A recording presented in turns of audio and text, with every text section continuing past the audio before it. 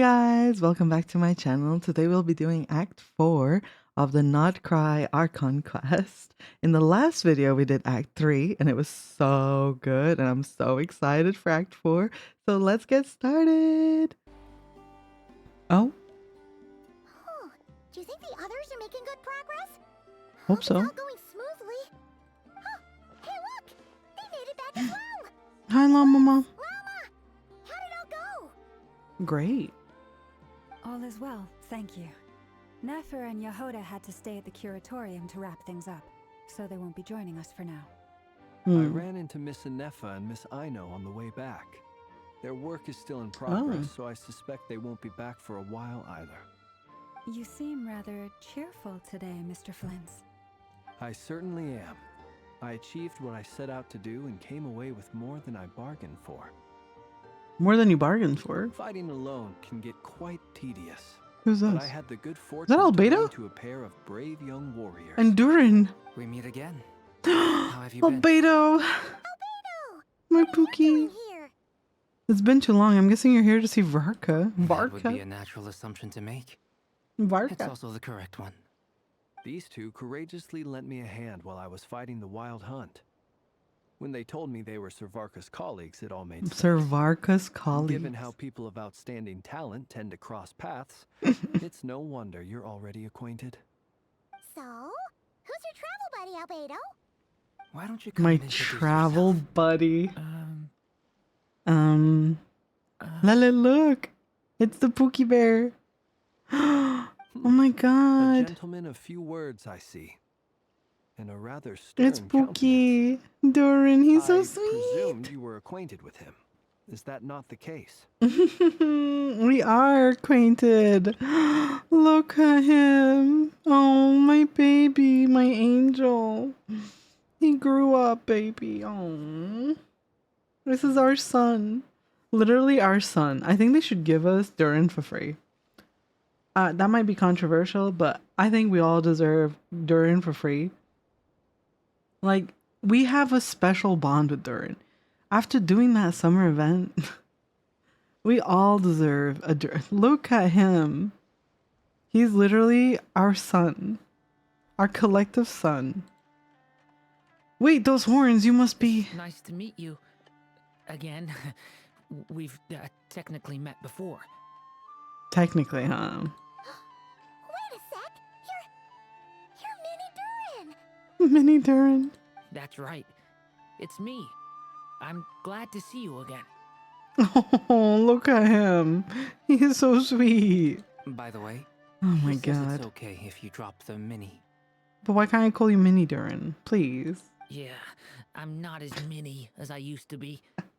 I'm not as many as I used to be. You sweetheart, stop. He's so cute. Interesting, isn't it? The first step towards blending into human society appears to be Oh, reflecting on whether one's name really reflects who they are. he's so cute. He's a Pookie. Wow! You look so different! In a good way, of course. It's great to see you looking so healthy. Oh, that's literally my son. Thank you, Paimon. And although you're as mini as ever, I understand that diminutives don't always convey endearment. I'll be sure to simply call you Paimon as a sign of my great respect for you. He's so funny. Wow! You're such a smooth talker now. Paimon could get He's a used to smooth this. talker. From now on, you may refer to her as your esteemed guide, Paimon. I actually think a diminutive is warranted here. Little Paimon is pretty tiny after all. Personally, I think our little Paimon is A the little perfect size. Paimon. When people call her little Paimon, it's just because she's so adorable that they can't help themselves. If that's not a sign of endearment, what is? You're absolutely right, Miss Lauma. My brother still has a long road ahead of him when it comes to understanding human relationships. Anyway, I'm so glad Albedo's speaking voice of is long back. journeys, didn't Columbina leave with you? How come she isn't back yet? She's been catching up with old friends. Wouldn't be Oh, surprised if you stopped for a cup of tea. she went to have a cup of On the way tea. Uh-oh. People are talking about me. Hope it's nothing negative. They're so cute. Stop. That's so sweet. Okay, Arlecchino's back, guys. It's all good. Judging from your expressions, I'm guessing it all went well? It's getting crowded here. I'll go grab some chairs. How about we No head need. inside? This is a job for an alchemist. I'll whip some What? up momentarily. Will you? Thank you for your hospitality, ladies and gentlemen, but I was merely Aw. escorting my friends back. I'll Are you be meeting leaving? Sandrone shortly, as we still have some things to discuss. It's been a pleasure, everyone. This is where No. I'll say goodbye. No. We really appreciate you. Please don't leave. No. Don't leave. No. Thanks for standing by us. Standing by Come us. on, spare the formalities. I'm just glad Aw. I could help out some true friends. Two friends. Two I friends. understand. Well, bye for now, Arlecchino. Two friendship. Oh, this place is hopping. It's probably a good thing one of us left. Otherwise, we might not fit all these people in. Oh, good Are you lord. saying we're about to run out of chairs? As a matter of fact, I am. Come on in and see for yourself. What is he on about? What is Varka doing? Varka just copied me. He just did the ho ho ho ho. It's giving the I'll see you at home, honey, for real. It really is giving the I'll see you at home, honey. Why did he steal my No, true. My god. Sorry, Dainsleif just... No, there's no way they told Arlecchino to leave when Dainsleif is right here. No, they just robbed me. They just robbed me. No, go back. Bring her back right now. No, they robbed me. They robbed me of an interaction. A golden interaction between Arlecchino and Dainsleif. Oh my god, that would have been incredible. I can't believe it. I'm so upset. Oh my god, they would have started fighting. They would have been at each other's throats. Ah, the drama. The drama. It could have been so juicy. Okay, sorry, I interrupted Varka. I have no idea what he said. Anyway, hi, Dainsleif. Why are you here? I overheard your little chit-chat outside, by the way, with Miss Columbina's colleague gone. We should be back to the original crew plus the other colleagues I brought in. Did you are you referring to Albedo and Durin? Or are you calling the man standing 6 feet from you your colleague? I need answers. I need them right now. No, it looks like we have another new Oh. face. Someone else managed to rope in a colleague. Oh too? no, it's not him, it was us. Sorry, he's probably here for us. Did anyone order Dainsleif? I mean, I'm happy with Dainsleif being here. I'm not against it. Sure. Frankly, you and Paimon are the only people I know here. We have questions for you. This here is Dainsleif, colleague of Tibet's greatest guide, Paimon, and Colleague. adventurer, the traveler. Colleague. Not exactly Colleague. colleagues, more sort of Colleague. friends. When someone else jumps in to do Colleague. the announcing, you know you're speaking to someone important. Let's hear what he has to say. Oh, we should. Note to self, once Paimon knows your name, the rest of the world will soon follow. Real, true When fact. Paimon's looking for us, it's usually something important. Paimon's guessing you've heard about the wild hunt then. From the looks of it, you're about to hold a meeting.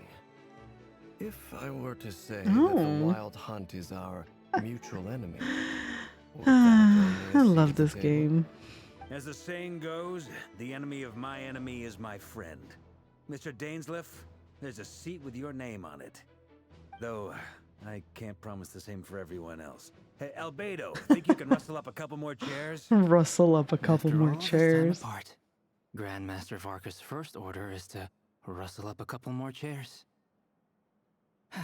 I've missed this. Is There's he something being about sarcastic? this that's weird, and I can't He's your quite put my brother. finger on Why it. are you asking us? He's your brother? Brother. I've still got a lot to learn about the Brother. nuances of human conversation. Trying to decipher Brother. Albedo's way of speaking has been like jumping in at the deep end. Poor Oh, Durin. good Someone point. save I him. get you now. Please, someone save Durin. There are people who go their whole lives without getting the hang of it. Oh, You're ahead of the game already. look at you, Paimon, expert in the art of encouragement. Oh my god, the tears in the eyes is so funny. This is so good. What's taking Nefer so long? You and me both, Perhaps Lauma. you should go and check in with her. Oh, she's If getting anyone can nervous. hurry her along, it's you. What does that mean? This whole quest is so funny. I love this. Besides, I love aren't this. you curious You to see what's you taking just her so got long? back, Lauma, and you're Miss curious Nefer about doesn't what she's strike me as doing? the type to share secrets. And since gathering intel is her specialty, I'm guessing she'd prefer to keep her Interesting. methods confidential. Under such circumstances, It not would be tactless, yes. for me to impose? Llama, just go get her. But it's fine for me to impose. You know What why, can I come say? on. You have an unrivaled ability to garner people's affection. Miss That's Moonlight. true. Besides, Oh you my have god, far this more in is common so with her funny. than I do. It's crazy. All right then. Go on. Bring your friend back with you. Impressive. She barely fought back at all. I admire your powers of persuasion, my friend. As Flynn's I'm is so sure Miss cute. Lauma will realize soon enough, the trick in life is to always pitch in with other people's responsibilities so that you can be selective with your own. He's so funny. Another trick is to simply hide in the background. Okay, Spoken Albedo. like a true sage. Hide in the background. Anyway, looks like we've got some time to kill before the meeting. Let's take a little breather, folks. Dainsleif is sitting right Feel free to there. chat amongst That is the yourselves. craziest We'll part. get down to business once the other two arrive. Okay, but like, you talked about chairs. I don't see anybody sitting down. Is anyone even gonna sit down? This talk of chairs seems like a joke. Chat with everyone while you're waiting. Why is Columbina with Durin and Albedo? Oh my god, that's so funny. Okay, hey. What are you doing here, you weirdo? Why is Flynn's and Varka... Okay, you know what? I don't want to know. Let's just go, let's work our way up. You're both awfully quiet. Why don't I start us off with an icebreaker? Much obliged. A Have dragon either and a of you ever had your moon. portrait painted? Interesting. If not, I'd be glad to help. Please. Sounds like a lovely idea. You know how to paint then? I dabble occasionally. He's an excellent painter. Tables, chairs, people, Dragons. dragons, you name it. He'll paint it for Dragons. you. I'm flattered. Dragons. If I ever get the chance, I'd like to give it a try myself. I'll bear that in mind. Anyway, how about you, Durin? What sort of portrait would you prefer? Oh, I'd be fine with anything. Whatever style feels best to you. They're so Very well. cute. Then I'll play it by This ear. is so cute. You can replicate any style I want. I can try. If you show me a sample, I'll do my best to match it. Thank Ew. you. In that case, I'll dig up some reference material for you. Oh, will you? What an interesting interaction. Albedo and Columbina and Mini Durin that we helped throughout the summer. You know what? Anything can truly happen in Genshin. Anything can really happen in this game. What an interesting trio. Look at these shorties. I love them. They're so cute. I love our shorties. How's the story so far? Well, if it helps you, like, just look at this combination. We got Albedo, we got Durin, and we've got Columbina. That should speak for itself. That's how it's going. If you know what I mean. If you know what I mean, just by looking at the three people behind me. It is truly... And there was a whole bunch of Arlecchino, yeah.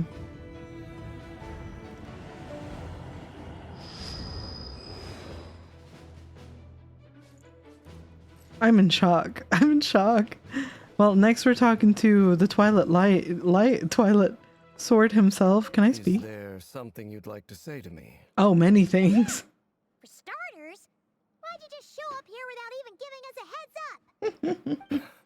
If you think back to our previous interactions, you may recall that He's that's funny. hardly out of character for me. That's true. You do have a point there. Sorted you out your accommodation yet? Yeah, you'll need to find somewhere to stay the night too, right? Come sleep with us. You never know. We might Tag get a along. discount. Literally offering to Let's sleep do with that. Dainsleif? What? He said yes.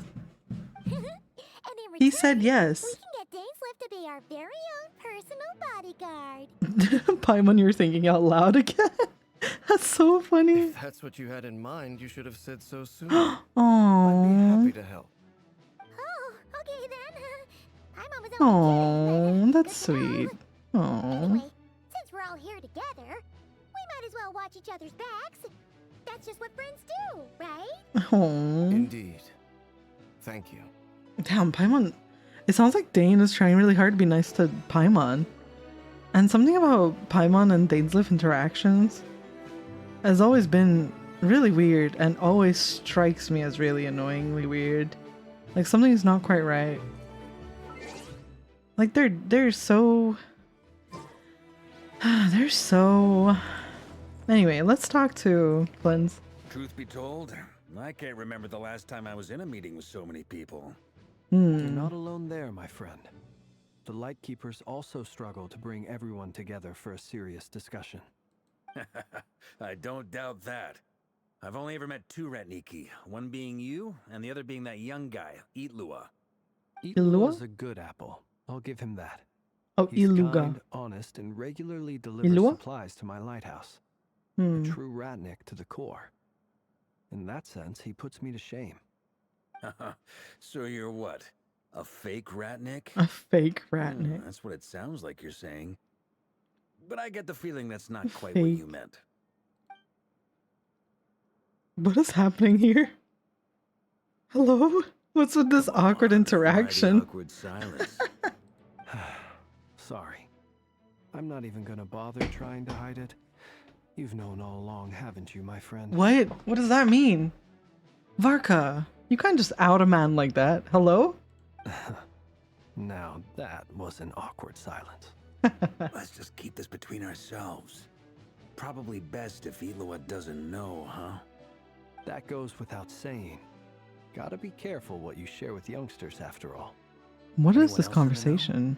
Let me guess. What is this Traveler and conversation? Paimon? It's dangerous being too sharp for one's own good, you know. Then, in the name of the Animo Archon Barbados himself, I swear your secret's safe with me. When we went for drinks, you said that you and Barbados were practically best buds. In the light of that claim, do you really expect me to take your oath seriously? Of Wow. course.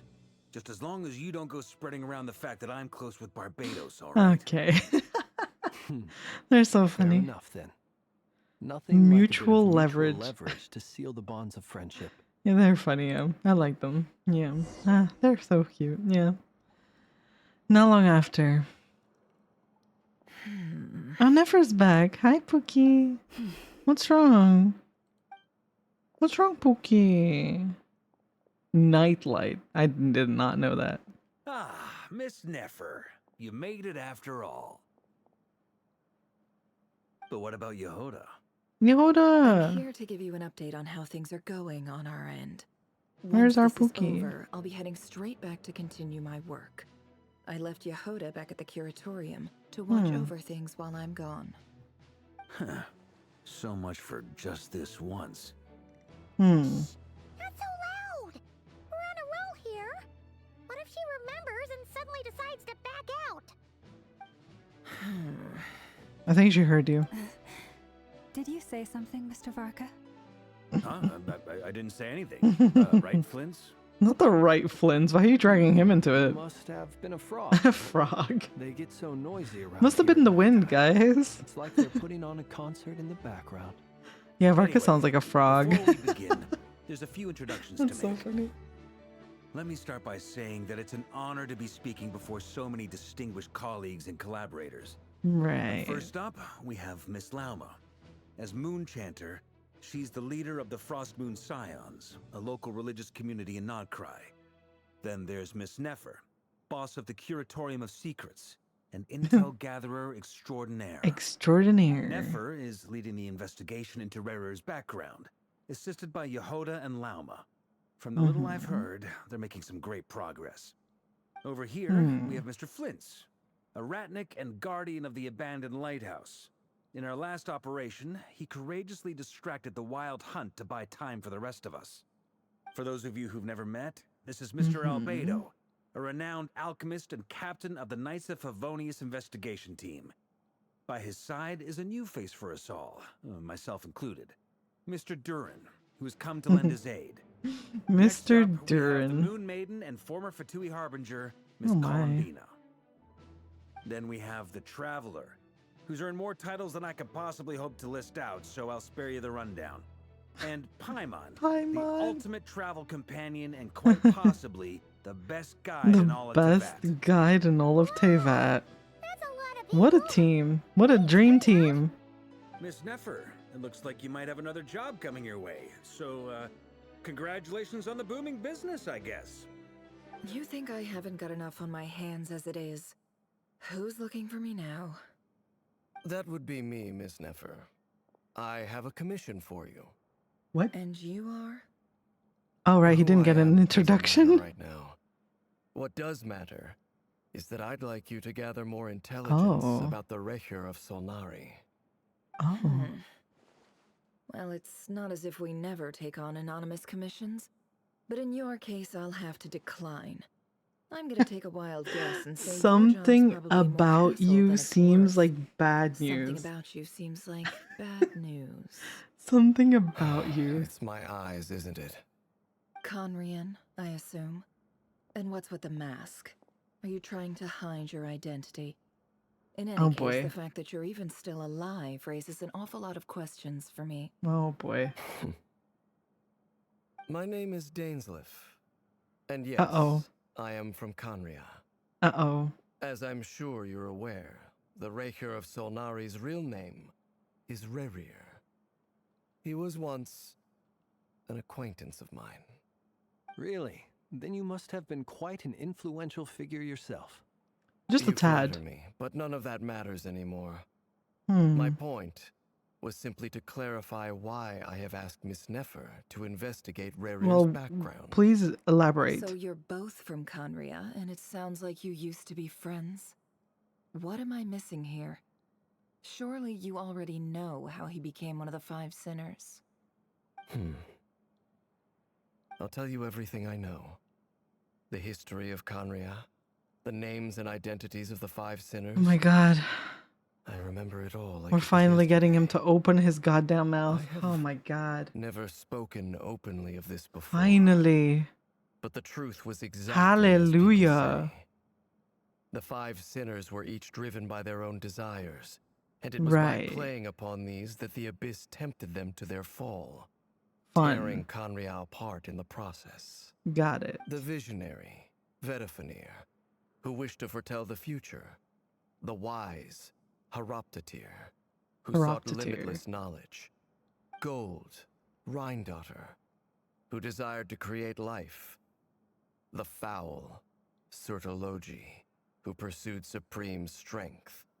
And last, but not least, Racher of Solnari, Rerir, Ravager of the Moon. Ravager of the Moon. Rerir is the only one who remains a mystery to me. He never harbored grand ambitions.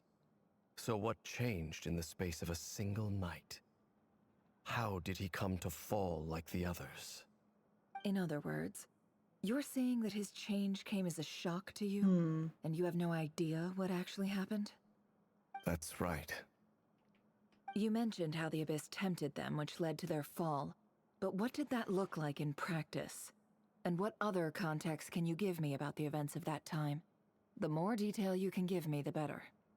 Strangely, now that it comes to it, I hardly know where to begin. The fateful night took place during the era of the Eclipse Dynasty. One day, my elder brother, the visionary, Vedifenir, was summoned to the palace by the Vinster King. Only for the king to gouge out his eyes and cast him into the dungeons. When I came to hear of this, my fury knew no bounds. I gathered together every ally I thought I had, and together we set a night to storm the palace and free Ved. Centuries on, the memories of that night still haunt me like a never-ending nightmare. We broke through the palace gates, just like we had planned, each striking towards our separate targets. But then, I was betrayed. Even Vedafenir, the very person I had come to rescue, abandoned me and partook of the Abyss's power. So, it's personal after all. Then tell me, Mr. Dainsleif, what price are you willing to pay? You, of all people, must know that nothing comes for free. I cannot say what price would be worthy of such a commission. But know this. Rerir was not always a madman. Believe it or not, there was a time when he was just an ordinary man, working for the Khanrian Intelligence Service. Uncovering the truth of Rerir's past is the only way to unravel this mystery. But before you decide if you will accept my commission, I will tell you more about him. Enough, I hope, to help you plan your next move. Sounds pretty good to me. Feels like we just flagged down a random passerby, only to discover he's actually a master strategist who has a score to settle with our enemy. Must be all that good karma I've been building. Who knew having a Conrian friend would come in this handy? Can I borrow your halo? It could be useful in the lighthouse. Halo. Hey, enough with the wisecracks. Besides, isn't that lamp of yours bright enough already? Relax. It was meant to be a compliment. If that was a little over the top for your liking, I'll make sure to tone it down next time. I'll give your proposal some serious thought, Mr. Dainsleif. Let's speak in private once the meeting is over. Interesting, interesting. Before that, there's a few things I'd like to share. Hello? Please do. You recount meeting the Knave and how the iridescent moon's marrow was retrieved from the crimson moon space. You make it clear that the Knave chose to help you of her own accord, then conclude by reporting how the hearts of the three moons are finally in your hands. Now that we've united the hearts of the three moons, your power should be greatly enhanced. But it seems like that hasn't happened yet. I believe it will take a little longer. You've done so much for me, so I want to be completely honest with you all. Even though I'm doing a lot better now, the truth is, my recovery will likely be an ongoing process. From the moment I was born, my power has been slowly ebbing away.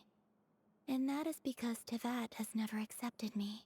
Even with the moons united as one, it seems my rejection cannot be undone.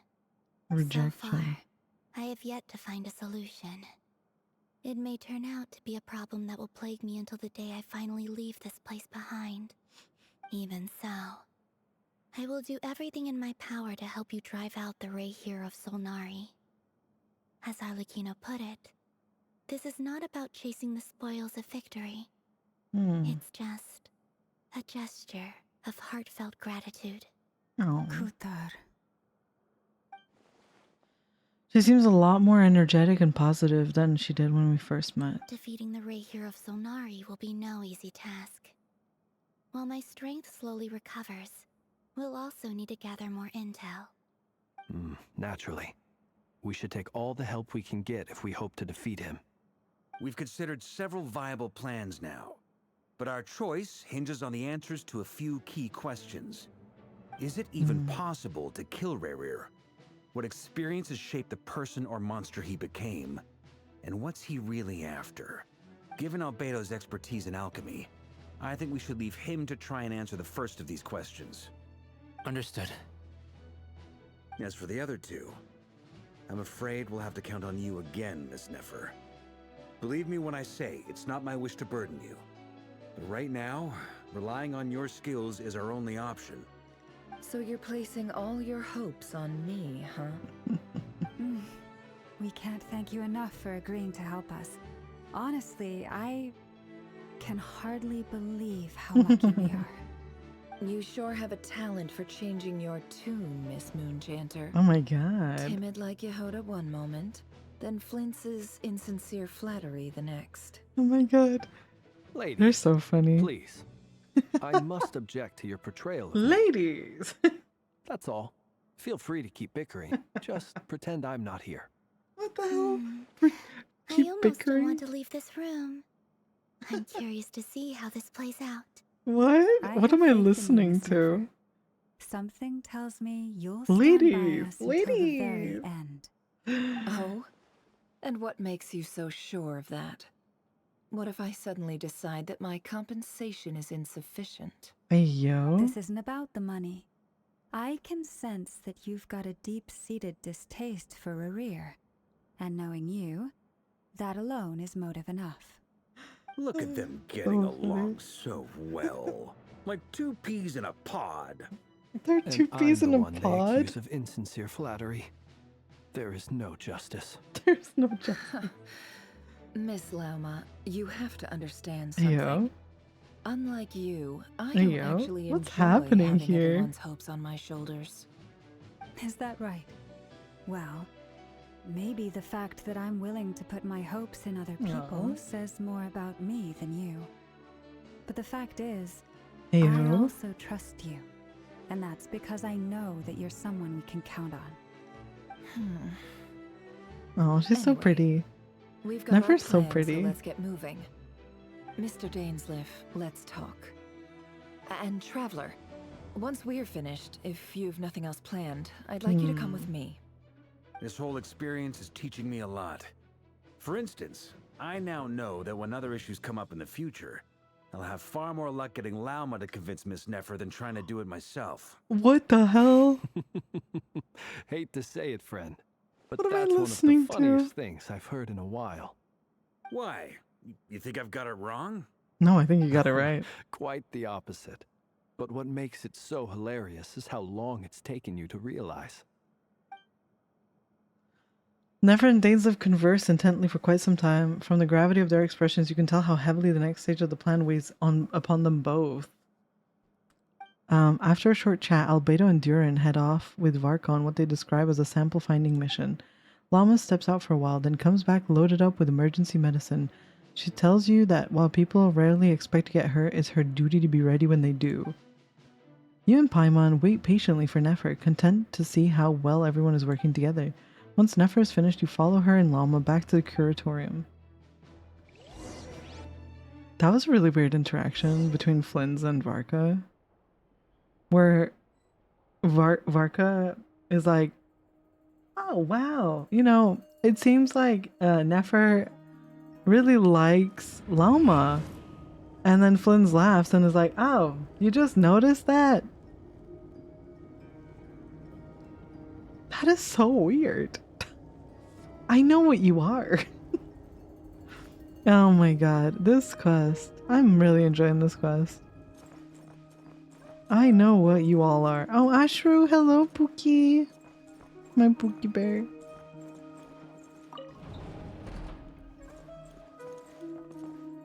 It feels wrong to be in here. Oh. Thank you for waiting. Hi, Yehoda. We actually used the time to help Dainsleif get a room at the hotel. That's very considerate of you. We're very considerate Now, people. I trust you share my curiosity about Rerir's past. Yes. And you seem fairly familiar with Mr. Dainsleif already. That's right. We've known each other for quite some time already. We spoke at some length after the meeting. He was the one who suggested I should invite you to join this operation. He feels confident that these Interesting. secrets will be safe with you. Dane has a lot of faith in us, that's for sure. Thanks for your trust too, Nefer. Wait a minute. Technically speaking, if we wanted to know about the Traveler's past, couldn't Nefer just look into it? Like, she clearly has that ability.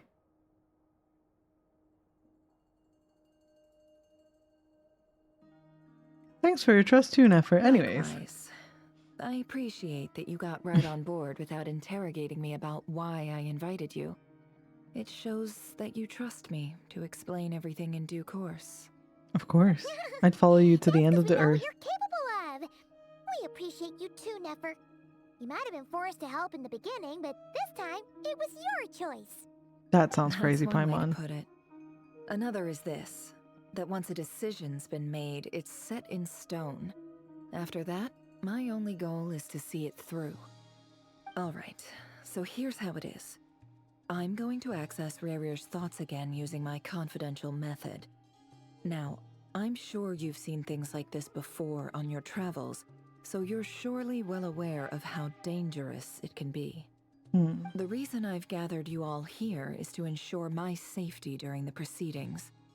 I plan for us to enter the fragment of his consciousness together, and once inside, I will focus on searching for information. Think of this as a diving expedition into someone's brain. If I'm the diver, you are my safety equipment, tasked with keeping me alive while I'm under the surface. Once the ceremony begins, we will all be spying on privileged information. But in the interests of safety, you must remain absolutely silent at all times. Well, We will Paimon discuss shouldn't our come then. observations after the ceremony has concluded. Lastly, any individuals of a weaker constitution are advised not to partake in the ceremony. In any Paimon's case, not partaking, it's fine. Paimon has her own job to do, which requires staying in the room, but not joining the ceremony. Nefer conspicuously left out the details of her confidential method. Oh, right, yeah, she did. I guess her brain diving techniques are trade secrets. Well, good luck, everyone. Sounds like all Paimon can do is cross her fingers and root for you guys. There's a little more to it than that. I was being serious when I said you have a job to do. While the rest of us are inside Rerir's mind, it's imperative that we have a team member on the outside. In the event that something goes wrong, you will be our first responder. I don't anticipate any issues, but the extra level of safety will be greatly appreciated. I second that. This is a dangerous operation here, and you're our whole rescue team. That's pretty much the most important job in the crew. So, Paimon's like the lifeguard? Yeah, that makes sense. Alright, got it. Good. Please, take a seat. We'll get started momentarily. Okay. So, did Mr. Dainsleif tell you anything else? He told me that he believes Rerir kept some big secrets in his life. He's not sure that they were the cause of his eventual downfall, but he's asked me to uncover what those secrets were all the same. But surely you're not planning to go through with this, no matter the cost. If you think that, you'd be overestimating me. I'm a businesswoman, not a mercenary. But I do have my own professional reasons for taking this job. You think I'd turn down the opportunity to get a first-hand glimpse into Conrian history? No chance. That's so funny. As long as you don't let morbid curiosity get in the way of safety concerns, we're good. We'll do whatever we can to help you. You're such a killjoy. So you got incense, candles, almost feels like a summoning ritual. Kind of feels similar to what was happening in Sumer. Remember when we fell into that tree thing? It seems like Nefer has no intention of sharing her trade secrets, but now's not exactly the moment to pry. I see there's a chest set on the table. Could that have something to do with her intel gathering methods? All right, I'm good to go. All set over here too. I'm ready. Promise, Paimon, you'll be extra careful. Pinky promise. All right. Let your whole body relax. We're about to begin. Close your eyes. Yeah.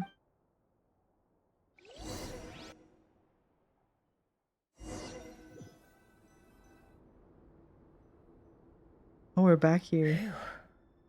Could this be his office? Woo. Pretty standard setup. Bookshelves, paperwork, files. According to Dainsleif, Rerir used to be an intelligence operative. Chances are there's plenty of top secret intel stashed away in this room. Is this where you keep your secrets, Rerir? Can't say I'm not looking forward to this.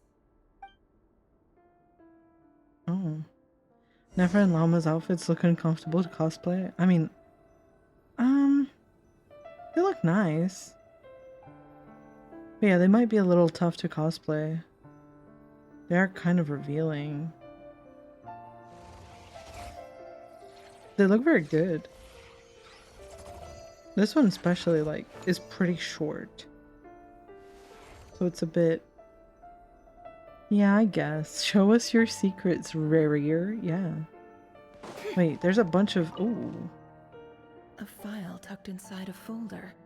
The title reads, Dear Breakfast Shop Owner. It's a list of names. But at this stage, I have no idea who any of them even are. List of names. Wonder what kind of encryption technique this is. Seems like it has to be inserted into that camouflage device nearby. Aha! It's an audio recording.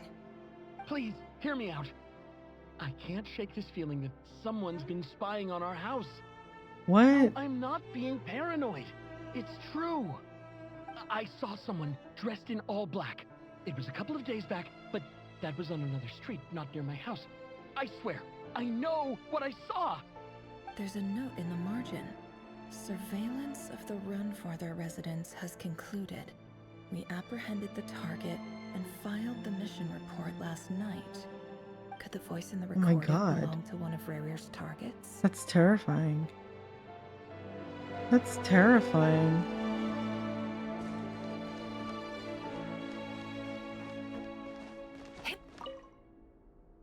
Bookshelves full of documents. Looks like these are all files, packed with the personal details of individual Conrians. The Crimson Moon dynasty preceded the eclipse. Since Rerir worked as a secret agent during the latter, it stands to reason that he was tasked with purging remnants of the old dynasty. Yep, lines up exactly with what Dainsleif told me.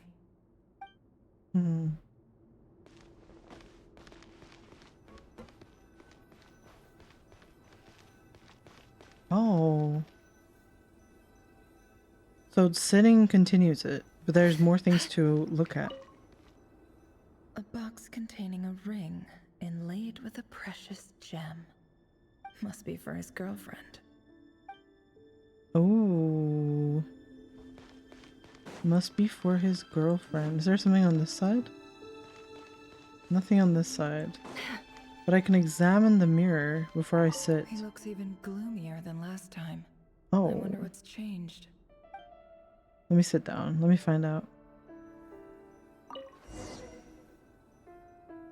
Oh. Today's files are in. Time to wade through them just like usual. Okay. Male, 51. Occupation, cook. Confirmed Crimson Moon descendant. Has maintained frequent contact with other descendants over the past year. Poses a threat to the dynasty. That's crazy. Neutralized. Neutralized?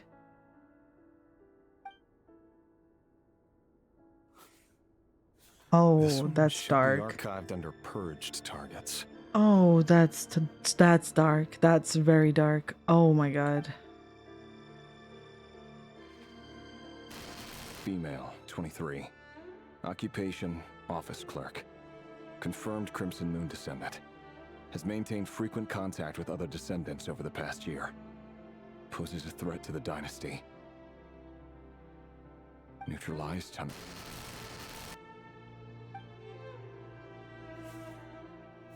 Another one for purged targets. Sounds like she was that other man's daughter. Oh. Never mind. What's it got to do with me?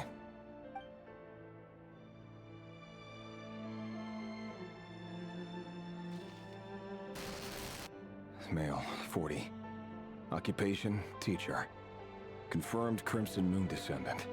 Has been observed making contact with other descendants during the past year. This is crazy. Poses a threat to the dynasty. This is crazy. Neutralized on...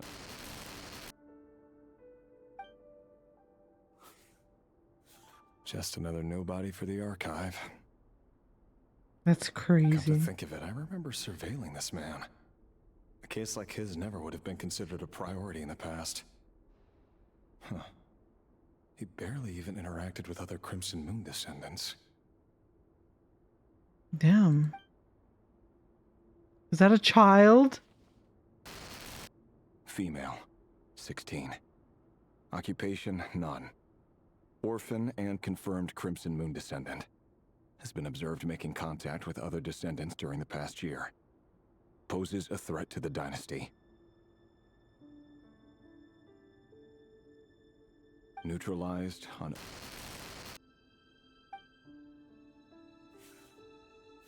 Filed. I have no recollection of this girl. None whatsoever. She doesn't seem to be anyone important, but then again, how many of them really are? This is really, really dark, yeah. Female, 13. 13? Occupation, none. Orphan and confirmed Crimson Moon descendant. Has been observed making contact with other descendants during the past year. Poses a threat to the dynasty. Neutralized on...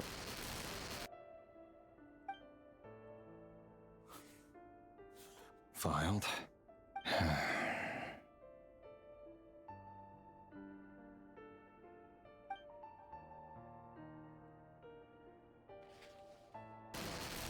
Male, 11. Occupation, none. Orphan and confirmed Crimson Moon descendant. Has not been observed making any contact with other descendants during the past year. Poses a threat to the dynasty. Has not been observed making contact. How is he a threat? He's a child. Neutralized on...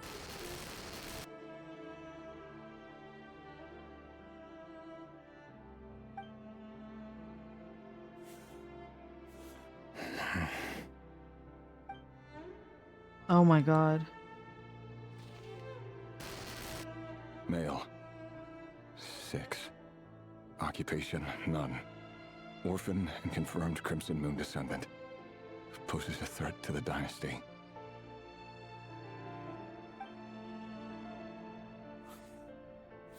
Damn.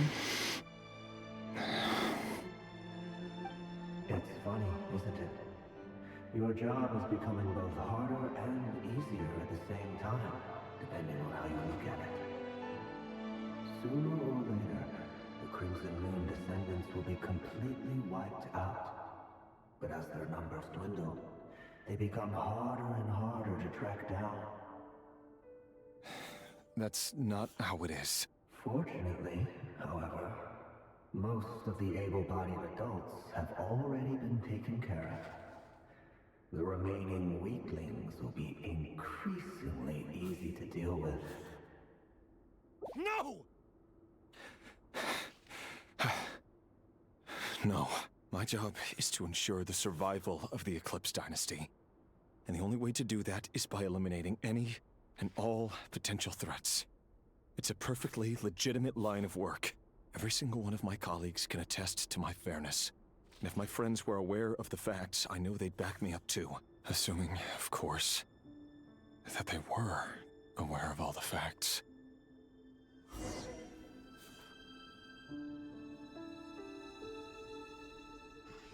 Wow. That took a turn that I was not expecting at all.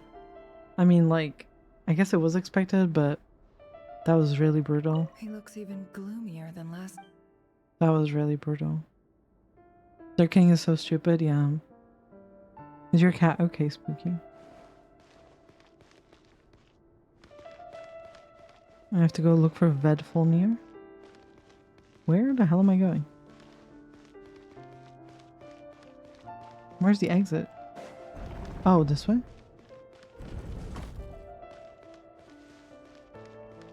I'm back here again. Mr. Vedifalnir. It's been quite some time since we last met. Rerir, I trust you're here because you have something important to discuss.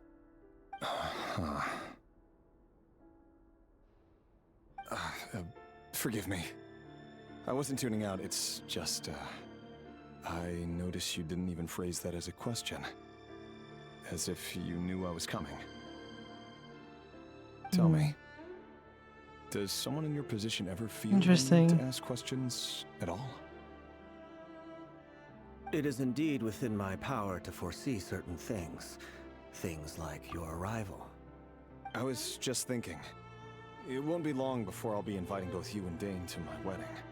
That isn't a lie, but nor is it a fact as such. It's a wish, isn't it? No fooling a prophet, is there? Ever since that day we met for drinks, I knew it was only a matter of time before you came looking for me. Does it feel good? Knowing how the future will unfold. I'm afraid the notions of good and bad fail to capture the complexity of what such a power entails. Once you've seen what will come to pass, it can be all too easy to succumb to fear and melancholy. Unless, of course, you learn to abandon these feelings. So he knew the cataclysm was going to happen. You fear my silence. He knew. And longed to hear the words I left unspoken that day. That's right. Interesting. You must have noticed my reluctance to broach the subject. And the reason is simple. Because the truth could never have lived up to your hopes. For both our sakes, such words are better left unsaid. The burden of prophecy was never meant for your shoulders. So who exactly do you deem worthy to hear your prophecies? None but our exalted king? Or rather, our king as he once was. You're closer to his majesty than I am. You must know better than anyone how much he's changed. You say that as though it is to my benefit. Yet precisely because of that, I dare not speak rashly. A king can turn out to be the most virtuous of rulers, or a tyrant more terrible than the most vicious of dragons.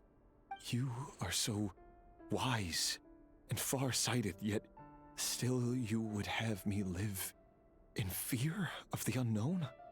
You make a fair point. Especially given my silence alone was all it took to send you spiraling downwards. Interesting. Very well then. Let me offer you some advice. And I say this not as a prophet or a visionary, but simply as the brother of your friend. For many reasons, there is very little chance of your marriage ending in happiness. Oh. If happiness is what you seek, you should find another fiancé. I doubt that's what he wanted to hear, huh? It's crazy. There's that same black fog again. Could this memory belong to Thelindis? Guess I'd better tread carefully.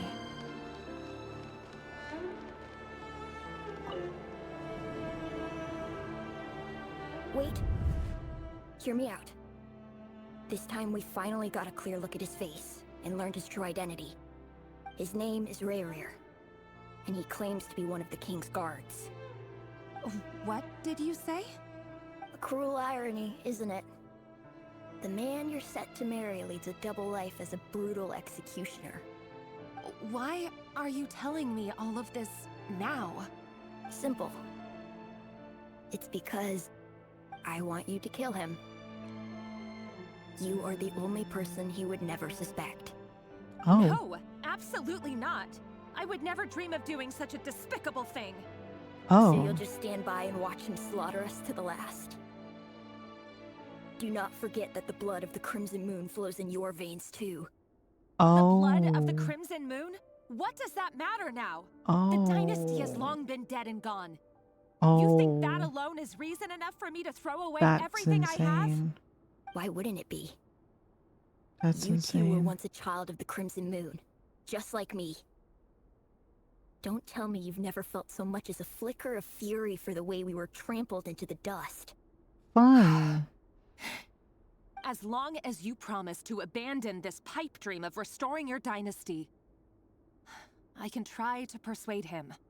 Or have him persuade the Vinster King. Persuade the Vinster King? Do you even know why he's so obsessed with hunting us down? Why he keeps trying to force us to hand over our secrets? Over and over again? Uh-oh. Or why we refuse to give up on restoring the dynasty? The Vinster King. A blind fool. His eyes clouded by powers from beyond this world. A petty little man with a miser's heart. And he dares to sit upon the throne? Mark my words. Sooner or later, Conria will fall. And it will be his doing. If you can't bring yourself to do it, so be it. Just you watch. It won't be long before calamity descends upon us all. The Rerir of Solnari. That really is quite a secret you've been keeping from me, Rerir. But who am I to talk? Am I really any better? I've kept my own past a secret this whole time too. It's crazy. Love should be built on honesty. But ours was born from lies. And yet, is it really so wrong to hide things that would only make life harder? If we don't cover up the parts that no one else should see, how can we go on pretending to be normal? Vedifulnir must have known all this. And that's why he made his prophecy. In the end, nothing stays hidden forever. Oh, wow. But I won't just sit by and watch this disaster unfold. I'll do everything in my power to protect what I cannot afford to lose, no matter who I have to face. Oh, okay. Wow. This took a crazy turn. Wow, that's crazy. Was that Rerir who just walked past the window?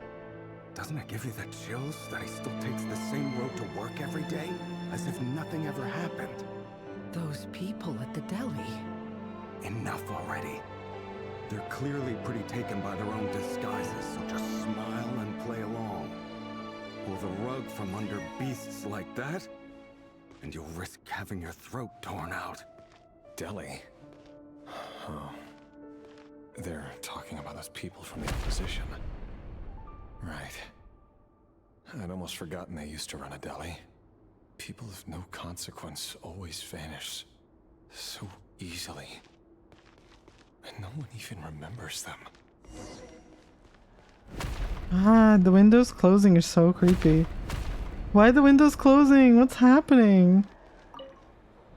This is giving me the creeps. But surely you can see he's not the man he pretends to be. So many have died already, and they say that the king's madness grows with each passing day. We're not going to survive this, are we? But why does it have to be this way? Do we really deserve to die just because of the blood that runs through our veins? Felindis, are you even listening? Sorry, Freether. My mind was off wandering. I heard you, though. You're talking about what Rerir said. He's just following the king's orders. He's a secret agent, and it's his job to hunt down rebels and dissidents. By the time you first met him, he'd already taken lives. Maybe he was using you from the very beginning. No. Rerir has no idea I have anything to do with the Crimson Moon. My family are only distant relatives of the main lineage, and besides, my eyes are perfectly ordinary. Truth be told, apart from my teacher, pretty much no one knows I have any connection to any of it. It's been a long time since my family severed ties. But as Orlog said, who could possibly talk sense into that raving lunatic of a king? No one. I'll work something out. Trust me, I'm with you all. But for now, you need to keep yourselves hidden. Don't let anyone find you, anyone at all. Don't forget that Rerir is an Eclipse operative. You need to be extra careful when he's around. And when I am too. For now, don't come looking for me. And if anything happens to me, just act like we've never met. Damn. If even you can't escape this, what hope do the rest of us have? But after all this time together, surely he wouldn't lay a hand on you. Oh my god. I won't speak in his defense, nor can I give you a clear answer to that question. But I'll do everything I can to put an end to this. Here, hold on to this. If an opportunity to escape presents itself, take it. You'll be glad you took some spare change. You call that change? But what about you? I've got a job, and there's still money coming in. But you can't go anywhere right now. Please think about yourself for once. What is going on in this game? Go to the training room.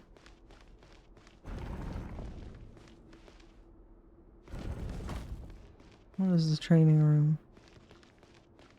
Is this the training room? Oh, this is new. Another day, another round of assassination training. Training ground is just beyond this hidden passageway. When you kill a person, doesn't it bother you when you end up covered in their blood? Oh, lovely.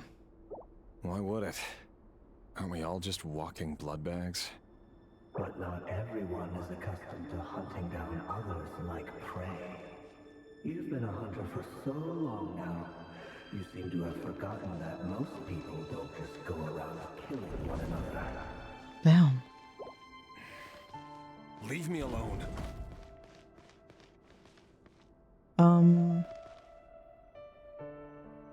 Damn, that's brutal. Make sure you have a firm grip on the handle, then choose your angle well. Keep your movements light and brisk. Pray won't sense a thing. I doubt that. I'll bet no one's ever died a quiet death at your hands. I work clean. Traces. Can't hide the truth. Why am I fighting these dummies? Make it open and above board, though. The king just happens to need you right now. What if someday he doesn't? That won't happen. He's changed. Ever since he turned the spell of that power. In the beginning, he even had to take out a handful of it. But now... The ones I've dealt with have always been guilty. And I've carried out my work flawlessly.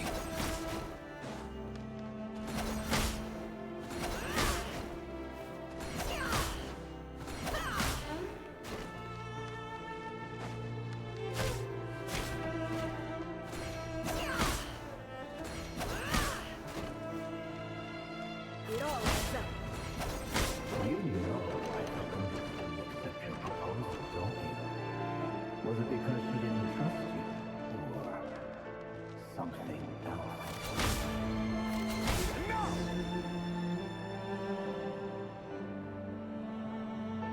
What is happening?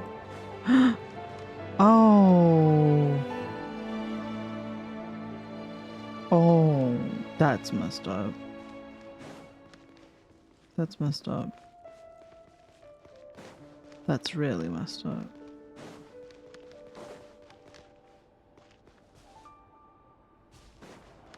Okay. The Lindis, do you still remember Orlog? Orlog. The boy who was pretending to sell flowers. You spoke for quite a while, didn't you? Yes, we did. What about him? What happened to Orlog? Was arrested 2 days ago. Oh no. Chances are he's already dead. Oh no. He... I just don't get it! After everything he's done, why do you still stand by him? Or does it mean nothing to you that people keep dying? No, that's not... Just hear me out. I need to go now, Thelindis. They're looking Hear for me us. out is crazy. You take care too. If you ever need a place to hide, Come find us.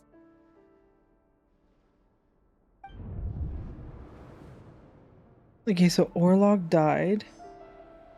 Presumably. Oh.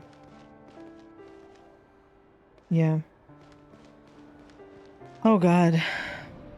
Yeah. This is really messed up. Over the course of this week, the research object was subjected to interference for a total of 47 hours for experimental purposes. Oh. The results are as follows. All subjects of observation that were sent inside have now... The situation within is proving more problematic than anticipated. No progress whatsoever. What now? Won't you give me even a glimmer of hope? Things are getting worse by the day. I have to find a way or we'll all be in danger. But I... If all this research comes to nothing, what then? Sooner or later, it'll be my neck on the line. But could he really bring himself to kill me? No. Surely he wouldn't have the heart. He wouldn't have the heart. And one of the things he removed, which Flynn's was holding onto in his lantern, was his heart.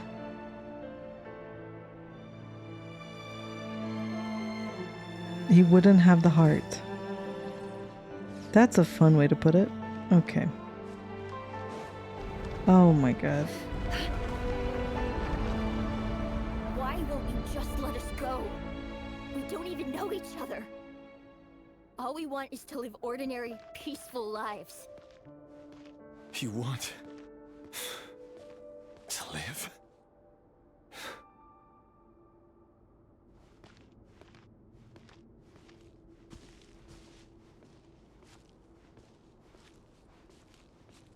Yes.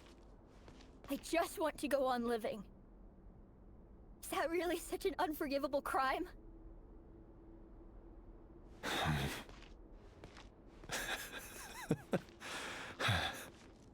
You want to go on living. I want to keep living too. To keep living forever. That's why I have no choice but to continue on the path I'm on. If only some savior would suddenly swoop down and change the way the world is. Too bad it's not going to happen. Imagine that. If there really were such a person, you and I wouldn't be standing here like this, would we? Oh, this is terrifying. I do not like this. That is terrifying. The children standing there. Time to wade through them just like usual. If the files are a bunch of kids again, I don't want to do this. It's my job. And not only am I lucky to have it, I'm good at it too.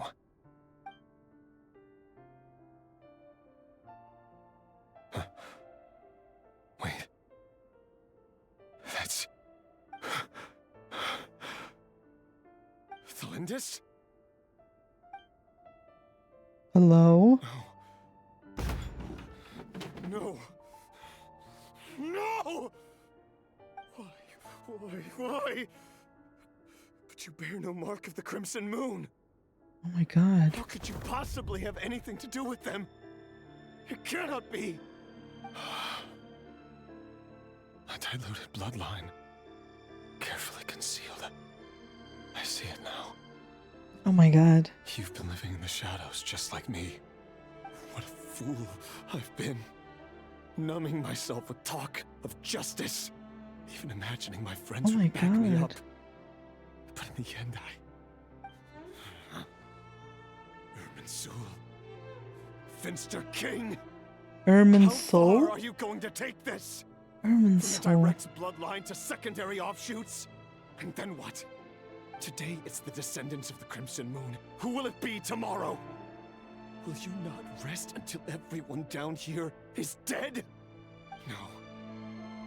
This cannot go on. This is where it ends. What does that mean? What did he do? Head to the corridor. Oh, a chest, thanks. I don't want to head down the corridor, I'm scared.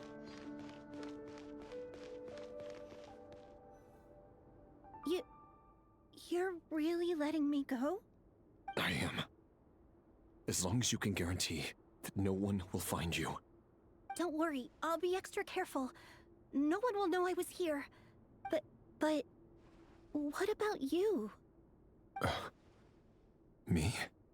If you let me go, you won't be able to complete your mission, will you? Good point. In that case, maybe you should stay. No, please! I just want to see the outside world again. Go on living? Yes. I know you're a man of your word. So please, just let me go. If I let you leave, what will become of me? Just kidding. Go, now. But remember, don't let anyone know you were caught.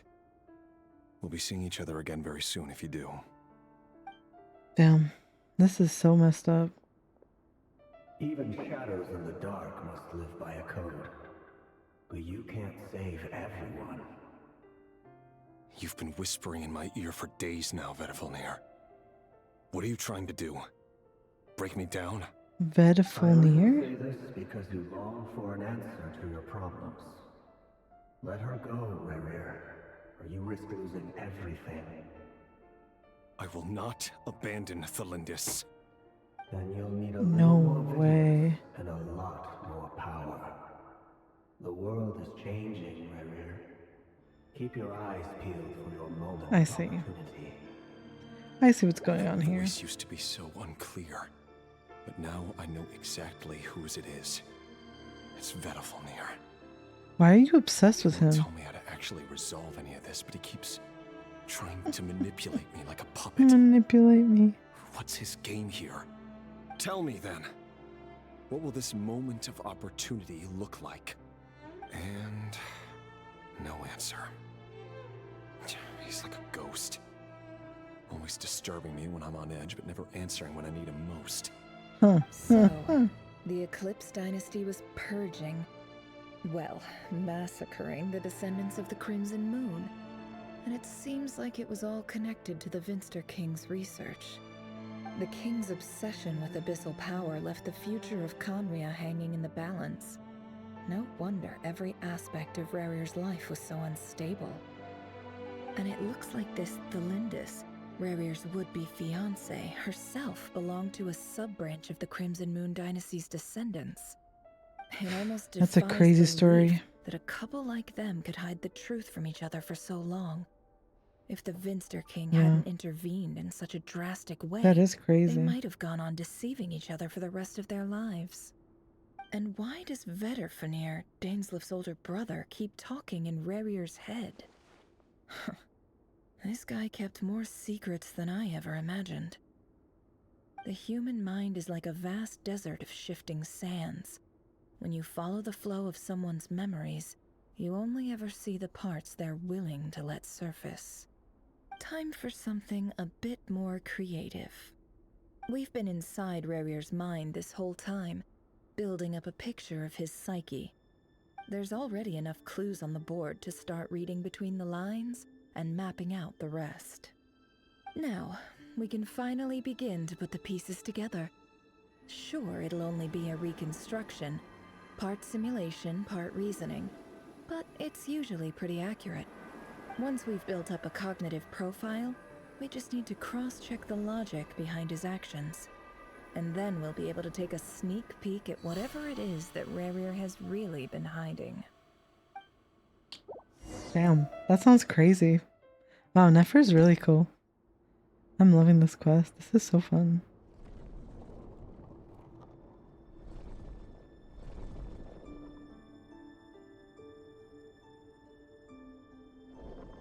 Rerir, are you there?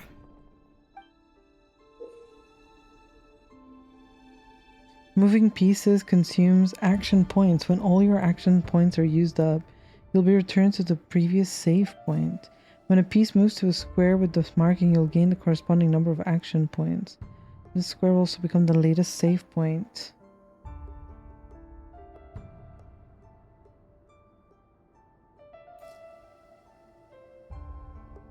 Wait, but do I have to go to all the points or no?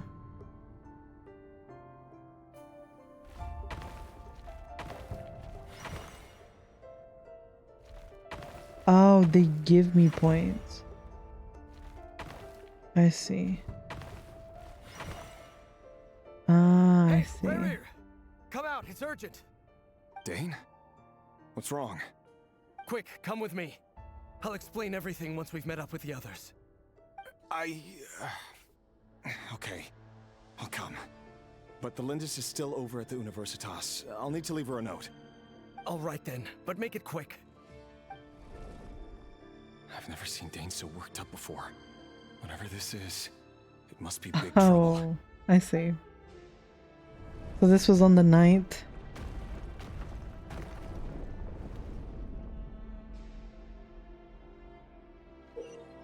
Make use of the movement squares to move pieces in marked directions. Moving this way does not consume action points.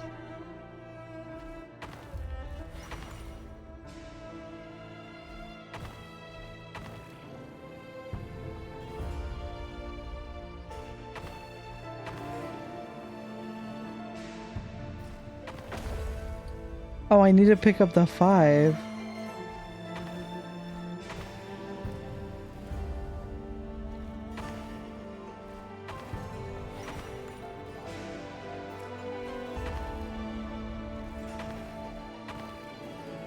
That's silly.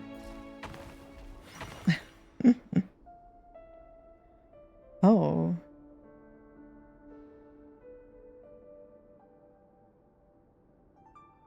Well, this is a nice change.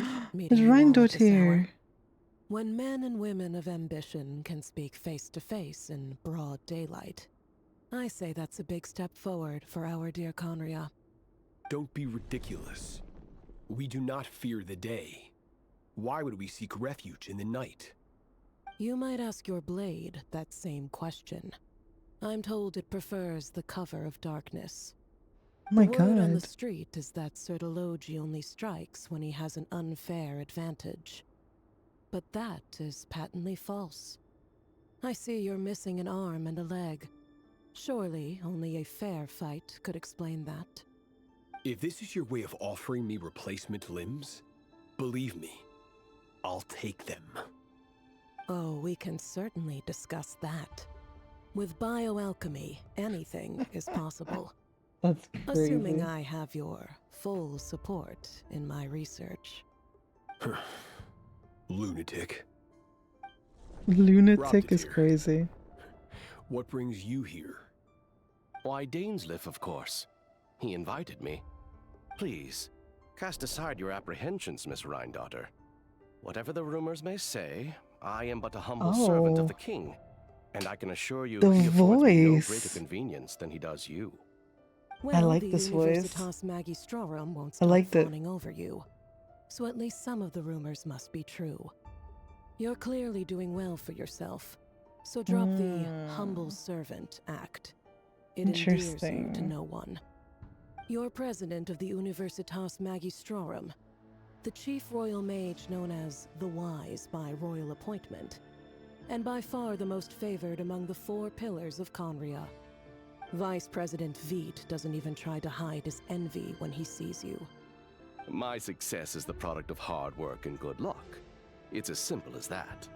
Were the king not such an extremist, I hardly think I would have received a senior post at my age. I think I know this Of voice. course, Who no is job this? is without its gripes. Serving Sounds a king familiar. like ours can be a challenging task, as I'm sure you can imagine. Hmm. And as for Efterveit, in missing out on the presidency, he's dodged a mountain of stress. Like everything else in life, it comes with pros and cons. You're all here. I apologize for the short notice, but it was an emergency. Huh. Interesting. You must be Rerir. Mr. Sertologi. Yes, I handled your case file during your sentencing. Nothing personal, of course. I'm pleasantly surprised that you remember me. You're clearly a person of substance if you've been invited here. But Dainsleif, you'd better have a very good reason for convening this little gathering. Oh. It's my brother, Vedafenir. After he spoke at the court this morning, the king was so infuriated by his words that he had him blinded in both eyes and thrown in prison. Vedafenir in prison? Strange. I thought the king trusted him and Horoptatyr more than anyone else in the world. Does this mean the king's circle of trust just got even smaller? It has nothing to do with trust. It's about what the king wants, which is as clear as day to anyone paying attention. I simply appease him, because it's in the best interests of the Universitas Magistrorum. And also because you're slimy. Slimy. Vedafenir, perhaps less so. But still, a visionless visionary? It rather inclines me to think that qualifications are not what get you ahead in Conria. Do you honestly think this is an important discussion to be having right now? Dane, what are you planning to do? Rescue Vedafenir, I assume. Correct. It will mean storming the palace by force. I see. Tonight. I need all of you on my side. That's far too dangerous. And don't forget, Dainsleif, you're captain of the Royal Guard. You swore an oath to the throne. Oh, damn. You've been planning this for a while, haven't you? I have no desire to commit treason. But whatever critique the king may have of Vedafenir, disfiguring your most loyal subject for putting the best interests of his court and nation first, this is not the conduct of a wise ruler. No, that's a tyrant. My blade will force the king to see the error of his ways. Oh. So, Vedafenir's prophecy enraged the king. I'm sure it wasn't what he wanted to hear, but if he won't take counsel even from the visionary, that is deeply troubling news. The extent of His Majesty's madness is now all too clear. The question is, you how does a don't. man like me get out of this situation unscathed? Yeah, you are cooked. You have noble ambitions, Dane. But I'm afraid they don't do much for a guy like me. I'm not interested in saving the world. All I want is a letter of pardon. A letter of pardon. For whom? Thelindis? The chances of the Vinster King issuing a pardon for anyone connected to the Crimson Moon seem vanishingly slim.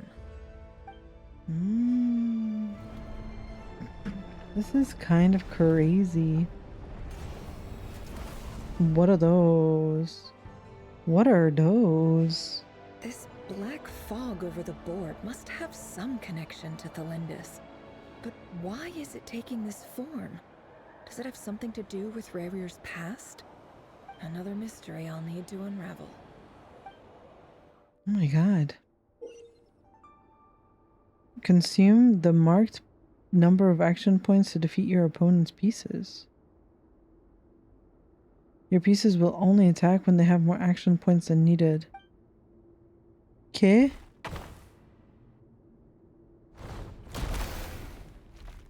Oh.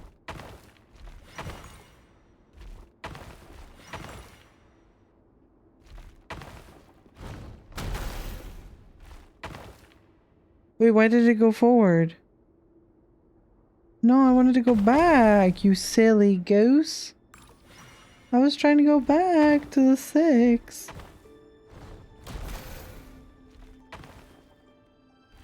I see.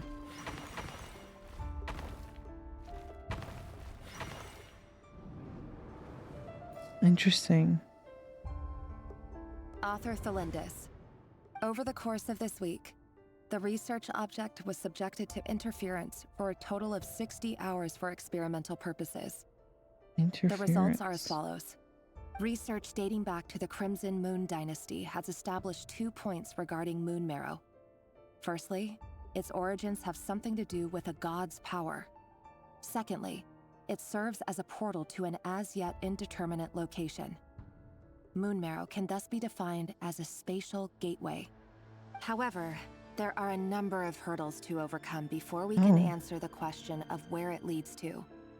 To start with, opening the gateway requires a specific power source, which the relevant literature indicates an enormous amount of power is then required to keep the gate open. Currently, the total power output of our instruments remains in the single digits. To make matters worse, I am now the only staff member remaining in the Moon Marrow lab. The Universitas Magistrorum recently decided to move most of its personnel into abyssal energy research, which has stymied all Crimson Moon-related projects. This is not a wise move. I have always maintained that placing all our hopes in a single source of power is risky, especially one as poorly understood as this. As well as making ourselves overly reliant on a single resource, we are neglecting other promising technologies. I apologize if this comes across as disrespectful. But as a Moon Marrow researcher, I desperately want to see the world beyond the gateway. If we really made it there one day, what would we find? And how would we go about taming the unknown? My imagination is endlessly fueled by questions such as these. Oh. So they were researching the Moon Marrow as another option for energy? Like energy source?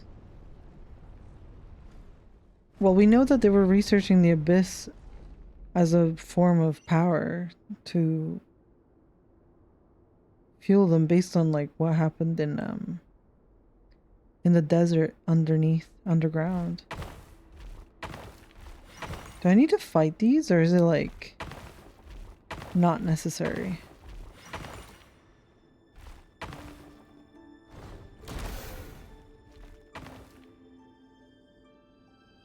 Oh no. Oh no.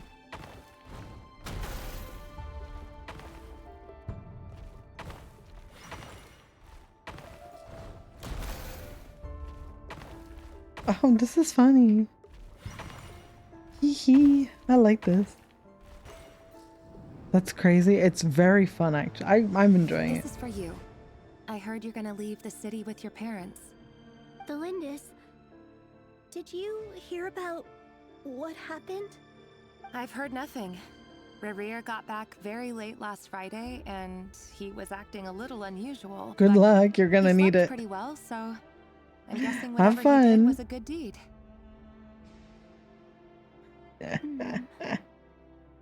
You never saw him, and I don't know what he did. And this conversation never happened. Yeah. You understand? What if he finds out that you pried into his secrets? Don't be silly. I don't know what secrets he does or doesn't have. All I know is he's just a normal guy who happens to run some errands for the king. Are you scared of him? I don't know. Oh boy. The Rerir I know Oh doesn't boy. match the person you all describe. Logically, I should be scared of him. And yet, I don't want to lose him. But enough about that. You should get going, and be careful with the package I gave you. Keep it secret. Keep it safe. What's in it? A piece of the moon. All you need to know is that as long as you keep it safe, then in the future, everyone will be able to see a red What? moon. What? A red moon? You mean our moon? That's right. Our moon. Promise What? me you'll look after it. Excuse me? I promise, Valindis. The Crimson Moon bloodline will never die out. Its light, the color of blood, will become like a fire that flows in our veins, no matter how long it takes. Oh, okay. I'm starting to think this lady is maybe related to Arlecchino in some way.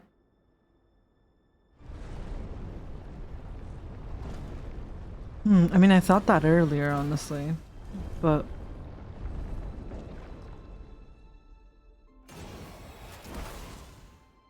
that's a lot of things I gotta fight.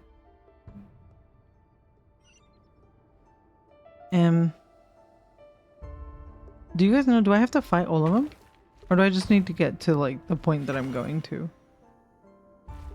Or is it, like, optional? Oh, I can't fight that one. Wait, I can't fight that one either. Oh my god, you can just keep going backwards. Because I have to go around. I can't go that way. Whee! Guess I should go get this 5. And just go this way.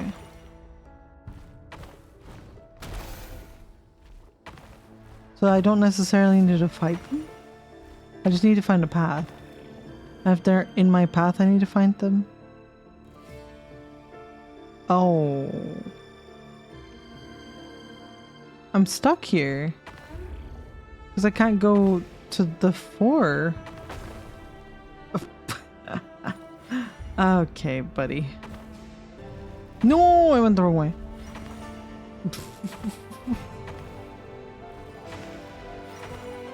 Okay. Hurry, everyone, and stick to the plan. Sir Dainsleif, what are you? Is this treason?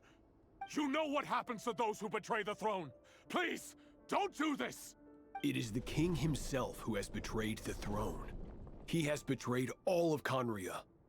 If you have any love left for justice in your heart, you should join me. It's showtime. Dane and his group will handle the troops in the palace. Then Hraptatir and Rheindotter will disarm the security measures. My job is to enter the prison and rescue Vedifalnir. Stay safe. Wish me luck. Look after my brother. Draw your blade. Okay, I see what's happening here. Oh no. Oh no.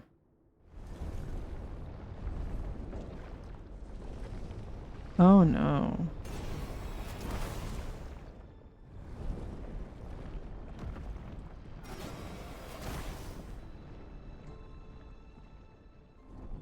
Oh boy.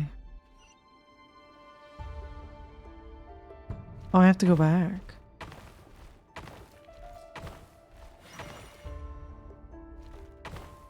I mean, I don't have to fight this guy, right? Right, guys?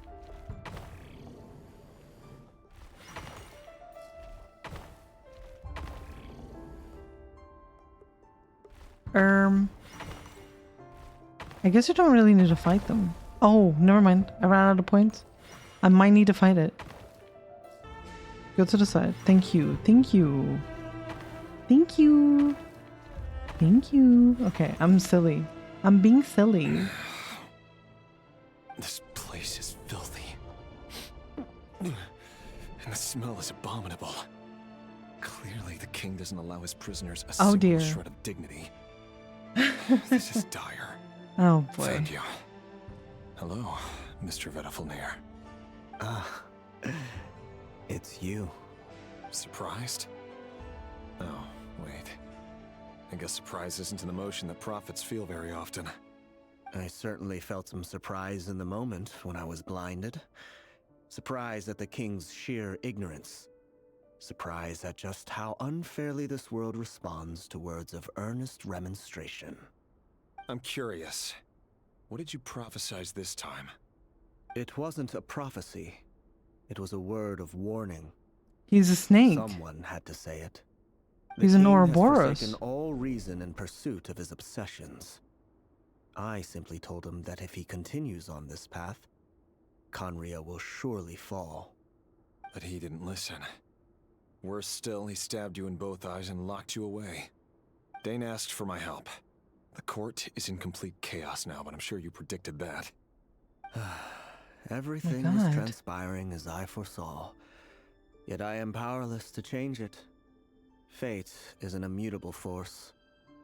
I can but lament as the inevitable unfolds. I do wonder whether giving a man the power to see the future does nothing more for him than slowly crush his spirit. Forgive my curtness, Vedifalnir, but the king did not suddenly turn on you today. His suspicions have been brewing for a long time.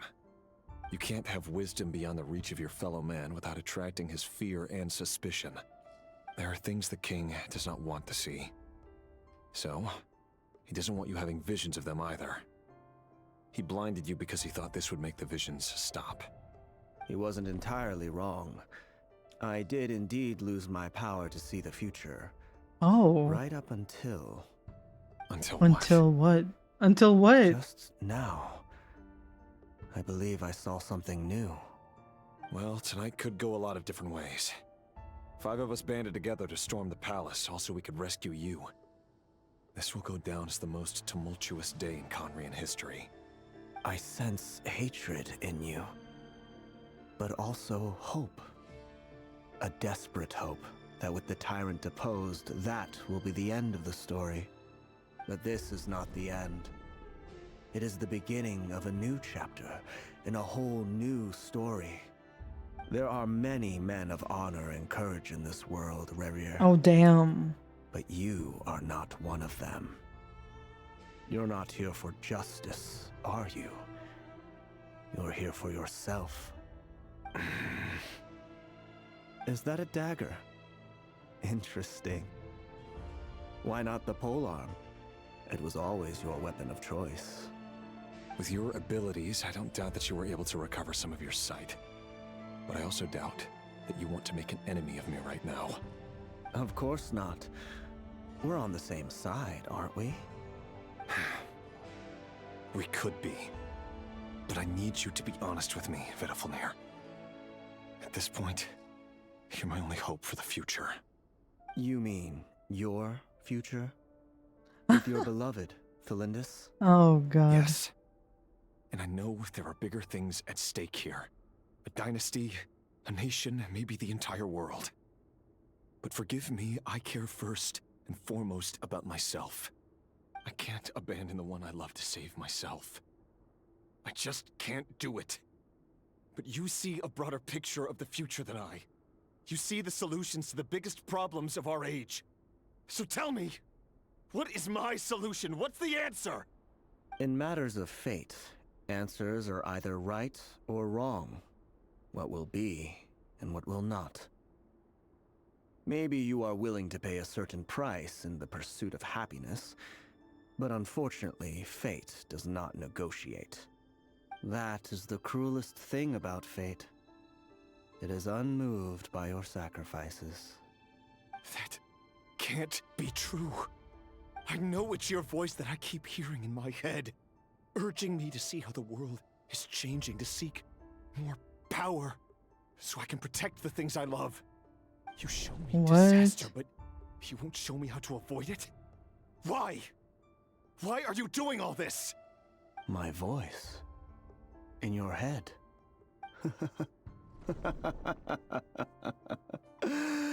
So, you hear it too. The voice that steals your mind, gains your trust, and drives you crazy. It turns out that we are not so different, you and I. Vedafilnir just broke into the strangest smile I've ever seen in my life, as if he'd discovered some monumental secret. Oh, then God. he switched to looking extremely weary. Very well then. My advice to you is as follows.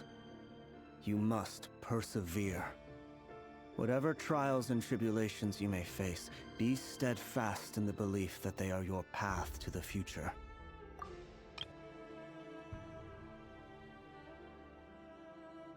They the voice?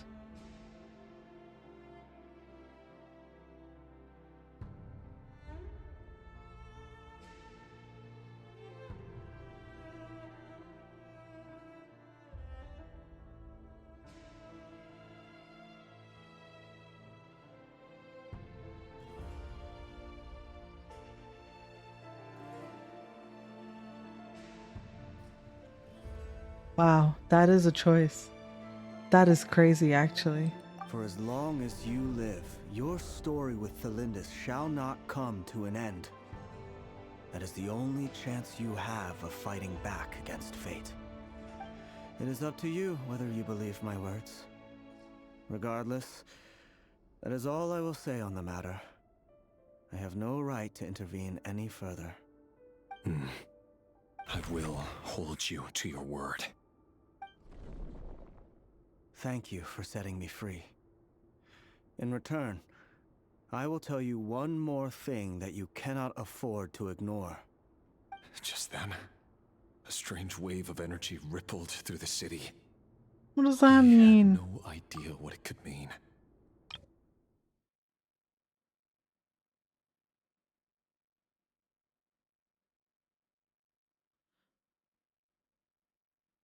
For as long as you live. That is all I will say. Hold you to your word. Thank you for setting me free. I will tell you one more thing that you cannot afford to ignore. What is it? Does he say? If I were you, I would head to the Universitas Magistrorum. The Universitas? Oh no! I'm sure we'll be seeing each other again very soon, Oh. Rerir. Whatever Vedifalnir said, I didn't catch it. I didn't even help him out of the prison. There was no time to lose.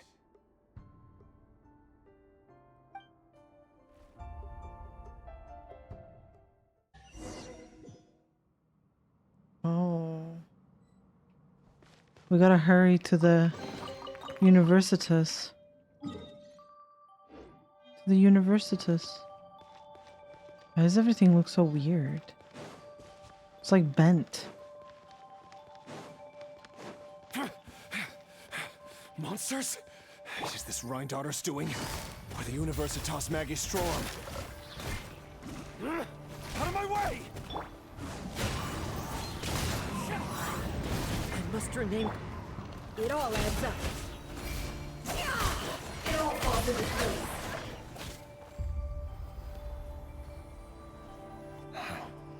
The Universitas.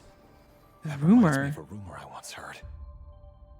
What rumor? Allegedly, the king installed secret mechanisms in the palace and around the city. No one knows where they are or what kind of power they hold. Mechanisms. But if they were ever going to activate, it would probably be on a night like tonight. Help! Help! Hold on! Don't let them anywhere near you! Save me! I can't! Ah! That sounded like an explosion. So, the rumor is true? The king really went through with it? What other means does the king have at his disposal? They must run on power from the Abyss. And given it's a major center of Abyss research, anyone over at the Universitas will be in grave danger. I have to hurry! Oh. Defeat the monsters. Oh. Oh, what a cool place. This is such a cool looking place.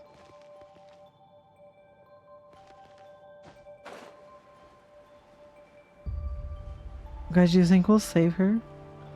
His bestie? Things are about to get dicey. Take it easy. Wind strategy. Observe. Night falls. I don't know. It's not looking good. At the graveyard. Stop, I killed him. Stop. Never. I don't have a healer in the party, okay? I'm not prepared for this. I'm not prepared for this. Stop, don't call Lely. No, Lely, don't look. Oh god, there's more. The mystery unravels.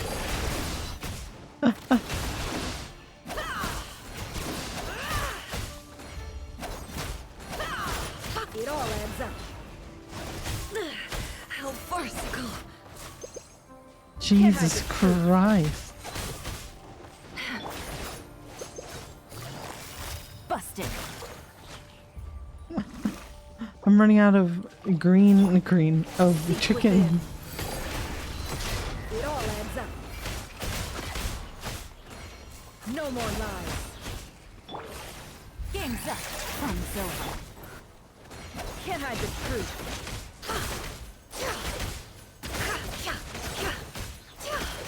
It's from the quest.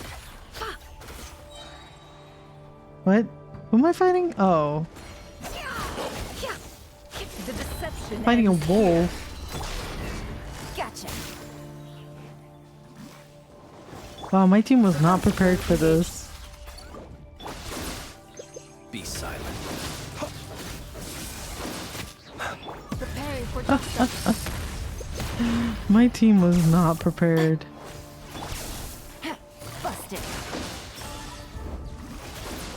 Stop! I keep pressing 4 instead of Nefer. It all adds up.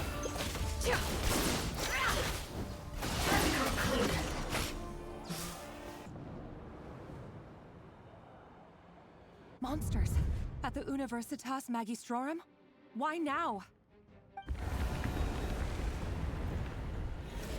Oh no, they're coming. It's no use. The table won't hold out much longer. The weapons. Where are the... Of course. All the lab equipment was upgraded after the inspection last week, but the new weapons haven't been allocated yet. Oh God. They're done for. She is done for. I need help! Ah! Stay back! Please stay back! Please!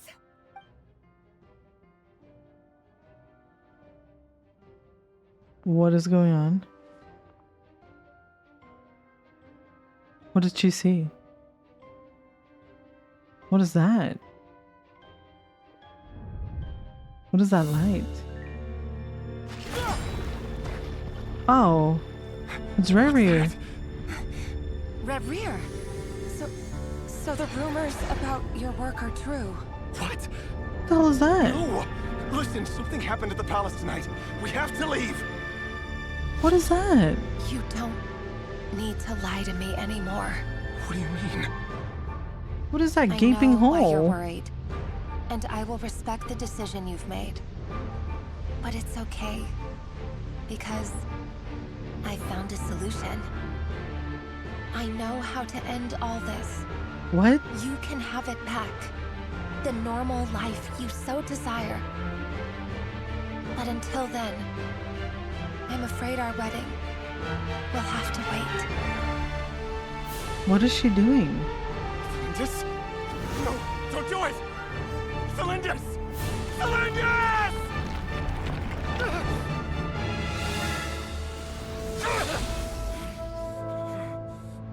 I told you, Rerir. Let her go. You will find someone better. No! No, I won't do it! I have to save her! By what means exactly? A lowly pawn. You lack the power and the strength of will. Do you know why? Tell me! Come to the palace. Join us.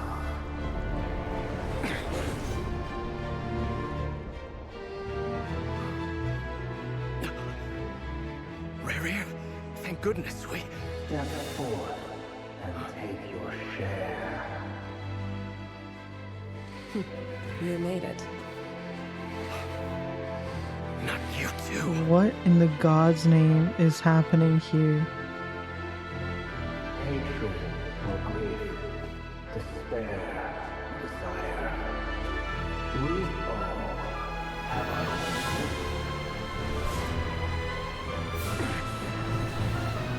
Succumb to the voice.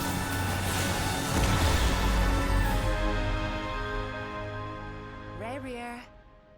Rerir. Cylinders? Were you daydreaming?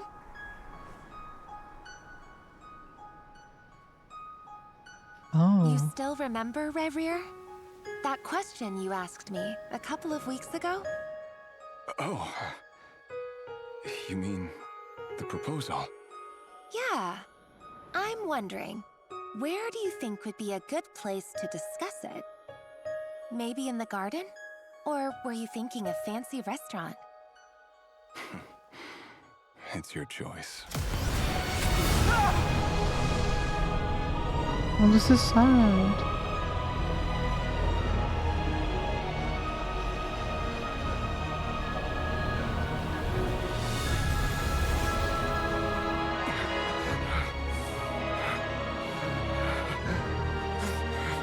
I wonder if she's still alive.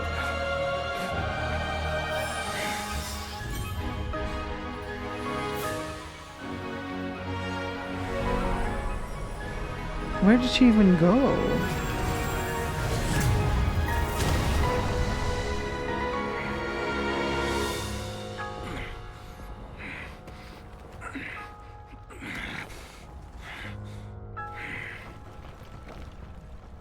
find you. And then you can give me your answer. Okay, toxic. Holy. That low-key sounds a little toxic, Rerir. Sounds a little insane. So that's how the Racher of Solnari was born. A monster created by circumstance is a monster all the same. Viewing other people's thoughts for too long can get uncomfortable. Right now, I'm feeling a strong sense of loathing. In a nutshell, the story of Conria is what happens when the truth falls by the wayside. Damn. Everyone tells little white lies, and before long, you have a huge pack of lies that destroys everything. Time to get back. His past is filled with sorrow, but the tale of any fallen civilization is one of endless tragedy. Cruel as it may be, that was Conria's fate.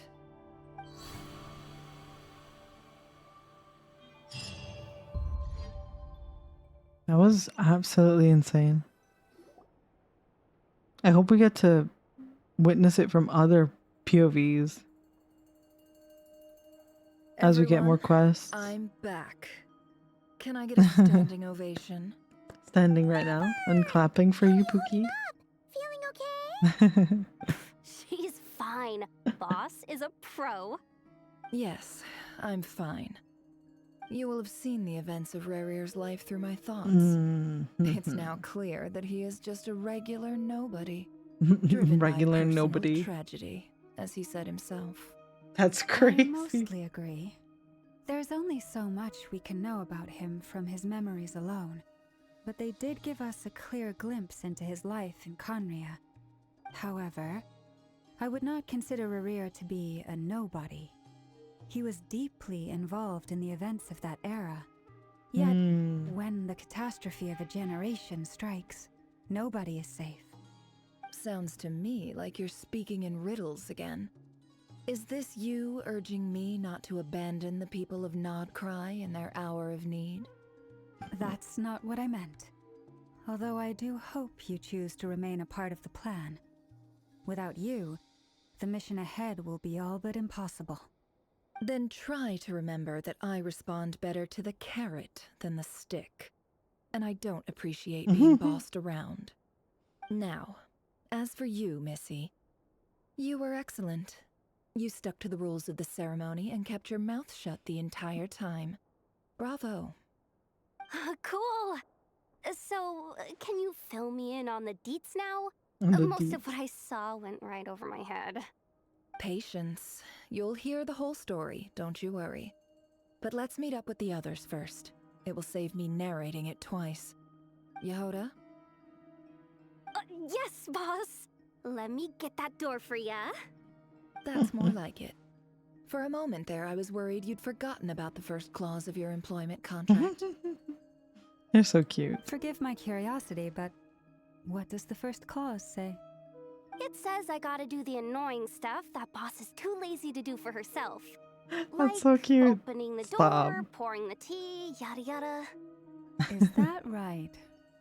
Lauma. If something is in the contract, it's because she willingly agreed to it. Rest assured that the curatorium abides by the very strictest of labor That was policies. so cute. You don't seriously think I'm cruel enough to treat her like my slave? In any case, I've hardly shied away from my share of the work today. Hope I don't catch Flints and Varka lounging about in their chairs, enjoying a leisurely cup of tea. Enjoying a leisurely There's nothing cup of I tea. dislike more than other people enjoying themselves while I'm hard at work. She's so cute. Stop. She said, you better not be having a good time while I'm out here struggling. Hello? What was that? Oh no? Oh no? What's oh no? What's oh no? Oh no, what is oh no? Sorry to disturb you, but we seem to have run into some trouble. Evidently so. Don't worry, I'm not about to leave you to fend for yourselves. I'm not that kind of boss. And it would go against the curatorium's What's going labor on policy. here? I'm sorry. What did you hear me say? I wasn't talking about labor policy. Wait. How long have I been standing here? Not long. You just appeared by the door a moment ago. Oh no, something's going wrong. Oh no. Boss, what's wrong? You look like you've seen a ghost.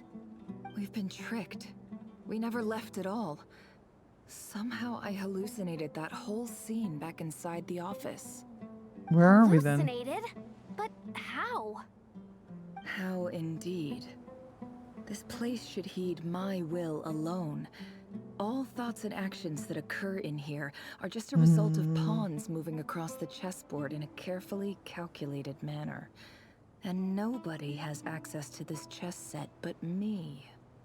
So you control everything in here? More or less. But yes, it's a special technique of mine. Has anything like this ever happened before? Only once. It was the first time I used the chess set. Is there any similarity between what happened then and what's happening now?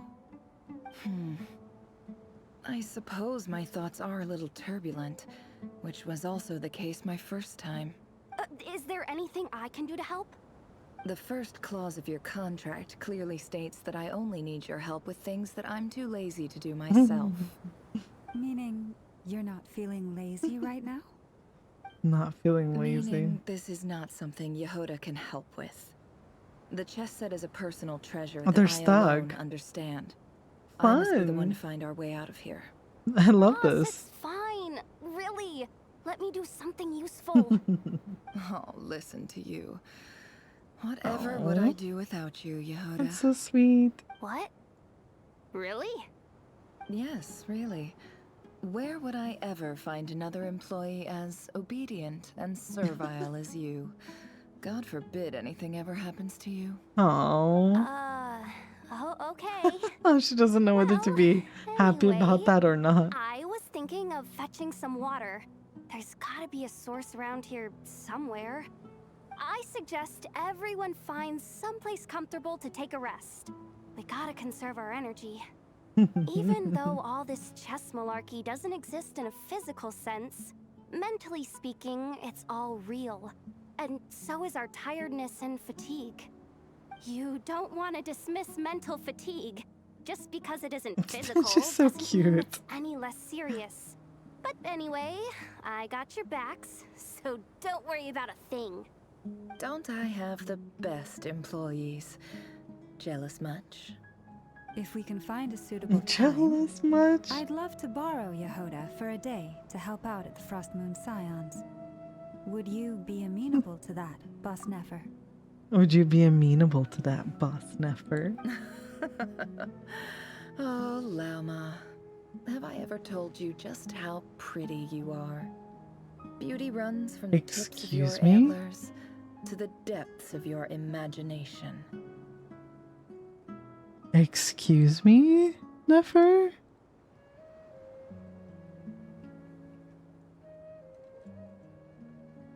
Excuse me? Excuse me? Oh, Lauma. Have I ever told you just how pretty you are? Beauty runs from the tips of your antlers to the depths of your imagination. Oh, well, yes, I agree. Again, yes, I agree, yes. Oh, Lauma. Ah, Have I ever Lauma. told you just how pretty you are? Beauty runs from the Oh, tips of your Lauma. antlers to the depths of your imagination. Ah. Okay, well, thank you for that. No, that was lovely. Continue. Time to rally, everyone. Follow Yeah, me. love that. As Wow. we continue our journey, the same rules will apply. Ah, That means stay Lauma. focused and no talking, no matter Ah, what we Lauma. encounter. And don't disturb the chess pieces. You have my word that I will get us all out of here. Lauma. Lauma and Nefer sitting in a tree. K-I-S-S. Okay. Oh, hi, Pookie. Oh, look at the Pookie bear. So sweet. Oh, so cute. Look. Ashru, you're so cute. Oh, Ashru. Okay, now that we're done looking at Ashru, let's continue exploring, yeah. Do we get to try out Nefer here? Oh, it is the trial. It's not my Nefer. Trial Nefer. Very nice. Ashru is the best. Yeah, we get to listen to Sumeri music. Hehe. Oh. Wait, we're in Aru Village? Because we're in Aru Village. Familiar. That's not a good sign. Wait, why is that not a good sign? Ahead. Time for a little chat. What makes this not a good sign? What do you mean? Who is that? I wasn't expecting visitors at this hour. Wait, is that? Oh, it's him. There you are. Sinue's been looking for you all day. I think he has some news for you. Oh yeah? What were you doing just now, Uncle Retinue? Hiding away some more loose change? I know I saw some Mora. What do you mean loose change? We are baby Nefer right now. Just pretend you saw nothing. They're not gonna show us young Nefer. That's crazy. Talk to a Peppy. Who's a Peppy? Who is this lady? We're currently in Nefer's past from when she was a baby. I'm pretty sure this is Aru Village. Does that mean that Nefer is officially from Aru Village? Is that what they're telling us? Hey, kid. A Peppy! Mind telling me what Sinuhe's been up to recently? I'm trying to get in his good books and I need a way in. Get in his good books? Why? What do you want with my dad, Uncle Peppy? Uncle I've written Peppy. a new song. I was hoping to showcase it at the next festival, but I'll need his approval. A new song, huh? I'd love to stay and listen, but unfortunately, Uncle Retinue says my dad's looking for me.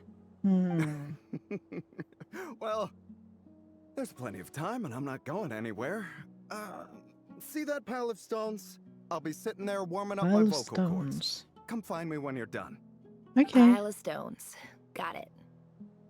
Got it. Hi, Wee Croissant. How are you? Also, I don't think this is Aru Village. It doesn't look like Aru Village. Oh, does it not? Oh, wait a minute. You're right. We're not in Aru Village. You know what? It looked like it from over there. When I was stood over there, in the distance, this part looked like the side of it. Kind of looked like the side of it. So far, I've really enjoyed the Archon quest. I'm still doing it though. I think I have like another 2 hours of a quest to do. Why you sound like he wants to court Nefer's dad? I mean, if Nefer looks like this, I'm imagining her dad must look quite handsome.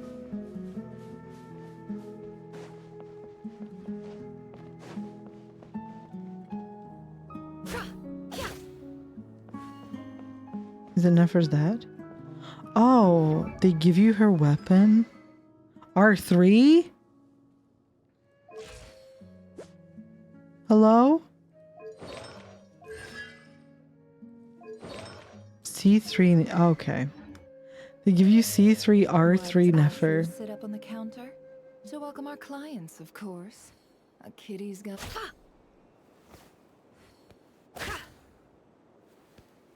At least I can look at it here. Don't mind me, I'm just admiring the weapon. It's literally so pretty. Ah, I'm so mad! Why did I get Flynn's weapon? This is a punishment, guys. It's a punishment for getting Flynn's weapon, I can tell. I'm getting punished for wanting it all. I know it's a punishment. I'm just a girl. I don't deserve this punishment. Let's go talk to Nefer's dad. Dad, I'm home! Hi, Dad. Uncle Retinue said you were looking for me. Ah, there's my little princess. Ew, not If bad. you'd gotten back just a little sooner, you Not could have shared the bad. spoils of war with me. Hey, Dad. Spoils of war? Who were you fighting against, Dad? It was Hello? just a figure of speech. The aftermath of a sandstorm is no time to be waging war. I was talking about our war against thirst. I went out to fix our water thirst. supply problem, and now I'm back. Which means... We have a well again. That's right. I found a new one and brought back as much water as I could carry. It should last us for a good while. Yeah. If it wasn't for these blasted sandstorms, our wells wouldn't be caving in. You wouldn't be spending all your time out searching for new water sources. As the chief of our tribe, I'm supposed to be leading us out of hardship and poverty, onto better things. You know how prosperous our ancestors were. I've told you all the stories. And look at us now. Squeezed into these hovels. No one would choose this, if it wasn't for the endless wars over the years. But things are looking up. I started working with some folks from the academia a few months back. They gave me some contacts in return for my assistance in the desert. I don't like the sound of So this. you're the Academia's helper now? Special ambassador, they call it. Think of it as a partnership. It's nothing bad, okay? We've been isolated here in the desert for too long. Seeking opportunities elsewhere is the best thing for us, and the fastest way to progress. So, do you get anything good out of being a special ambassador? Of course. My luck's improving all the time. One day, I swear I'm gonna lead us out of this place. We'll find somewhere new. Somewhere better. I would not trust anyone from the academia I'll hate them, pre-Sumer Quest. Absolutely not. I'm so sorry, my good sir, if you are being scammed. Oh no. Where the hell am I going? Where do they want me to go? Oh, this way. No more lies. Yeah.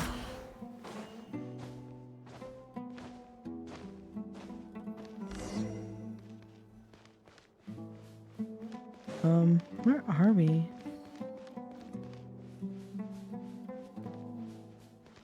Oh. That's our well, and you know it. You stole from us. Well, you've gone from chief to thief, and now you have to face the consequences. Chief to thief? You really think you could take our water without permission and get away with it?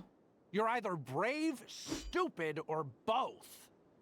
And that special ambassador act? Yeah, nice try. We spoke to the academia. They said it was all news to them. Oh no. You're a liar and a cheat. Oh no.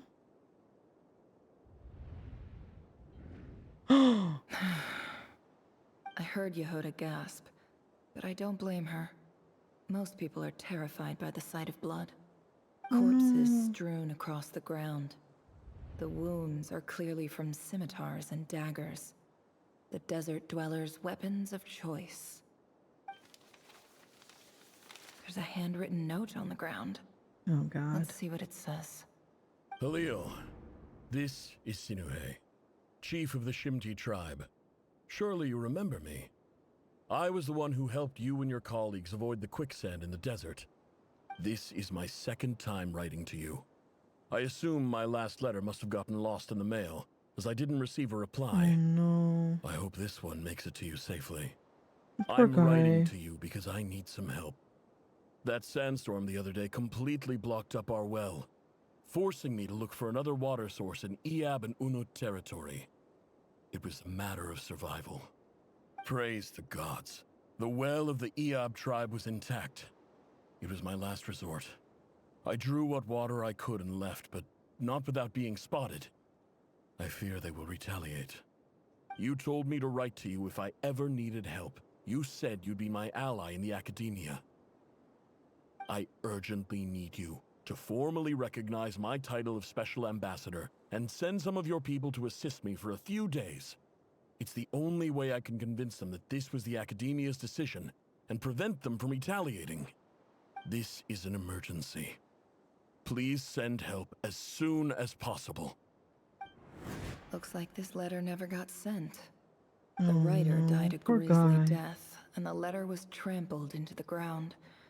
It's badly defaced. This is so Some parts sad. are barely legible. What a ridiculous lie the surviving Shimti tell. Their whole village was butchered over a sip of water.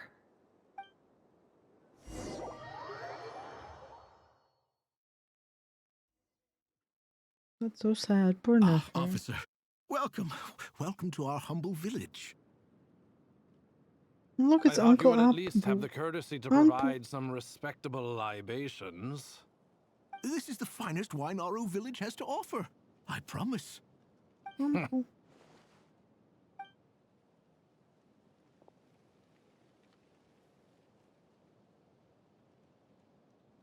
The Academia has agreed to reserve a single space for a candidate from your village. But I remain skeptical of this entire endeavor. I highly doubt anyone in this desert possesses serious academic potential. That's rude. Please, have faith. If not in us, then in our god. The child we found shows great promise. I beg you, take her away from this place. Give her a chance. Hello? Don't let her talent go to waste. I don't recognize her. New arrival? She showed up here a few days ago and we took her in. She's a really bright kid. Please help. I'm begging you. So, where are you from? Nowhere special. Just a sand dune. What about the rest of your family? How many of you are there? Just the one. It's only you? Nefer, Correct. no. So, no brothers, no Aw. sisters, no mother or father? Any who have slept on a bed of sand, I call my brothers and my sisters. Apart from that, I have no family. All right. Aw. That's Get so over here. sad. Sign your name on the form.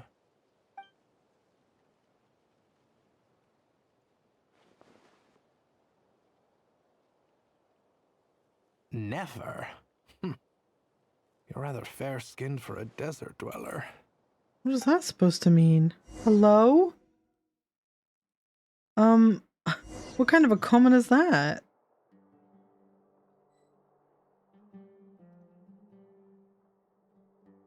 Okay. Right in front of my salad, but okay. Talk to the advisor. So we're just living through Nefer's life?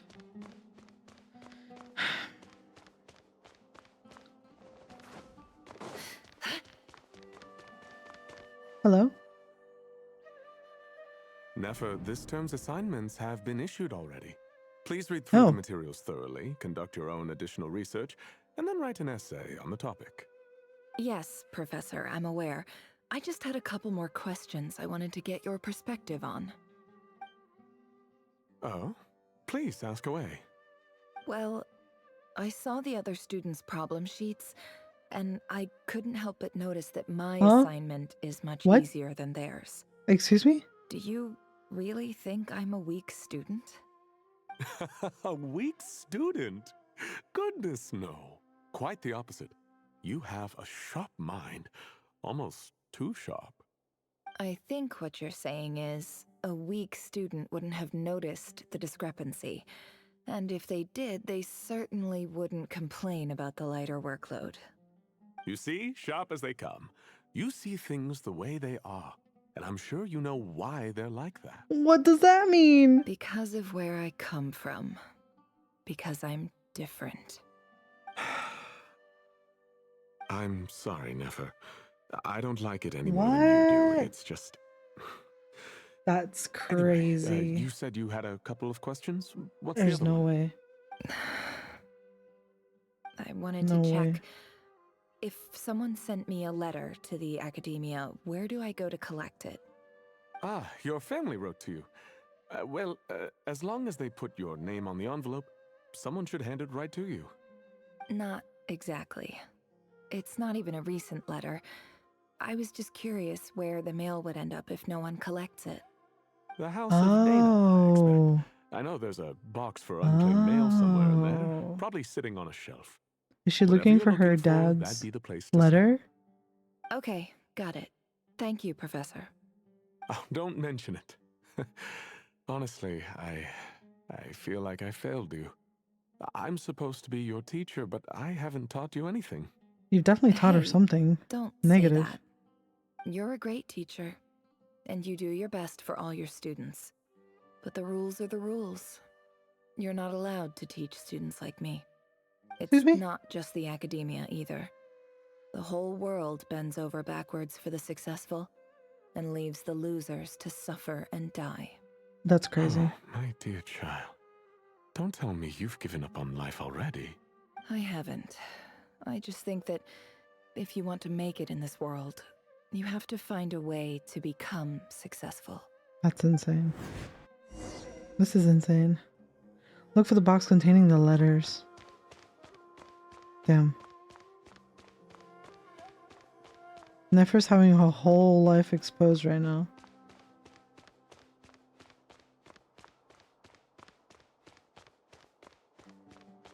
Guess she has to work through whatever's going on.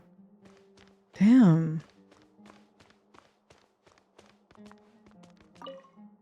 This must be it. A big cardboard box full of unclaimed mail.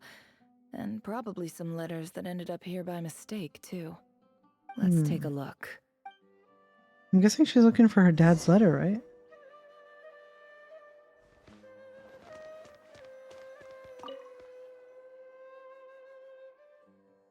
Oh. A dilapidation survey from Port Ormos. Looks like it's from a Core of 30 representative. What a strange thought. A bunch of mercs losing sleep over rundown buildings. This one was never even opened. I guess the recipient didn't care what the Core of 30 had to say about anything. Oh, damn. Who was it addressed to?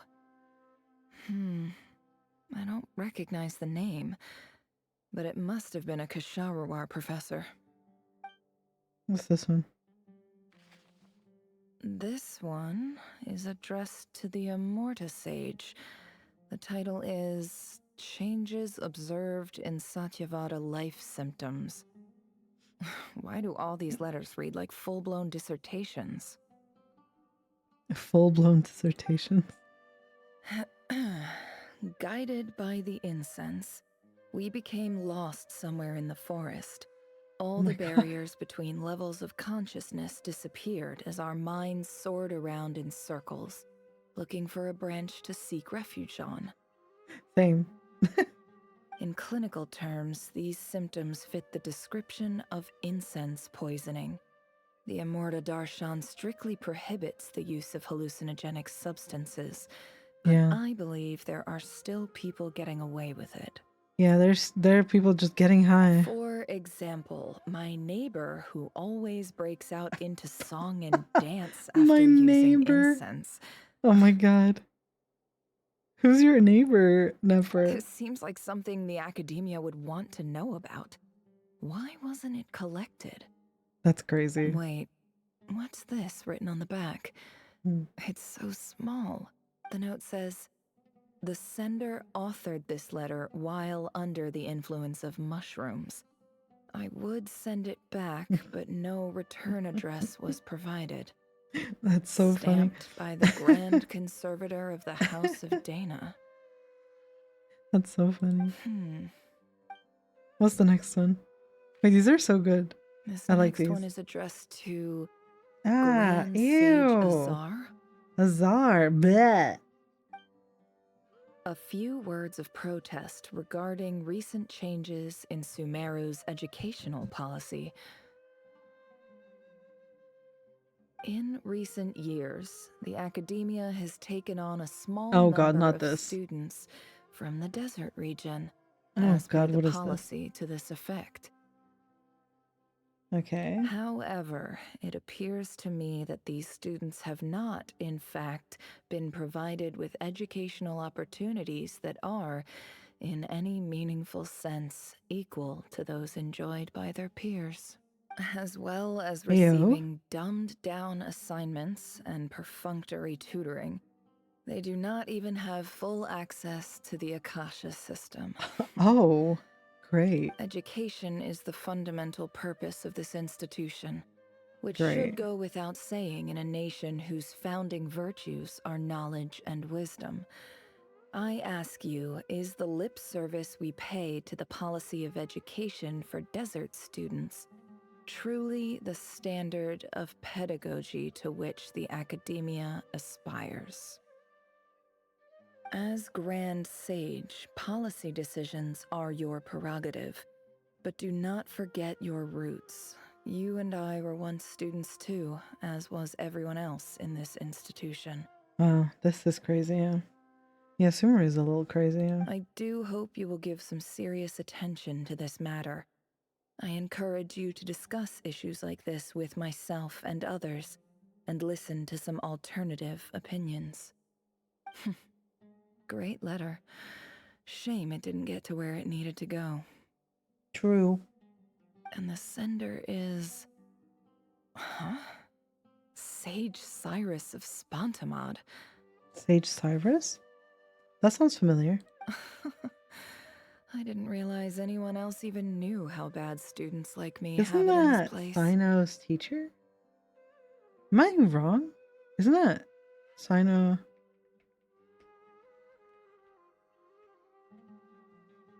It's Professor Cyrus. Because isn't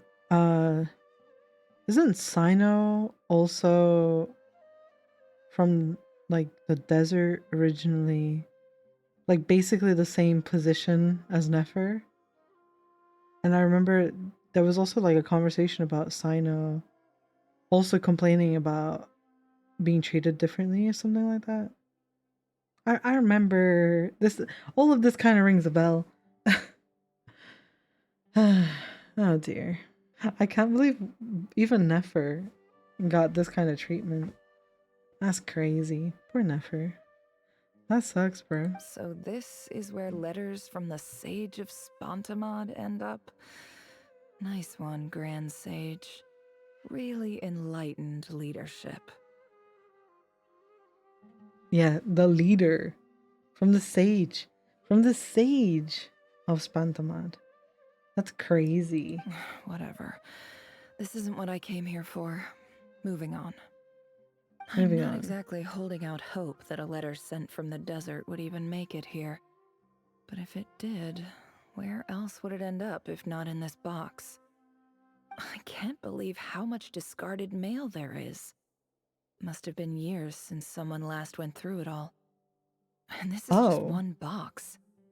The whole house of Dana is boxes on shelves.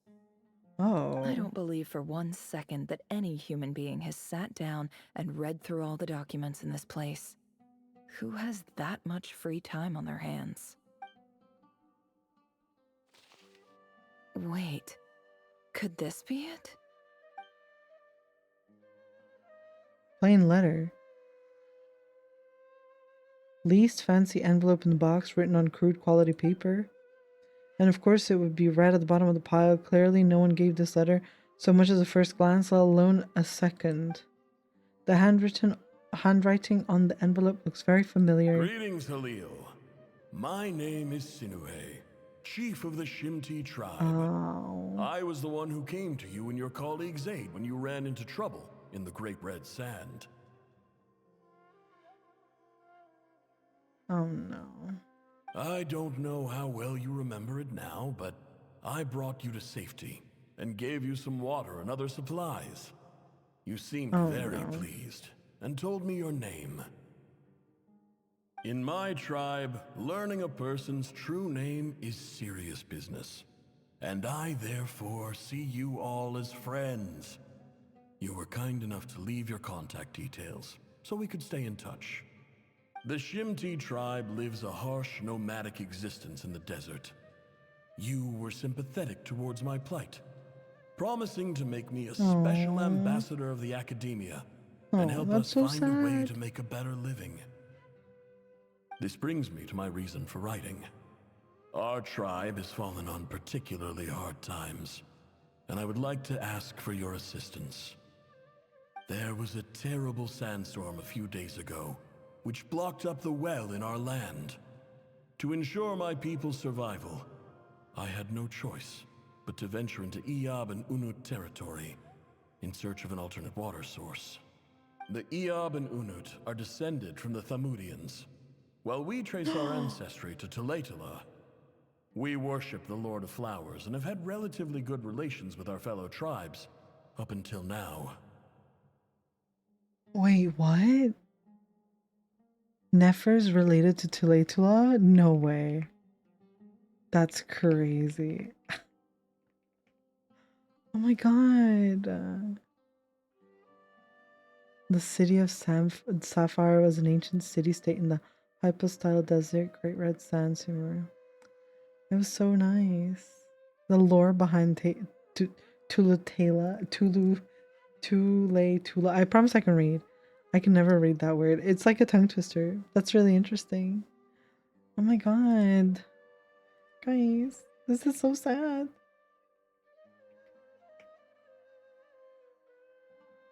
I found a well belonging to the Eob tribe.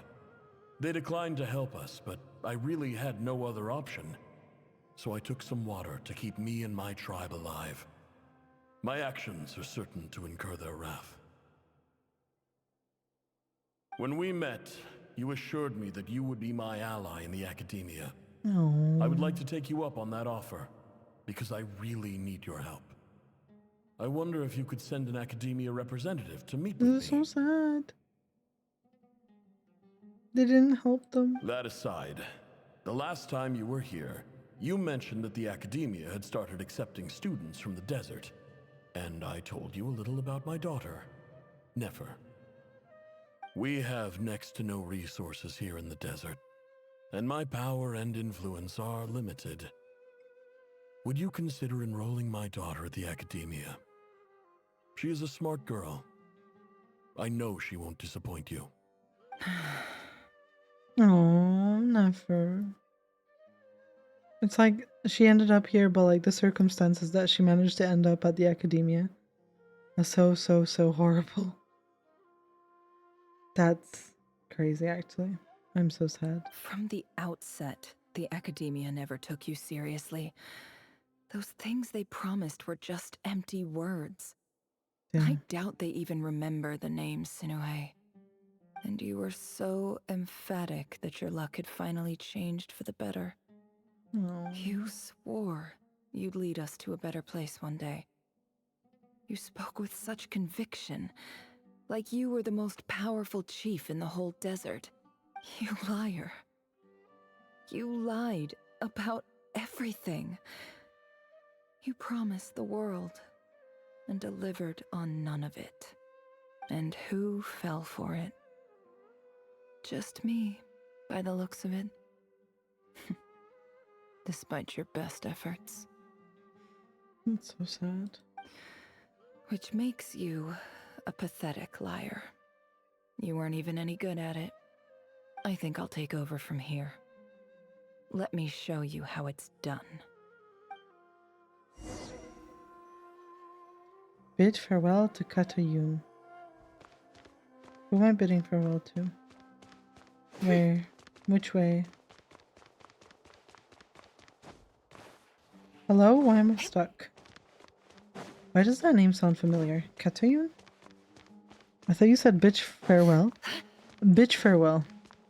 Oh, need to go up. Guys, how'd you get up here? Hello, I'm struggling. I'm gonna bid farewell. Sorry that I can't speak properly.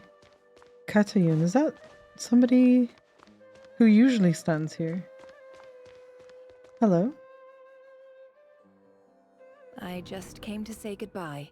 Goodbye. Thanks for everything you've done for me in my time here. Aww. Nefer? You packed your bags. Is it her going? roommate? I'm quitting. Something's come up in my hometown. Gonna head back and deal with it. Aww. But this was a hard-won opportunity for you. You know that better than I do. It was. But it doesn't matter. I have more important things to deal with, and they can't wait. Oh, and I didn't want to overfill my bags, so I left some incense on your desk. I left some incense on your desk. Is she the neighbor that was going crazy? That's so cute. What's wrong? I thought you liked incense. Although, I did read somewhere in the House of Dana that it has hallucinogenic effects. Oh. Don't use it all at once, alright? Isn't this the stuff you brought from your hometown? You're just letting me have it? But you said it's a rare and valuable commodity. Yeah, about that. I lied. It's not rare at all. There's this bunch of ruins near my hometown that are practically overgrown with this plant. Oh. It's not worth much. Keep it. It's fine. But Nefer... Alright, that's all from me. You take care. Oh. That's so sad. Don't forget me, okay? I mean, we're more than just classmates, right? We're friends. Oh, that's so sweet. Yeah, I'll remember you. Oh. I lied again. That incense is worth a fortune, and it's a rare find even in those ruins. And as for remembering her, I have far too much to do when I get back. No time to reminisce. I'll be lucky if I even make it through this alive. But either way, I expect I'll forget you pretty quickly. Damn, that's brutal. I expect I'll forget you pretty quickly. That's crazy. Oh, we're back here? Uh-oh. Is it gonna be something really sad? Oh no, this looks scary now. Oh, we're back in the same place, but it looks a bit scary. Oh, wait, has the place been ruined completely by the sandstorms? Oh, oh no.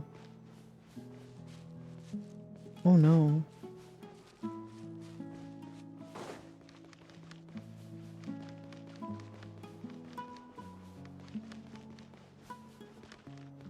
Oh, it's here, guys. It's okay. Talk to the IAB chief. Oh, are we fighting?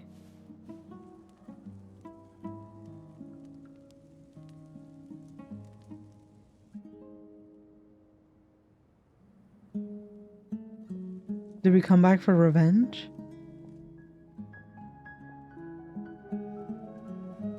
Are we coming for vengeance?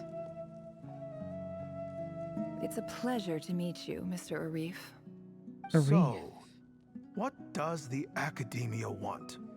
Since Oh my they've sent their God. special ambassador, I assume there's a big business deal to be made. If not, I'd be very disappointed. Please, sir, lower your blade. You're lucky I'm the one they sent. Oh, Not all dear. special ambassadors share my admiration for the Iab people. What is she about to do, guys? The ever-shifting balance of power in the desert reduced the once great civilizations of this region to rubble and sand. But the story of the Iab has a very different trajectory. Others grew weak, but you grew strong, beginning in obscurity and moving to prosperity. You're the only ones who defied the trend. Huh. So, you do know who you're dealing with? This well is the perfect symbol of your strength, is it not? It used to belong to the Unut, but it looks like Oh my you have God. control over it now. You're not wrong. But I'm sure you didn't come all this way just to flatter us. Of course not. I came to bring you some very good news. Some information that recently came to light, which might just be your ticket to freedom. Records uncovered by the Vahumana Darshan show that a certain well currently under Iab control is built on top of some ancient ruins. These ruins are of great archaeological interest to the Academia. She's tricking them. I checked the map carefully on my way over here, and I'm confident that this is the well in question. The Academia is offering 50 Oh my million God. mora in return for excavation rights. 50 million? No, wait. If these ruins are as important as you say, 50 million's a little low, don't you think? Don't get greedy, Iab. We know far more than you think. We know that you seized this well by force. Wasn't that the first step Oh in my your God. rise to power? To drive away the Unut and steal their water supply? Ayo. So what if it was?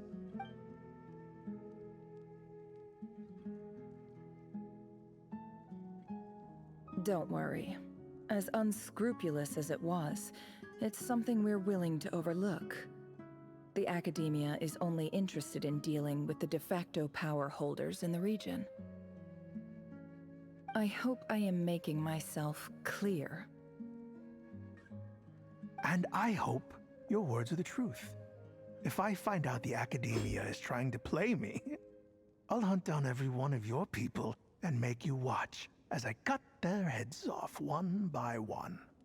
Oh my.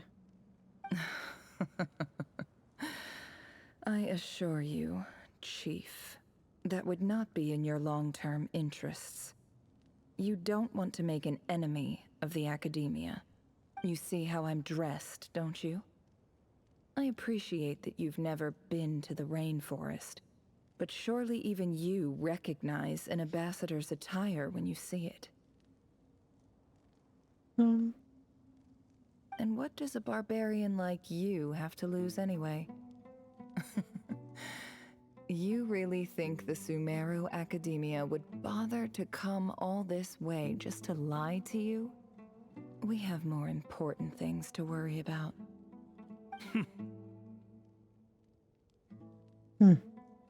Interesting. All right, I take your point. The Academia is the highest authority in the land. I'm sure you're trustworthy people. I don't know about that one, bestie. In that case, we have a deal. We will sell you the excavation rights. I'd like to thank you, Ambassador. This is good news indeed. Excellent news. In fact, it calls for a celebration. Would you do us the honor of staying a while and enjoying some Iab hospitality? Gladly. Iab hospitality. I am partial to wine myself, and I trust you are as well. So let's indulge in a few drinks together, in celebration of this momentous occasion. Ayo. That sounds like a threat. Elated, the Iab drink the night away. Oh, okay. But when the new day dawns, it brings some shocking news. Chief! Chief, it's an emergency! What happened? It's the Unut. They've taken the well. Oh no. Oh no. Well, don't just stand there. Take it back. Oh no. Yes, Chief. I have every confidence in the Iab's military superiority, and yet... Well, what is it? The Unut's response was alarmingly fast. The day after we reach a deal, they seize the well. This can't be a coincidence. Oh my god. Perhaps there is a traitor in your She's so midst. funny. I see what she's doing. I don't think so. I am obliged to remind you, Chief, that the Academia will only deal with the de facto power holders. If you cannot regain control over the well, I'm afraid you won't see a single mora of that 50 million. Oh my god. No! Please, Ambassador, just give me some time. I Give me swear some the time. Unut will not get away with this. That well is ours, and so is the Mora. Uh-huh. Glad to hear it. I will wait here for an update. If there is a traitor, I will find them. In the meantime, make yourself at home.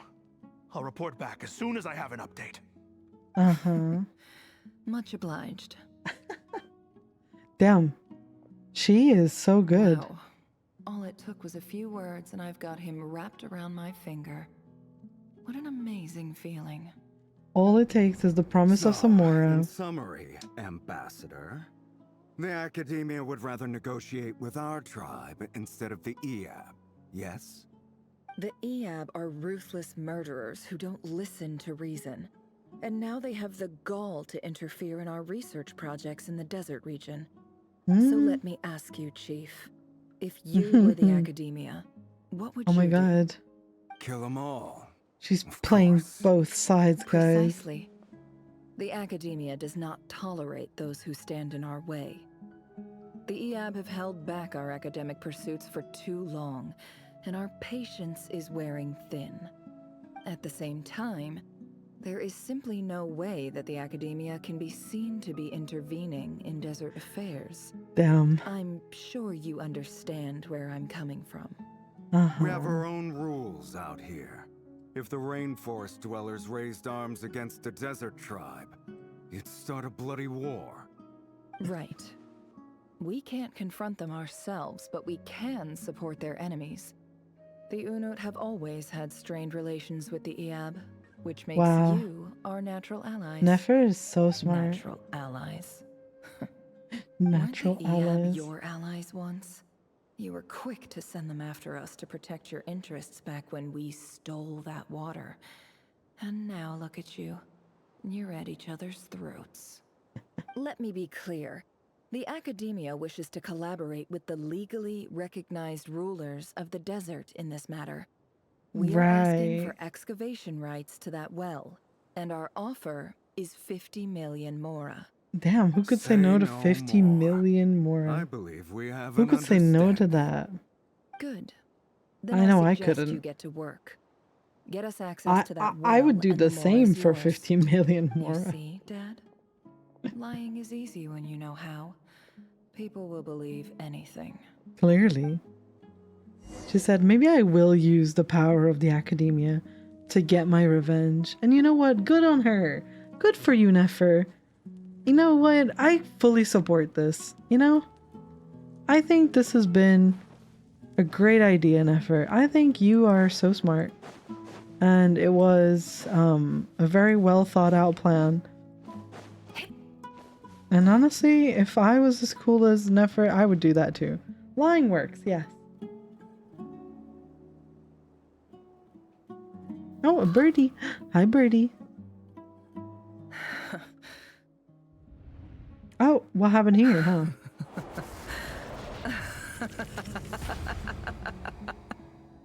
Look at yourselves. You may be vile, savage monsters, but your butchered bodies bleed like any others. Oh my god. You're no different. You're nothing special at all. The monsters who destroyed my home, they're just ordinary, petty human beings. What a joke. I think we're even now. Maybe I've even done the desert a favor. It's a better place without all these people around. Oh, Sinuhe, my gullible fool of a father. Oh my god. Perhaps if you'd been as ruthless as I was today, our tribespeople would still be alive. In this dog-eat-dog world, a chief needs to be tough to survive. But you couldn't do what had to be done. So I did it for you.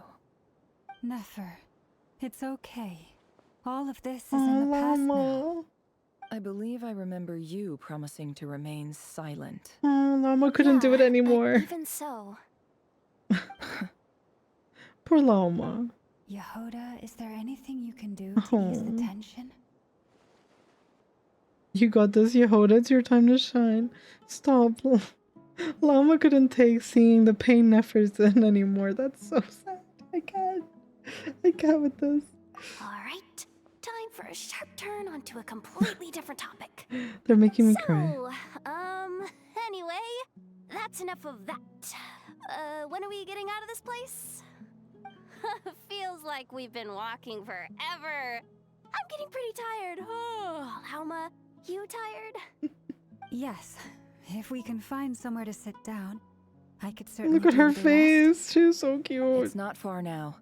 There should be a temple just up ahead. Is this situation about to reach a conclusion? Yes. Really? A temple? That's where this story ends? Is it the I guess Temple of that's how things go in the Silence? desert. I've been to a similar place with a friend from the desert before. Desert dwellers can never escape their destiny. Or so everyone says. Aww. I never wanted to believe Nefer. it, but looking back now, I'm as desert as they come. No. You mentioned a temple. What's waiting for us there? Oh. My biggest trade secret of all. Ah. Then I'm guessing it's where you got your power from.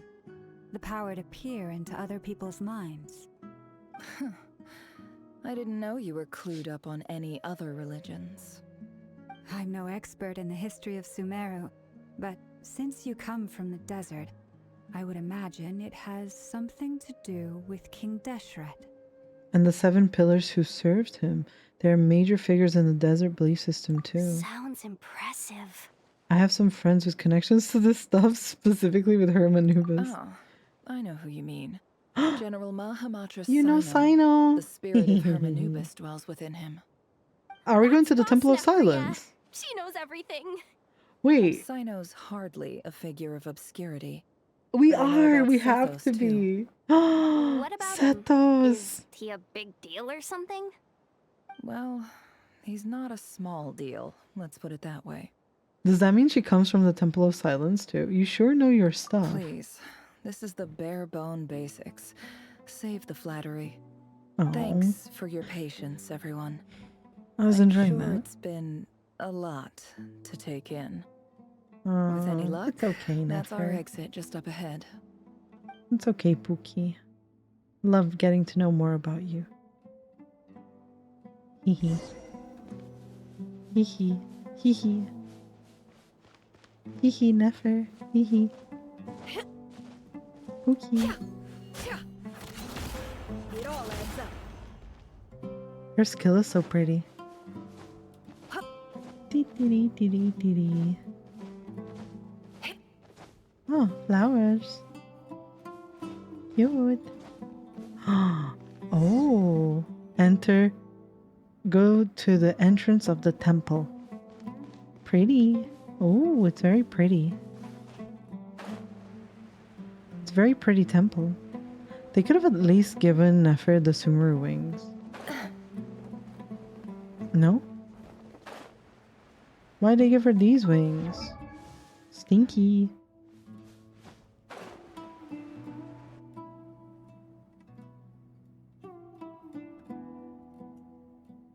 Uh-oh. Uh-oh. Uh-oh. I'm totally out of my depth here. I don't have anything to add about any of this stuff.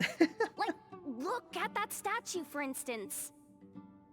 That is a very big statue. I want to do the whole name-dropping, this girl knows her stuff thing too, but She's so I've funny. never seen anything like it before. A statue with the head of a bird. Looks like something out of King Deshret's mausoleum. That's Thoth, the Ibis King.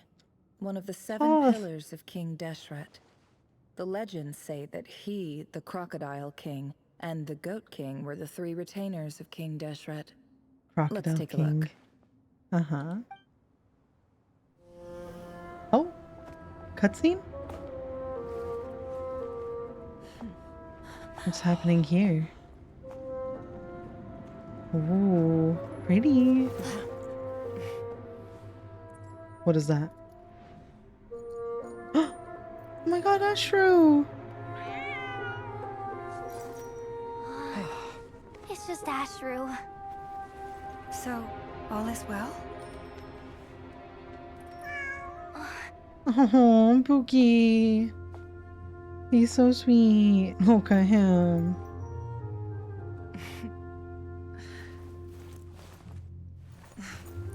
Typically speaking, at this point, the world disintegrates. Then we find ourselves back in the outside world. Ashru. Besides, these are my memories. There's nothing to fear. You're sure? Of course. It's almost over.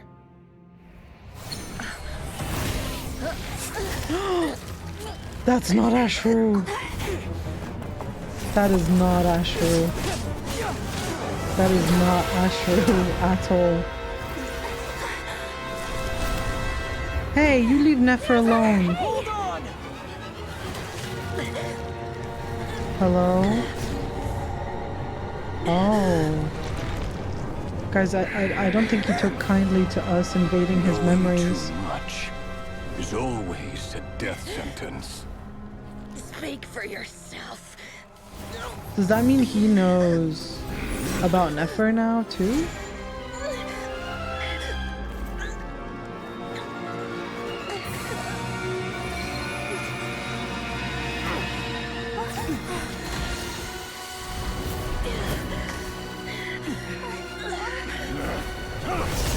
Hello?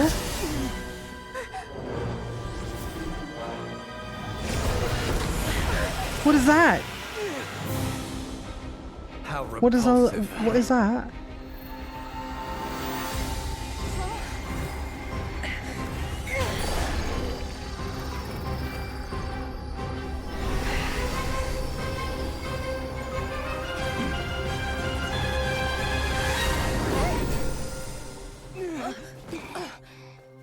Oh, Columbina saved us. Hi, Columbina. Oh, and Dainsleif. Hi. Uh-oh. Is he in the box?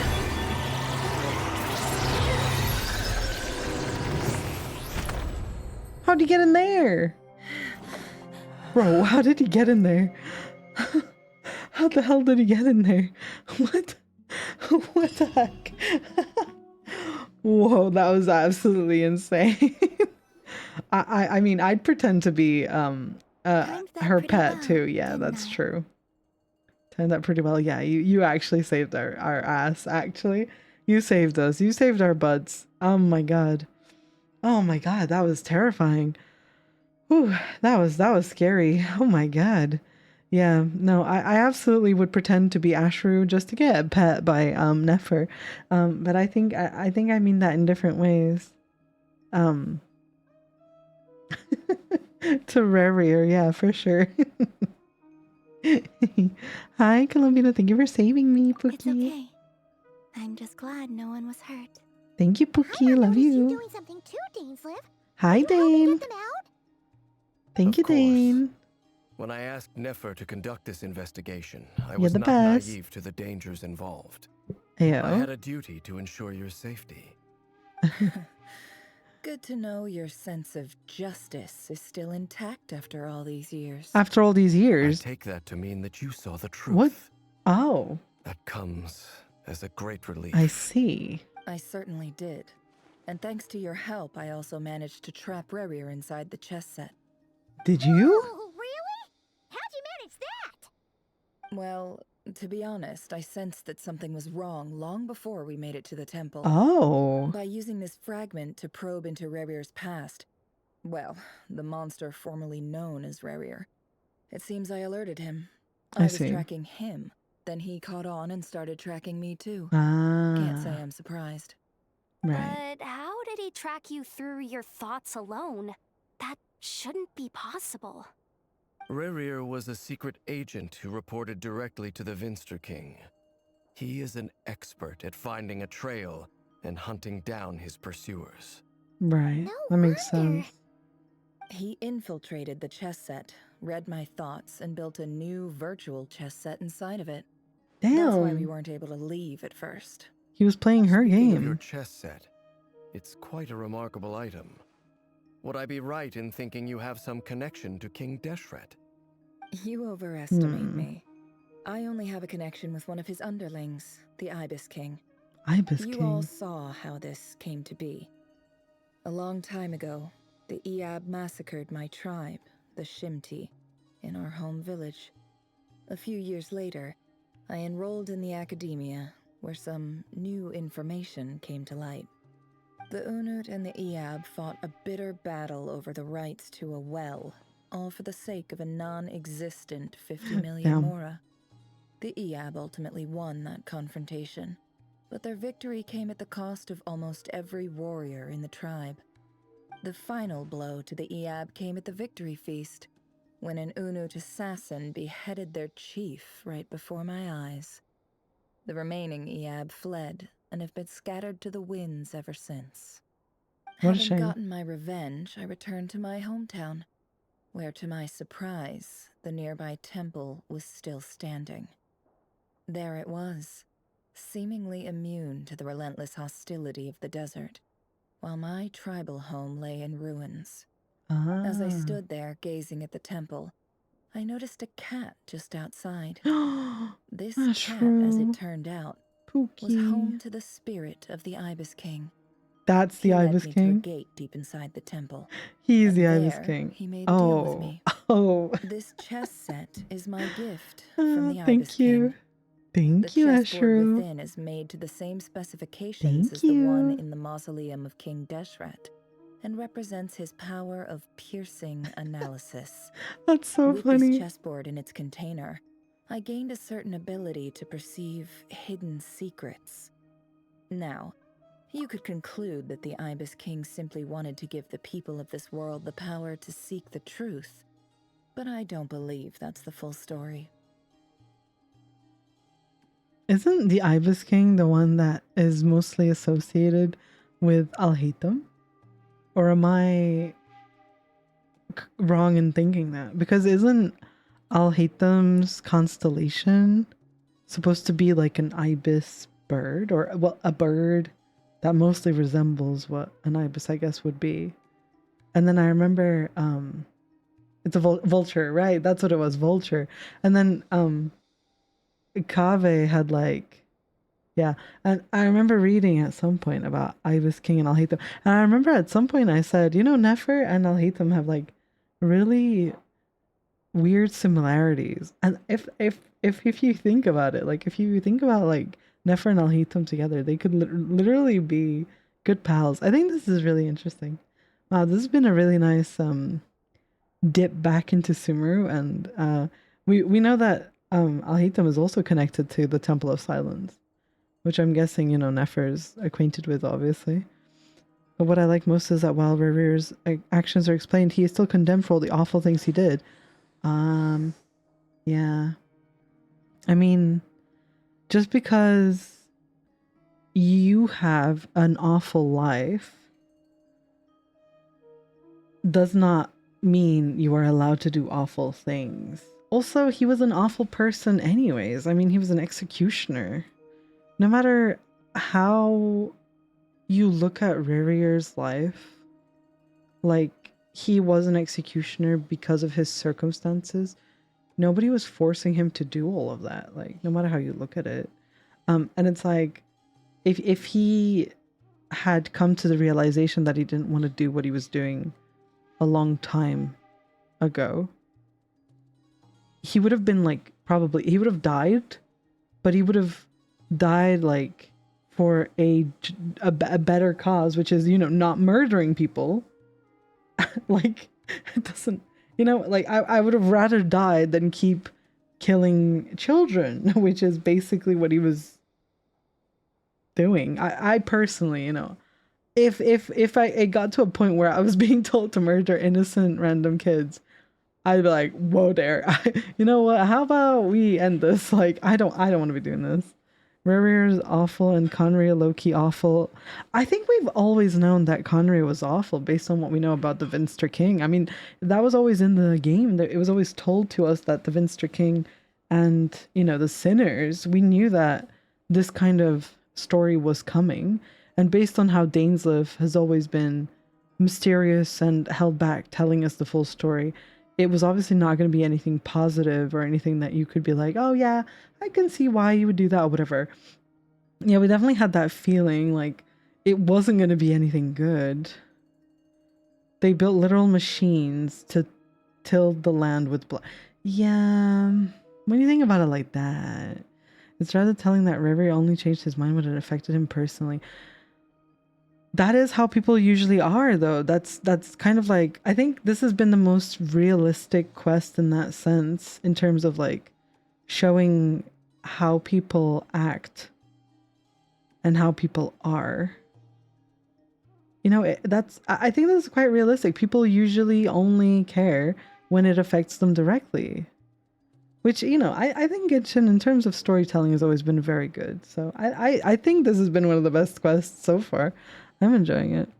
I like the connection, though, with Nefer and Sumeru. Like, I'm really enjoying Nefer's story and going back to Sumeru. That's really nice. And how they tied that in with Nefer's ability to like peer into people's past memories. Like this is really nice. Like they had all of this like tidy way to tie it up. It's really nice. This is very nice. Conrad was presented as a victim at first, and they were not like perfect little angel babies. The thing is, Conria, similar to Rerir, if you think about it in that sense, they were also victims of circumstance because they were unable to feed their like populace because they were relying on exports. They said so themselves. They couldn't grow vegetables. They couldn't grow grains. And so they were stuck eating meat and rocks, which, you know, fair enough. Okay, maybe you will do some stupid shit like, I don't know, start messing with the abyss. Like, I understand how Conrad got to the point it got to. And I think this has been a really interesting story with Conrad, and I'm really excited to see in the future kind of how that develops. And if they give us like a Conrad focused, you know, that would be nice to get to know more about it and understand what happened there. And it's very nuanced, which is, you know, it's very nice, but obviously it doesn't mean everyone will understand. Yeah, murdering your own people is crazy, especially when you think about the fact that it was just like because they believed that they were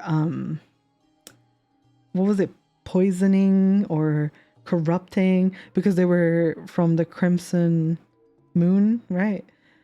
And so their connection to the Crimson Moon, I'm assuming they thought they were like corrupted in that sense. But then the Vinster guy was still obsessed with them and their power. That's interesting. And what we learned with Arlecchino in the earlier parts of this quest is the fact that obviously the Crimson Moon had basically meshed with the abyss, right? It basically was molded with the abyss. So the Conrians were using abyss in that sense for a long time to survive, which is obviously not a good thing. But then, you know, murdering people, descendants, yeah, that's kind of messed up. Yeah, I think the Vinster King was definitely afraid that the Crimson people would take over. Yeah, the whole thing is pretty messed up. Conclude that the Ibis King simply wanted to give the people of this world the power to seek the truth. But I don't believe that's the full story. Every god plays favorites. Their hearts are as fickle as any human's. Full of secrets, perversions, egotistical tendencies. Perversion. But precious few gods are willing to admit this. Ayo. Ayo, Nefer, what are you trying to say about my god? What are you trying to say about my lovely, very good gods, Zhongli and Venti? Venti's never done a single egotistical thing in his life. He's never drank a drip of wine. You know, Raiden's definitely never ever you know, given into her secrets, perversions, and egotistical tendencies, and almost maybe destroyed her entire nation. You know, what do you mean? My gods are so good. Oh, Dana's like, I agree. Down with the Archons. Remember how much he hates the Archons? It is the same with all powerful forces, including fate itself. Their gaze falls preferentially upon a select few. As you rightly point out, this is an act of favoritism. If you're alluding to the Abyss, then yes, I agree. Abyss? Alluding to the Abyss? It is the same with all powerful forces, including fate itself. Their gaze falls preferentially upon a select few. As you rightly point out, this is an act of favoritism. If you're alluding to the Abyss? Gather the others. It's time to share everything I've learned. Oh, are they talking about how the Abyss basically picked the sinners and it like kind of corrupted them and made them become sinners, kind of like chose them as hosts in that sense? Yeah, that makes sense. Yeah. I see. Yeah. I see it. I agree. Before long, the group is gathered in the office, those two busy to attend. Okay. So Ashru is the Ibis King. Good to know. Thank you all for being here. Meanwhile, Ashru is just chilling on his little cat palace. He's so sweet. I love him. So we've got Varka in attendance, Albedo, Durin, Flynn's, Dainsleif, Columbina, Lauma. Okay. As promised, I did some further investigating into the Racher of Solnari's background. I am pleased to report that the investigation has been most fruitful indeed.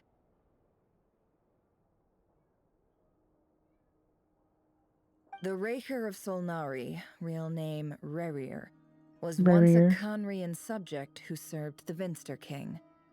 I will now share the important details of his story. Please save any questions or comments for the end.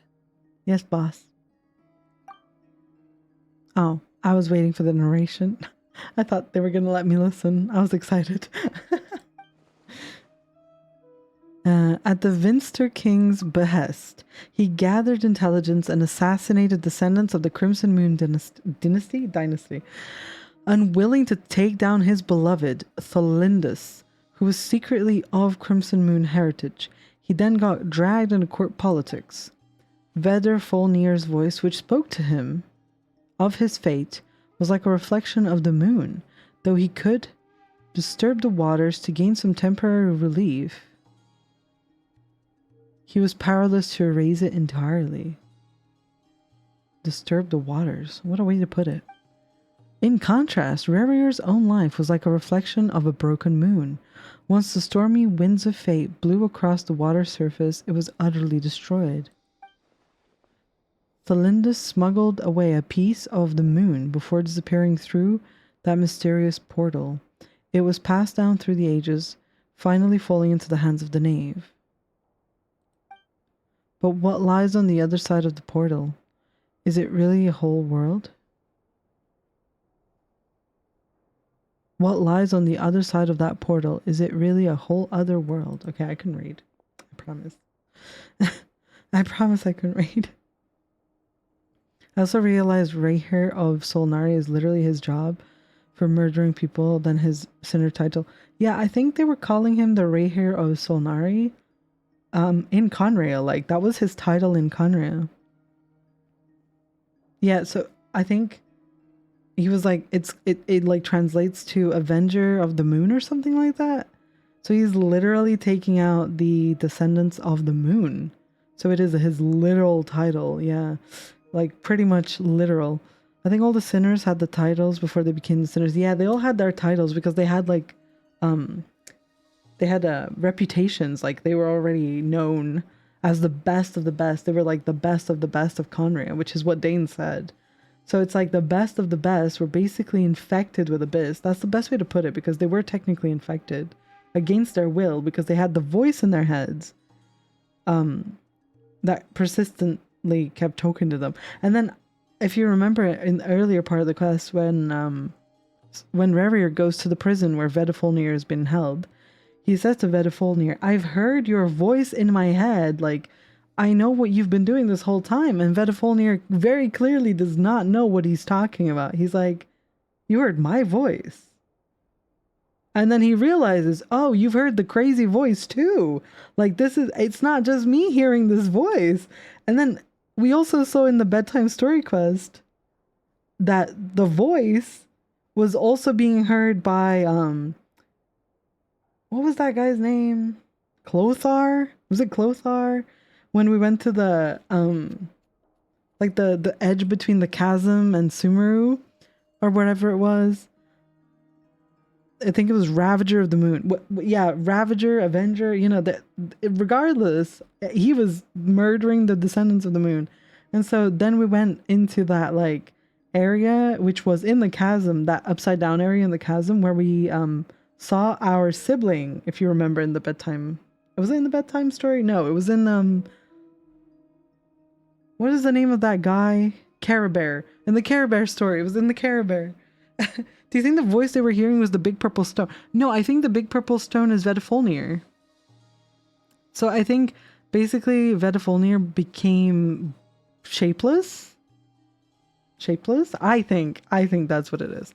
And then I think he became able to actually enter people's heads. And that's why I was making that point was it's funny that Vedifulnir, when Rerir said, I heard you speak to me, he was like, you heard me speak to you. And then he was like, wait, I guess I can do that now. And I guess he became able to actually do that, which is really interesting. So many memories from Care Bear True. Welcome in, Elios. Thank you for the follow. The bro transcended. Yeah, he literally evolved in that sense. He evolved in a big purple blob in the sky and created his own cult. And then I think Vedifulnir is the technically he is the founder, the official founder of the Abyss Fate, from what I understood. Well, if Vedifulnir is supposed to be the antithesis to the authority of time, right, because all of them are like antitheses to different authorities, yeah. So his power probably can make it so that he can influence any point in time from what I understand. If that's true, that would be crazy because all this time we've been thinking that it's Istaroth doing a lot of the weird timey things, but it would make a lot of sense if Vedifulnir can also influence time, because there are a lot of things that don't make sense for Istaroth to be playing around with. So I guess it would make sense if it was Vedifulnir doing that instead. I'm very excited for if they're gonna be giving us all of the like background stories to all of the sinners. I'm very excited. I'm very excited to see how that is gonna pan out. It's gonna be crazy lore. I wonder if we're getting all of that during Nod Krai. Like, that would be insane. Imagine the whole of Nod Krai is just giving us sinner lore. The Abyss pulled a Guima, except it pretended to be Ved, then Rerir or something. Stop. Imagine Hieroptyr was the one who gave Deshret forbidden knowledge. You know, you might be onto something, actually. We are eating very good in Nod Krai, that's true. We already got some sort of drip for Rerir. I wonder if we'll be able to see one for each of the sinners. Yeah, I think they're trying to introduce all the sinners to kind of segue into, I guess, kind of like that part of the story where we will be more directly affected by the sinners and more directly affected by the shades. No, but the thing is, like, if Vedifulnir can mess with time, if they can go back to any point, you know what? We could be in danger. The whole game's in danger at this point. Let me finish reading this. So, Nefer's narrating. So, Felindus never had the chance to share what she found there. Neither did Rerir, who followed her in. So this is regarding the space that Celindus stepped into. So Celindus was also kind of messing around with things because she was exploring. She was studying the Crimson Moon, and we still don't know how that portal opened. We just know that there was a portal opened that Celindus went into, and Rerir followed her in somehow, even though it looked like it had closed initially. So we don't understand how that portal opens or not. Like, how did they manage to do that? Or I didn't understand, unless I missed something. Is there something I don't know? Tell me now. What was it that opened the portal? I need more concrete answers. I think you reopened it with abyssal power. So you think he did it using the power that the voice was giving him? It must have been the moon gate, but I don't know how she did it. Right, that's what I mean. Like, I wonder if they're going to give us a bit more background into Celindus. Because he couldn't follow her in, and then he became a sinner.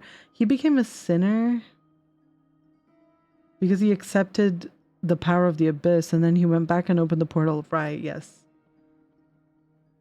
So we don't know what kind of portal it is, though. Like, is it the moon gate? But then where did they go? The knowledge I want is why the camera is clearly an old invention. Everyone acts like Fontaine just recently invented it. Listen, that's a whole other thing. I wouldn't know, or maybe I would know, but I can't tell. Oh, really? Okay, let me continue. Anyway, so Celinda's never had a chance to share what she found there. Neither did Rerir, who followed her in. That's why he's so obsessed with the moon. A tragic tale, to be sure. But it does not excuse his many transgressions. Maybe he thinks that if he can somehow get his hands on the moon, he can somehow find Celinda's, which is a little stupid, but sure, no go matter on. how much Rerir suffered in the past, the fact remains that he is what we know today as the Wild Hunt, wreaking havoc upon innocent lives in Nod Krai. Damn, he is the Wild Hunt. That's insane. He is a whole segment of abyssal destruction in a whole location. Like, that's a big bad boy. That's a big bad one. He's a big bad boy. Yeah, tonight he's trying to steal the moon. He's basically Gru. He becomes more dangerous with each passing Damn. day. Can't believe we're fighting Gru. It is simply a matter of time before all of Tevat suffers the consequences. This is a threat that the Knights of Favonius cannot ignore. I think it's interesting. Well, I don't know. What I'm curious about is, of all the people, of all the lands, of all the nations, why Varka and the Knights of Favonius are here? Is it just the connection? Like, what? I want to know more about the connection. I want to know what brought you here. Who told you to come here? It has to be the Hexen Circle. Because, oh, okay. Because continue playing the game. Got it. Suspicious. Very suspicious. Very suspicious. A question for Miss Columbina. Forgive me if this is presumptuous, but have you ever seen the spatial gateway that appeared in Rerir's memory? Have you ever seen the spatial gateway that appeared in Rerir's memory? Never. But I have heard A stories moon of something gate. called the Moon Gate, and this seems to fit the description. Okay, continue. Miss Lauma, any thoughts on this? What is a moon In the gate? lore of the Frost Moon Scions, the moon is believed to hold many A secrets. gateway to the Some unknown. sources speak of ancient knowledge. Okay. Others of a gateway to the unknown. The term Moon Gate is one I have heard before. But as is the case with all of our legends, there are no records of any first-hand witnesses. We Wait. cannot know whether it truly exists. And there's also those puzzles scattered around Hisi Island. The one where it's like literally looks like a gate. And then you're doing the puzzle.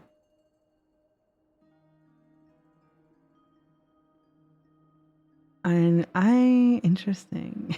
I think you're fine, Em. I mean, they literally said it to me 2 seconds after. And regardless, I had no idea what you were talking about when you said it. So I was like, what? Yeah, Moongate, Thought you were just saying random words, honestly. They were just like, you know, moons have gates. Honestly, you could have been like, yeah, it's those doors on Hisi Island with the puzzles. I would have been like, yeah, that's a moon gate. You know, moons. Yeah, and their gates. Continue.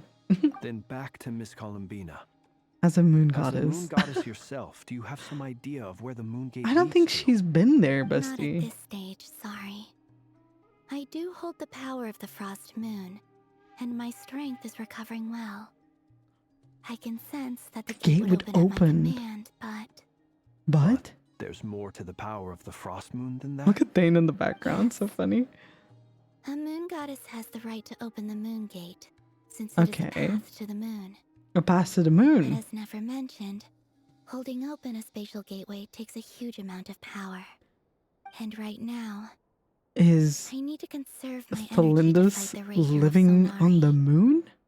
I'm afraid this is one mystery we may have to leave unsolved for River, now. what are you doing, agree. bestie? Better to save your strength. But if you'll humor me for a moment, I have a bold conjecture of my own. I also regarding the thought I'd world never beyond see the gateway. Dainsleif in an I Archon highly Quest. suspect that neither Tholindis nor Rerir made it through unscathed. Oh, This is the wait. fact that the Racher of Solnari exists in the form of countless fragments. Oh my god, Flynn's, you smart cookie. that would make so much sense. If they try to go through the gate, but they were unaccepted in the sense of like they're not moon goddesses, and it like kicked them out. It was like, virus detected. What if it shredded them up and just scattered them throughout Nod Krai, or above what would be, I guess, parts of Shasnaya also, I'm assuming wherever the Wild Hunt is. But then where would Felindus be? Would Felindus just be like shredded over Nod Krai somewhere? That sounds horrific, actually. That sounds horrific, Flins. Flins, that sounds gross. With the abyssal power he wields, That no sounds ordinary awful. foe can touch him, let alone tear him to shreds. And yet, the Wild Hunt proliferates wherever his scattered fragments lie, drawing hordes of monsters to many different locations across the land. So your theory is that Rerir was physically torn to shreds by some powerful force? Right. Yeah. Why the Wild Hunt is a distributed phenomenon, rather than a unified one? Right, yeah. Makes sense to That me. makes sense. Explains why the Wild It's Hunt kind of is so like pervasive, and why he's been trying to piece he himself back together. turned into lots of whole to little begin annoying with, and bugs. he wants to be whole again. Without the power of the Abyss on his side, Hmm. he almost certainly would have perished the moment he was So torn the apart. Abyss kept him alive. But the Abyss, much like a curse, Okay. has kept him alive. Or I kept could not parts of his agree body more. alive. The power of the Abyss is most surely a curse. Are you saying that It from is a experience, my compelling love? explanation, and one that accords with my present understanding of Abyss creatures. Poor guy. Whether the life form in question is primitive or advanced, if a curse has extended its lifespan unnaturally, it will continue to survive in spite of everything. Wait, and Albedo is saying this because this is literally what happened to original Durin in Dragonspine. That's why he's saying this, and he looks so like sad. He's saying that because that's literally how Durin's heart was still beating in the mountain of Dragonspine. It was an extended, he was like literally unnaturally extended lifespan. Also, I had to pause because of what Lelo said. The idea of what you just said sounds horrendous. Have you guys ever seen those spiders, which are actually tiny, tiny, tiny spiders, and they get all together and you're like, what is that black blob? And then you like touch it or whatever, and it's just disperses. Oh my God, that is horrific. Thank you. That is the most disgusting thing I had the misfortune of thinking of. That is basically Rerir. Rerir is a million spiders and trench coat, and you guys are into that. I just thought you guys should know. Only gay people have a chance in Teyvat, but you might be doomed. This is what happens if you're straight, chat. Yeah, this has been your warning, guys. Why would you put that thought in my head? Thank Lelo. Thank you, Lelo, for that thought. Anyway, back to Albedo. This raises some interesting questions. I will run some experiments and see if there is any validity to my suspicions. Yes. That being said, regardless of whether my research bears fruit, I would like to thank Miss Nefer I for bet. conducting such a thorough investigation. Already, it has greatly enriched my understanding of the entity we face. My pleasure, Mr. Albedo. I too hope that the information I have shared today proves useful as we look to formulate the next stage of our plan. Hey! What is it, Dainsleif? You look really upset. He's always upset. When is he not upset? When I think of the man I once knew as Rerir, I struggle to understand why things had to turn out like I guess he doesn't know about the fact that they had You voices in used their to be heads. friends, didn't you? Well, maybe now he does, but I still. don't know if these words will bring any comfort, but my heart goes out to you. Mine too. Oh. We can never know all the hows and whys of the way things are. The moon and stars are full of untold secrets and lies, and the skies are host to many more mysteries than these alone. Yet, none of that can begin to compare with the complexity of human life. Those are the first comforting words I've heard in a long Aw. time. Look at Dainsleif making friends. I'm so proud of you, Dane. I think this is a good place to end today's meeting. I'm sure Nefer Down. needs some time to Lauma's like, recover. anyway, everybody She's out. been through Nefer an needs awful to lot today. rest. That's I know what very you thoughtful are. of you, Lauma. I know what you are. Sounds good to me. I know what you are. Take some time to rest and digest before we reconvene to nail down a plan. Okay. Nailed down. What a choice of word. Back at the hotel, you sit with Paimon for a while and discuss what lies ahead. Wow, I definitely know what happened between Lauma and Nefer after this part, huh? Conversation. Guys, we all know what's happening right now, right? Between Lauma and Nefer after that very scary event that they shared.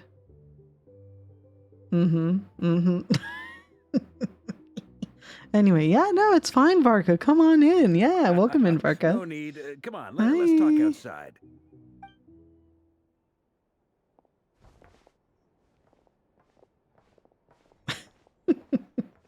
That's so funny. Anyway, hi, Varka. Nefer went back to the Curatorium to get some rest. But before she left, she shared some things with me that I thought you should be aware of. Firstly, although she managed to trap the Racher of Solnari inside her chess set, there's no guarantee that the power of the Ibis King is any match for one of the 5 sinners. Their powers are beyond our comprehension. It's only a matter of time before he finds a way to break out. We have to come up with a plan and take care of him before that happens. Honestly, my mom figured that might be the case. So, how long have we got? Probably not long. Well, I asked her that same question. She talked for a long time, but for the most part, it seemed like she was trying to convince me how precious her chess set is. What a long and storied history it has. It felt like some kind of sales pitch, you know? The kind where you end up handing over Mora against your will. Anyway, after all that, she finally answered the question. 2 days, at most. 2 days? Holy moly! Holy moly! I don't know how long you thought it was going to be, Paimon. I'm surprised it's even 2 days. Dainsleif is obviously conflicted about this whole thing. But given how little time we have, there's no way we can pull this off without his help. Varka and Dainsleif together is crazy. Do you think maybe you could talk to him for us? We'll beg on our hands and knees, but honestly, Dainsleif is as fickle as they come, and he could leave at a drop of a hat. I'll see what I can do, Varka, but I promise you nothing, bestie. I love how they all say Rerir of Solnari differently. I don't know how you pronounce it. I'm guessing it's Rerir of Solnari, right? I don't know how else you could say it, though. Well, I'm sure someone somewhere pronounces it right. I don't know who, how. I'll just follow whatever they say. Great. I appreciate it. I appreciate you, Varka. On to item 3. So, Albedo, Durin, and I put our heads together and came up with a plan. Oh, what is it? Can't promise it's gonna work yet. Tell me. But Tell at me. least it's a start. We figured we'd bounce the idea off you first. Go on. We'll explore it further once everyone's recovered. Ask away, darling. Paimon's dying to hear this. All right. So, here's what we're thinking.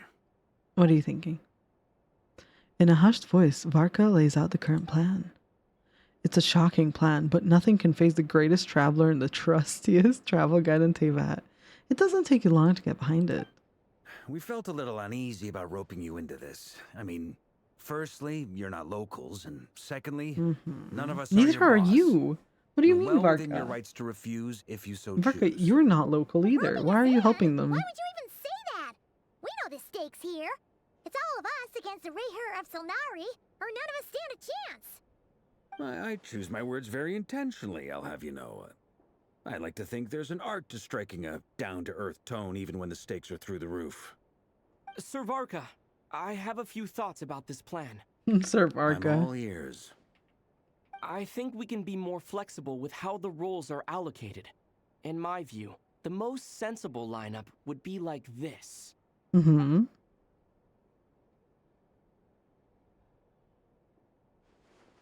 I see your point, yeah. But if that's how we're going to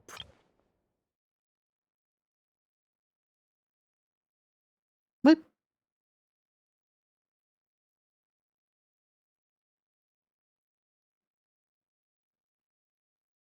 Okay, continue. He says some weird stuff. I see your point, yeah. But if that's how we're going to approach this, you'd better make sure you're ready. Okay, I'm ready. To be clear, I don't doubt your abilities. Far from it. I just want to make sure.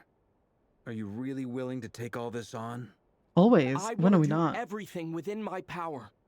The Racher of Solnari is a truly fearsome opponent, and if I do my part, it'll greatly reduce Your the risk part? for everyone else involved. What does that mean? Well, that tracks with what I've heard. Jean's mentioned in her letters that you're so diligent it's almost Diligent? abnormal. Abnormal? Most What? people weigh up the risks and rewards in situations like this. But you seem to just march towards danger without a moment's hesitation. Me? Nuh-uh. Of course, everyone appreciates a fearless pioneer. But all that aside, I'm the Grand Master of the Knights of Favonius, and you're our honorary knight. I want to make sure your courage doesn't come at the expense of your safety. Thank you, Sir Varka. I should be the one thanking you. It means a lot to have you on board. I'll give some serious thought to your suggestions. Varka gives a very knightly bow and says he'll see you at the hotel again later. He has arranged for everyone to meet and finalize the plan of action. I just want to say, there was a crisis happening in Mondstadt. And Varka was out here galloping around with Flynn's. Is that what was going on this entire time? We were saving your whole location from a crap. Wait, I know what it is. I know what happened. You know what? He was told by Venti, "Hey, pal, don't worry. Don't bother coming over. I got this. It's my dragon buddy. Yeah, it's all good. Don't worry. Yeah, do your thing." Yeah. I guess maybe he knew that Venti was present, right? Because I'm pretty sure he knows Venti as Barbados, right? We know that. So I guess that's probably why, when you think about it like that.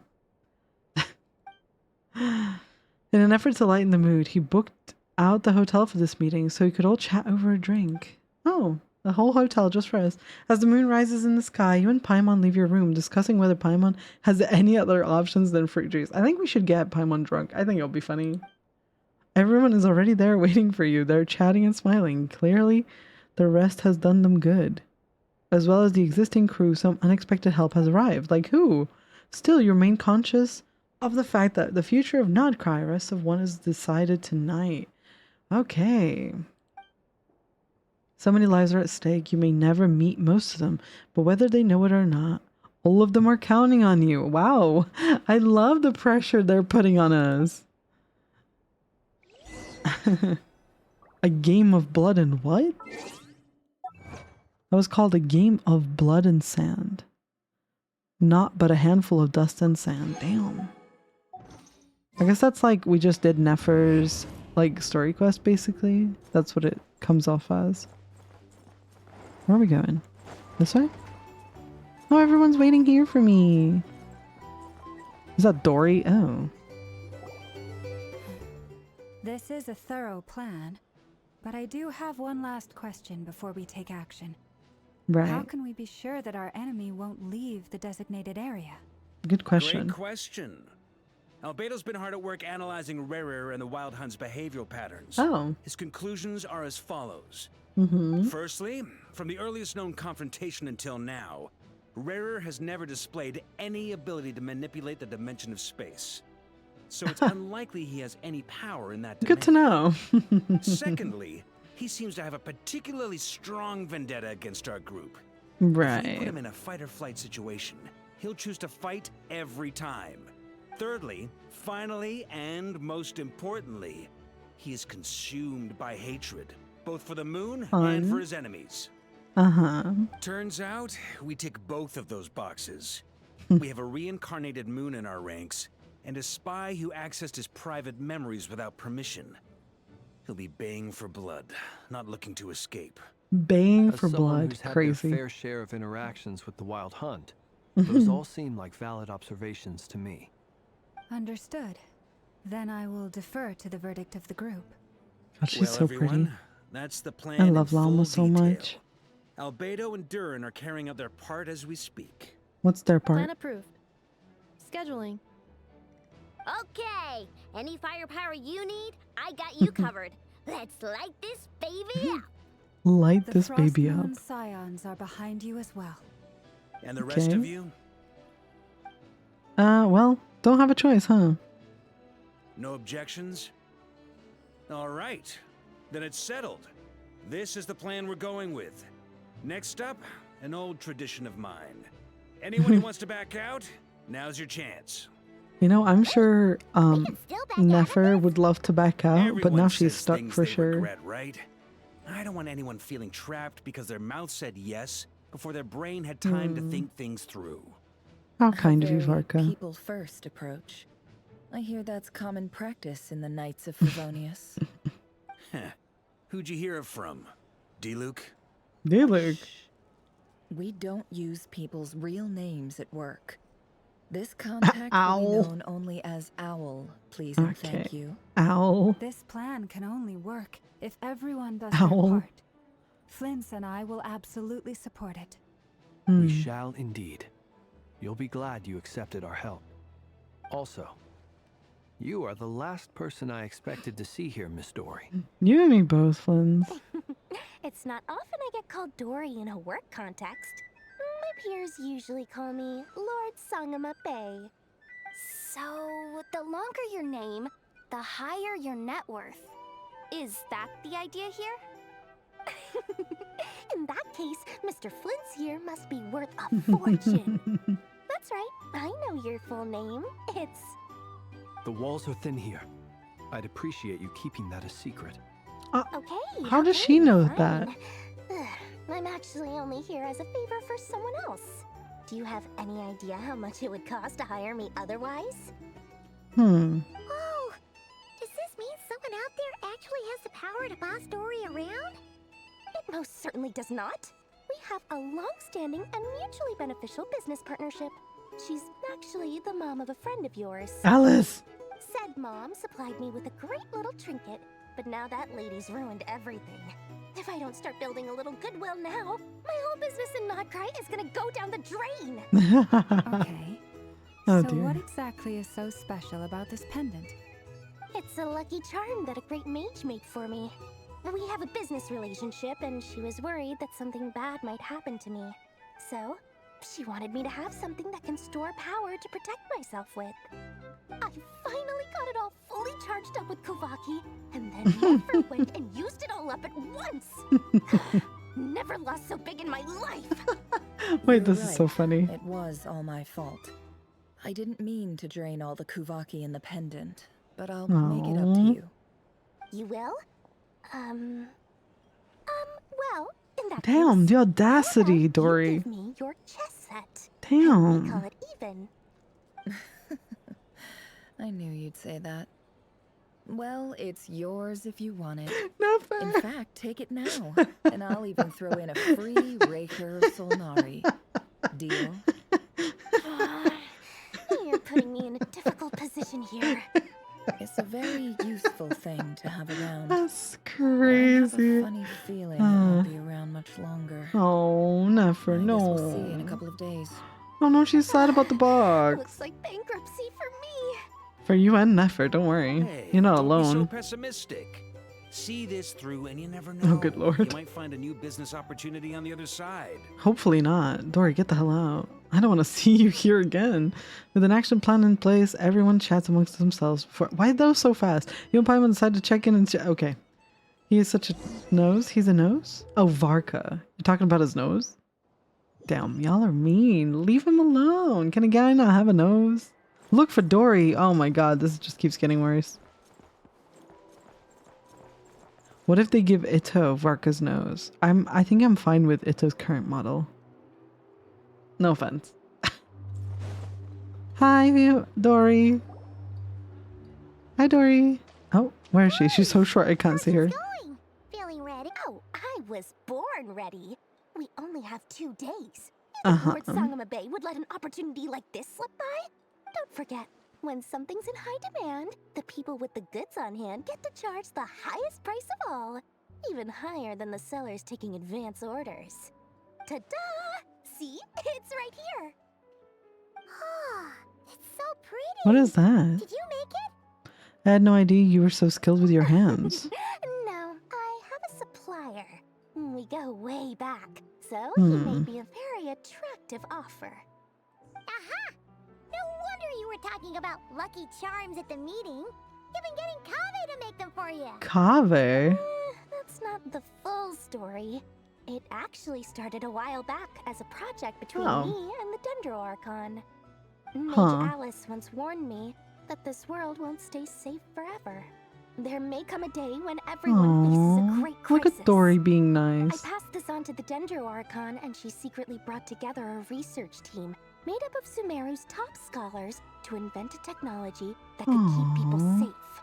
I won't go into the details because it's all very complicated, but if you want to know more, you can ask the Dendro Archon about it sometime. Anyway, point being, it was the Dendro Archon who asked Kave to build this little contraption. As one of the top Kashara War talents, he was the obvious choice. Nahida Took asked. him long enough. He stressed over it for ages. He must have gone through at least a dozen designs before producing a final product.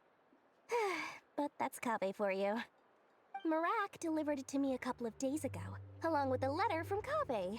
Could I ask why I'm sending this technology to you? And what's your proposed use case? Has it been approved by the relevant authorities? So nosy. So nosy. My fault for sending him the research permit to begin with. Surely Nahida must have told him you were involved in this project. He was probably just nervous because you're always so secretive about your business. Could be, could be. Anyway, I just replied, let's hope there never has to be a use case, because it would involve grave danger. Fair enough. But it sounds like he was just being cautious. He probably felt responsible as the one who made it. Or maybe he was asking as a favor for his housemate. What? He's done that before. Not sure why, though. His housemate doesn't seem to really care that much about this kind of stuff. His housemate? All's well that ends well. Do you not know his name? Why are you calling him his housemate? I wouldn't want to Housemate? given the potential dangers that lie ahead. That is such a weird thing to say. Huh? What does that look mean? Paimon's just super surprised. This must be the first time we've ever seen you actually get serious about something. This is not the Lord Sangamabe we're used to. Something so weird about housemate. It's still bothering me. I promised that I was gonna live every day of my life with a big beaming smile. Obviously, Mora plays a big part in that. But Damn, Dory, what's going there are on? always gonna be times in life when you have to give something back. That could mean paying back a debt, returning a favor, or showing some kindness. Right. Alice has been a huge help to me over the years. Alice! She was the first investor I ever had. Aww. I want my investors to know that Lord Sangamabe is the best in the business.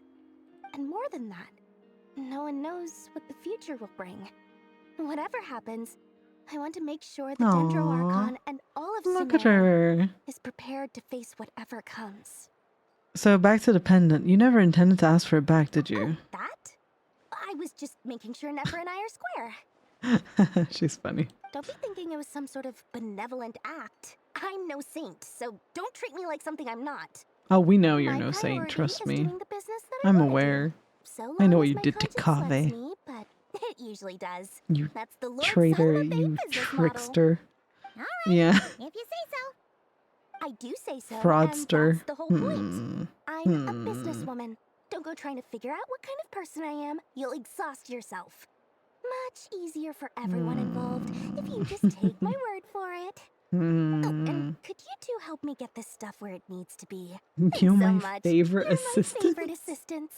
Okay, buddy. Favorite assistant. Ooh, we're going to Hasty Island. Oh, you can't see it because I'm in front of it, but there was a really cute doodle in the corner where it was loading. It was so sweet. Of Durin and Albedo. It was so cute. Kevin doesn't want anyone to know that he's living with I'll hate them. No, I know that, but like it's so funny that Dory said it like that. I thought that was really funny. Hi Durin, hi Albedo.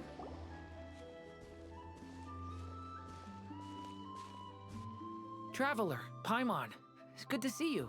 Hi Durin. Everything going smoothly over here? I wonder if we're gonna get a lot more Sort of. Durin in the next As you're quest. probably aware, Varka, Durin, and I captured some abyssal creatures from the Wild Hunt. Uh-huh. Per the plan, we dissected and analyzed some samples of these creatures. Oh. The process went very smoothly. The findings, however, come with some troubling implications. What does that mean? You can actually dissect the Wild Hunt? That depends on your definition of Wild Hunt and dissection. Right. Harmless, lifeless. These words are accurate descriptions. The Wild Hunt is an interesting phenomenon. In and of itself, it doesn't seem to possess anything akin to a human personality. But taken as a collective, the medium through which the Wild Hunt is summoned does appear to have a soul. Master griped a lot about the wise Horoptatyr, and seemed somewhat fascinated with the Faust Elegy. But she barely mentioned Rerir at all. She griped a lot about the wise Horoptatyr, and somewhat fascinated with the Faust Elegy. So fascinated with Skirk's master, griped means like angry, annoyed, bothered by the wise Horoptatyr, but didn't mention Rerir. Okay, because I think Rerir was kind of like the outsider of the group in that sense, right? Like he was good at what he did, which was murder, which I don't think the other sinners were particularly in that field. I don't think that was because of his lower social standing, though. Anyway, it's a pity. I should like to hear her thoughts on the nature of the life form he has become today. It's a strange mix. The furious energy of an abyssal being channeled through a fractured physical existence. A consequence of being torn apart by an unknown power. Perhaps the only explanation for his survival in this state is that he sacrificed a degree of individuality in exchange for a continued existence. Individuality. So he sacrificed himself. Oh, sorry. Once I get talking about interesting research, I have a tendency to go on indefinitely. Back to our research findings. Essentially, they confirm my hypothesis. Rerir's corpse is completely contaminated by the abyss. And You just called him a effects corpse? are irreversible.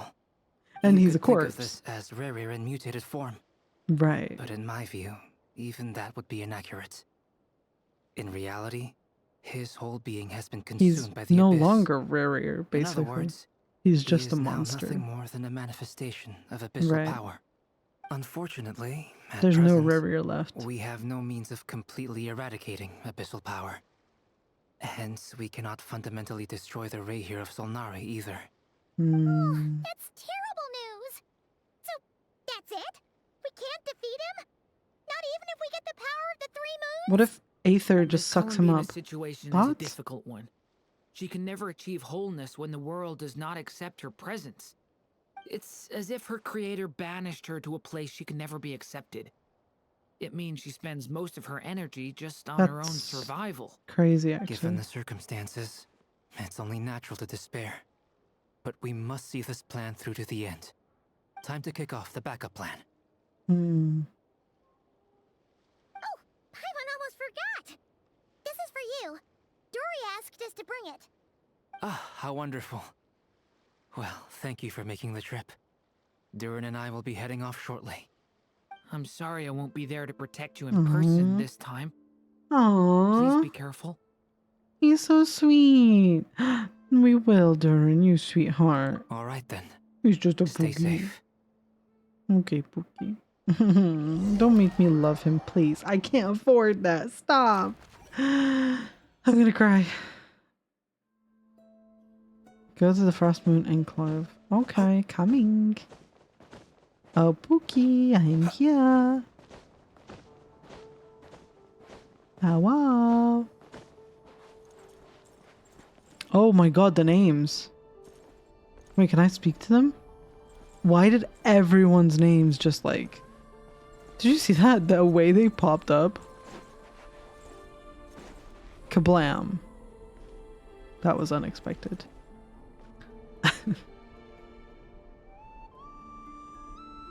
Miss Lauma, is everyone here? Yes. The fate of my flock is in your hands, Grandmaster Varka. Please keep them safe. My lady, what are you saying? Within the next 24 hours, we will face the biggest crisis the world has ever seen. This is not a burden that we deserve to bear. But I believe that we reap what we sow. Why is there a in this pirate life. here? So I intend to act. I must do what I think is right. Which is? For me, that means fighting for the future of Nod Krai.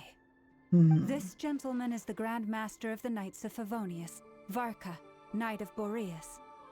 In my absence, please follow his lead. Hey, everyone. Wow, he really does have a nose. Guess I should introduce myself. I think well, it suits to him, start though. With, I You know know? my way around a battlefield.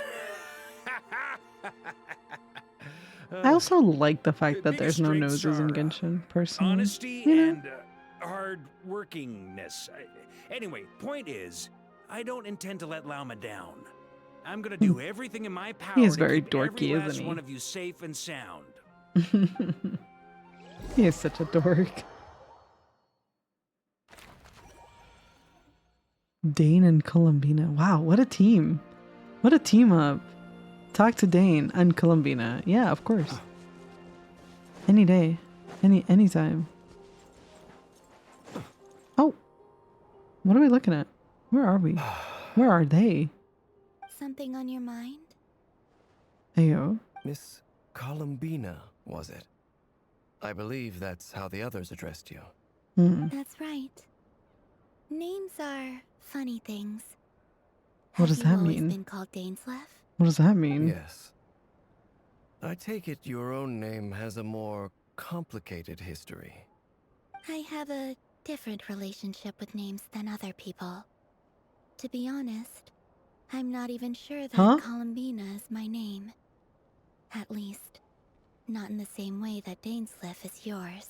But it's what everyone calls me, and I go along with it. A lot of my life has been that way. I get so used to things that I forget to question why they are so. Right. I never used to think much about where names come from, or what they mean to people. Maybe something's wrong with me. Nothing could be wrong with you, Different Pookie from other Bear. people. I sensed it the first time we met. You're more perceptive than most. I'm sure your long life and rich range of experience explains that. Do you ever find yourself missing Conria, Mr. Dainsleif? Difficult to answer. I have dreamed of the past many, many times. Sometimes I'm fighting tooth and nail. Other times I'm lying on the ground, defeated. I don't recall any happy moments from that time. They are trauma It's bonding. been too long. Is That's that crazy. because hatred survives longer than love and affection? Oh. That would not be for me to say. I make no excuses for the grudges I bear. But whatever the reason, I remember little that was beautiful or sentimental. Thank you for your help with the Rerir situation. Without your efforts, I never could have learned the hidden truth of his story. So he didn't You're know welcome. about it. I know he's your friend. Friend? He betrayed me. And I never really understood what he was going through in life. Some friendship, that is. Okay. So, do you plan to fight him with us? Help You me, see, Dean. You're torn. Now you know what really happened.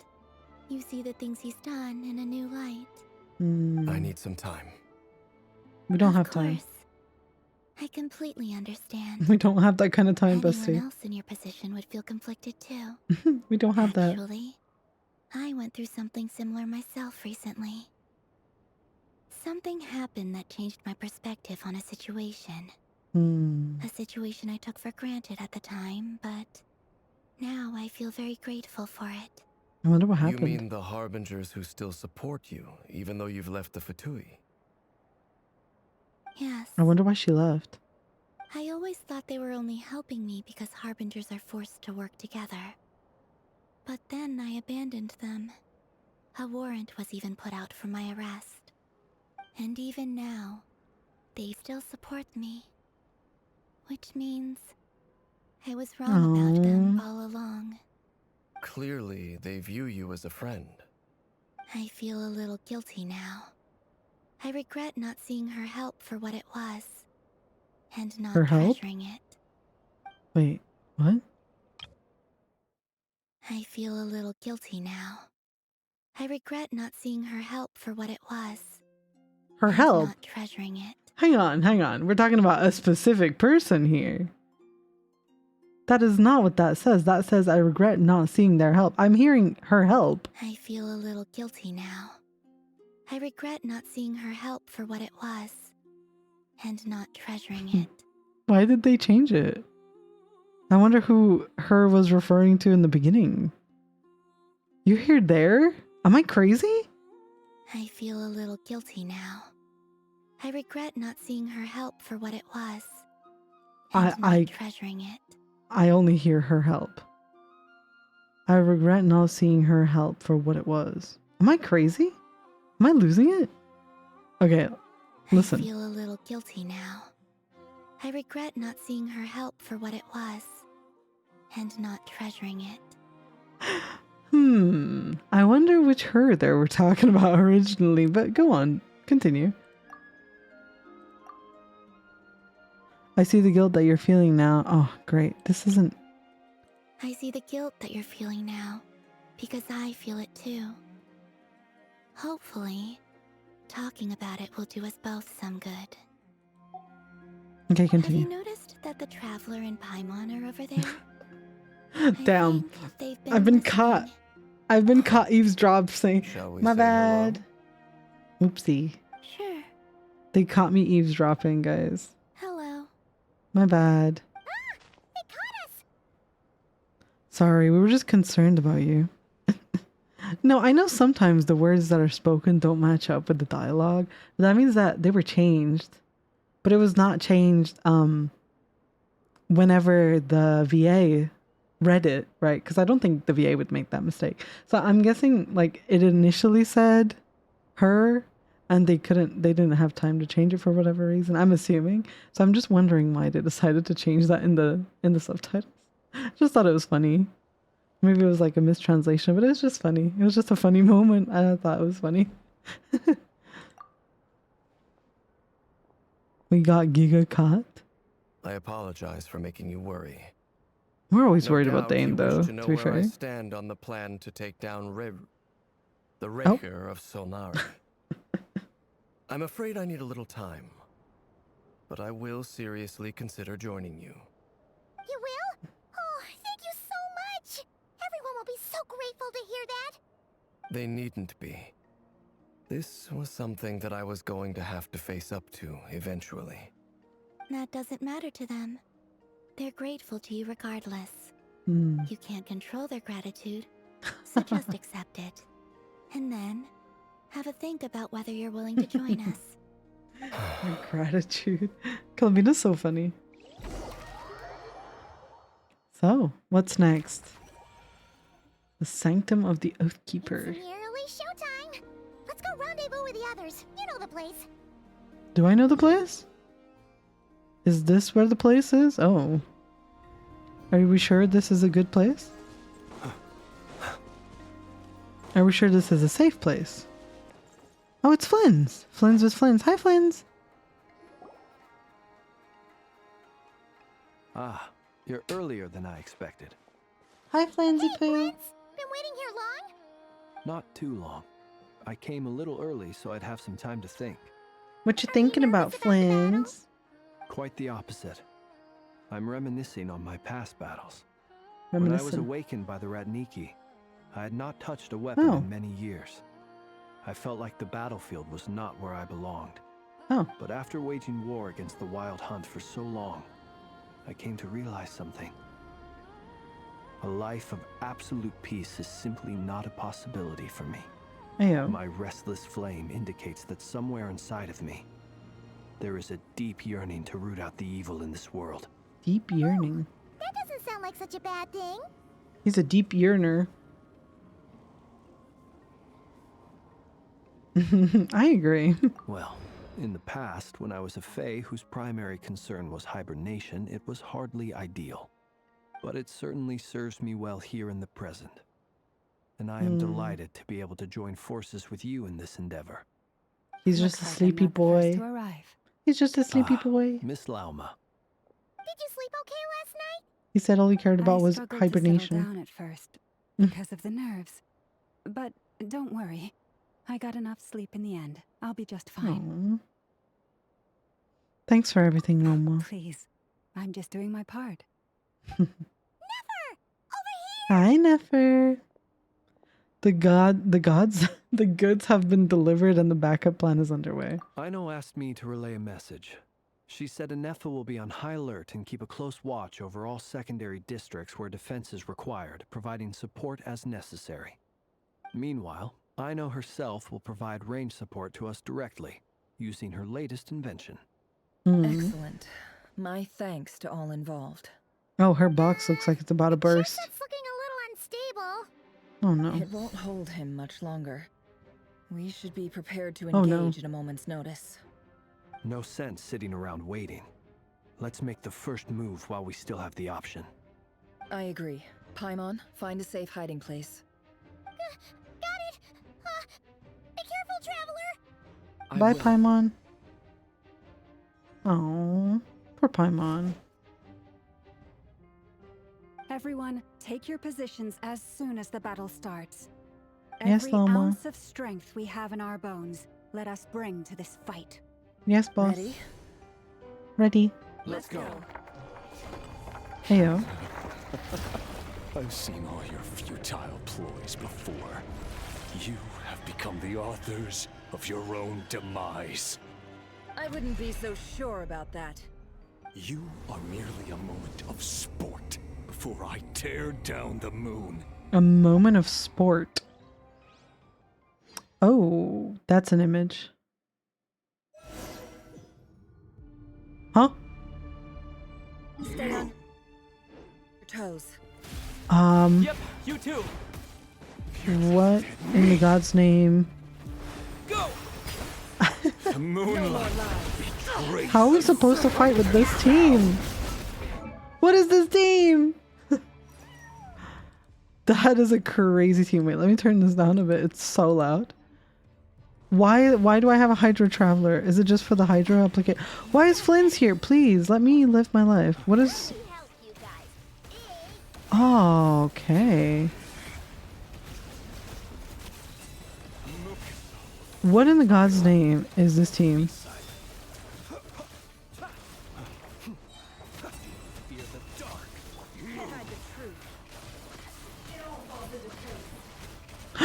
No, don't hurt my Nefer. What a team. Stop! Why the Hydra Traveler? Please! Why is there a Hydra Traveler in my party?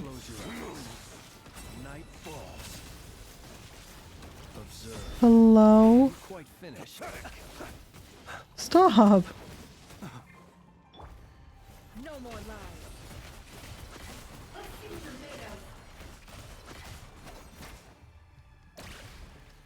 The moonlight betrays you. It all adds up. It all falls into place.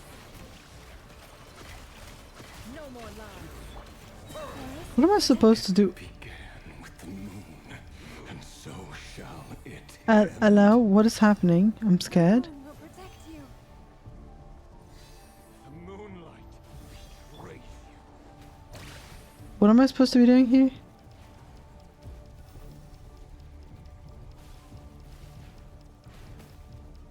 Follow Lauma's what? Over there? Is he... Am I supposed to be hitting the guy? Oh my god, what in the God's name is this?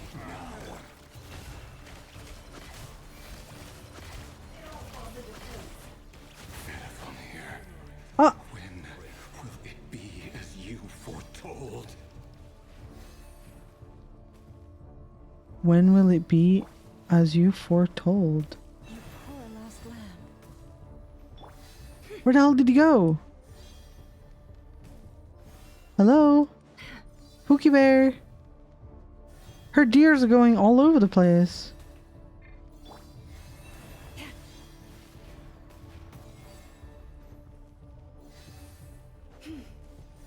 There's like so many deer.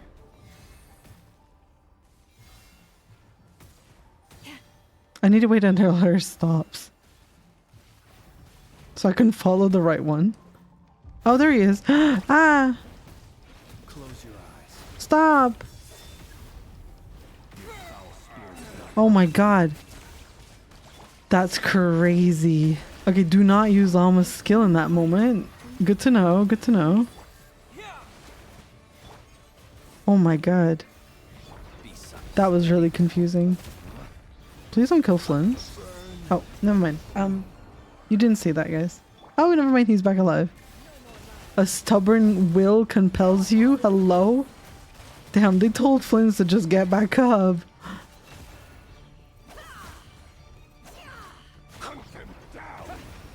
Help me! This is so funny.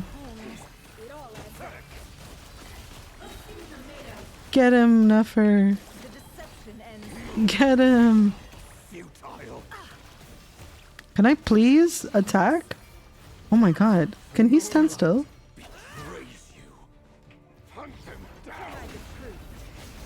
What is that? Attack. He's scary. I don't like this.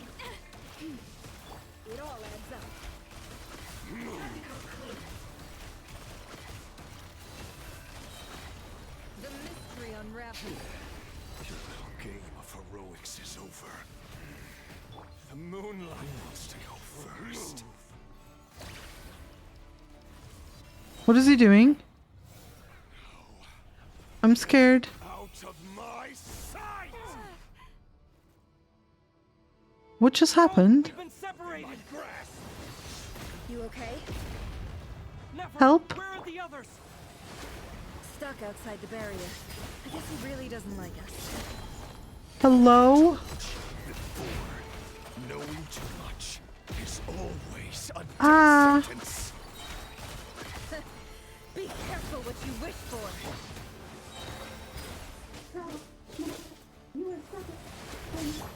Lauma, can you hear me? Silence.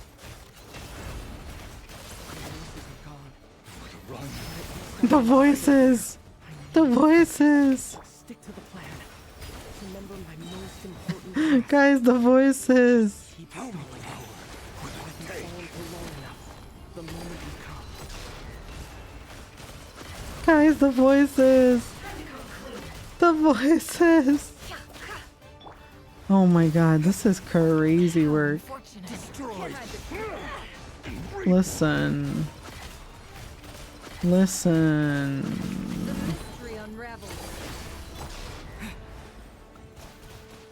What the hell am I supposed to do with this? Finger him to death? Hello? Hydra Traveler, what a joke, bro. What joke? Is this why they call it Nod Krai? Clearly. Oh my god, why do they want me to point at him and kill him with pointing? Am I supposed to point at him till he dies? That thing doesn't even hit him! Can it at least bounce off the barrier and like bounce back at him? For the love of Christ. Where the hell did he go? Oh, this guy left. What is that? Absorb Kuvaki to form a shield. Ow. And what happens if you don't absorb a shield? What do you mean I've got this? What am I supposed to do? Point at the sky? What?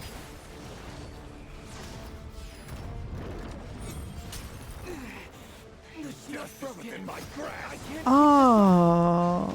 Don't push your luck. Aether, that's pathetic. Aether, that is pathetic.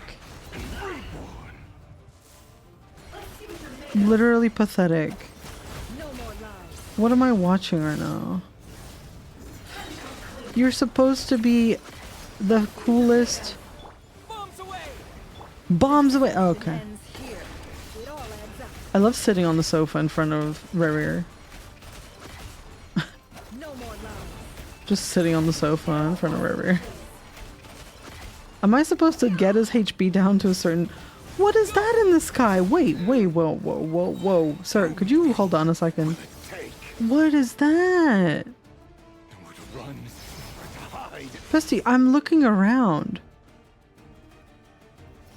Nefer's aura farming in front of Rerir? For real. What is this fight? Wipe out. I wish you were wiping someone out. Being the Hydro Traveler here, literally diabolical.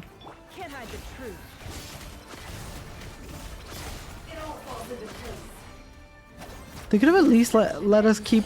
I know. Skill. Oh my god. You know what, Nefer, you don't deserve to take damage here. Let me switch. It doesn't let me switch characters. Guys, it doesn't let me switch. I want to switch. Let me switch. I don't want Nefer to take damage. Hello, where's the Kuvaki? Q? What does Q do? Hello? What's happening? Hello? What did you just do to Nefer? My good sir? The only way to defeat Rerir is to borrow his own power. That means Columbina will have to disappear while you two bear the brunt of his attacks. What? You have to hold on. Find a way to keep him focused on killing the two of you. Right. What does that mean? Nefer, your eyes are bleeding. Nefer, no. Soon you will be powerless to resist. Oh no. Then I will reduce you to dust. What did you do to Nefer? That dust will plague your memories. Come on, keep holding on. What did he do to Nefer's eyes? Let's see them. As entertaining as they are, you've backed yourself into a corner. You don't fool me. I see your fear clear as day. I have to stoke his rage. Make him unleash everything. You fear what you could never defeat. You fear the thought of never being able to save your beloved. Nefer, You cannot win the fight against fate, Rerir. Is that what you think? Well, no. It's your turn to leave Nefer alone.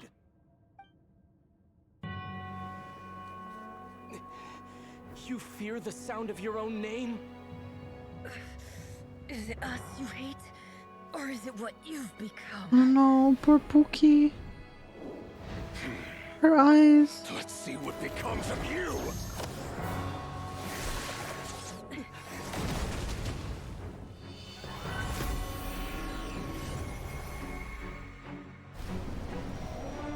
Oh.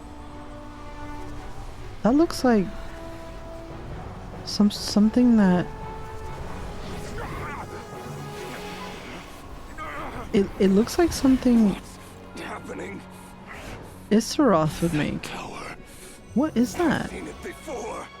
Oh. It's gold power. I see. His power is on another level. We'll need to use an alchemical array to convert his power into a usable form. Durin. Then quickly channel it into Columbina. I see. Rendering her powerful enough to compete with him. So they're channeling I can help. Rerir's power into Columbina. Into a confined space, it'll create a potential difference, allowing us to extract a huge amount of elemental energy. Next, I'll synchronize with everyone's minds using pyro, then give you temporary access to their abilities and fields of view. But it won't last long. Oh. Can you see? Oh. Well enough. Hello? So, we have a student of Gold Rhine Daughter in our midst. How about that? He does not seem happy about that. He does not seem happy about that. Oh, Nefer, no.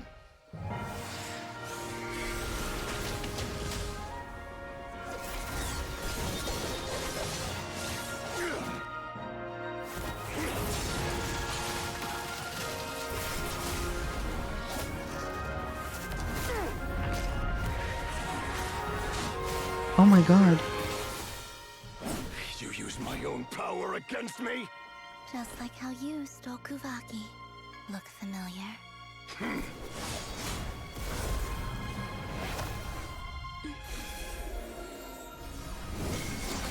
Columbina. What is that? Oh my god, what is that? You want to go? Bye. Shove him in there. Oh yeah, bye. See you, bestie. Don't you realize you don't have the power to hold that gate open? I don't, but someone else does.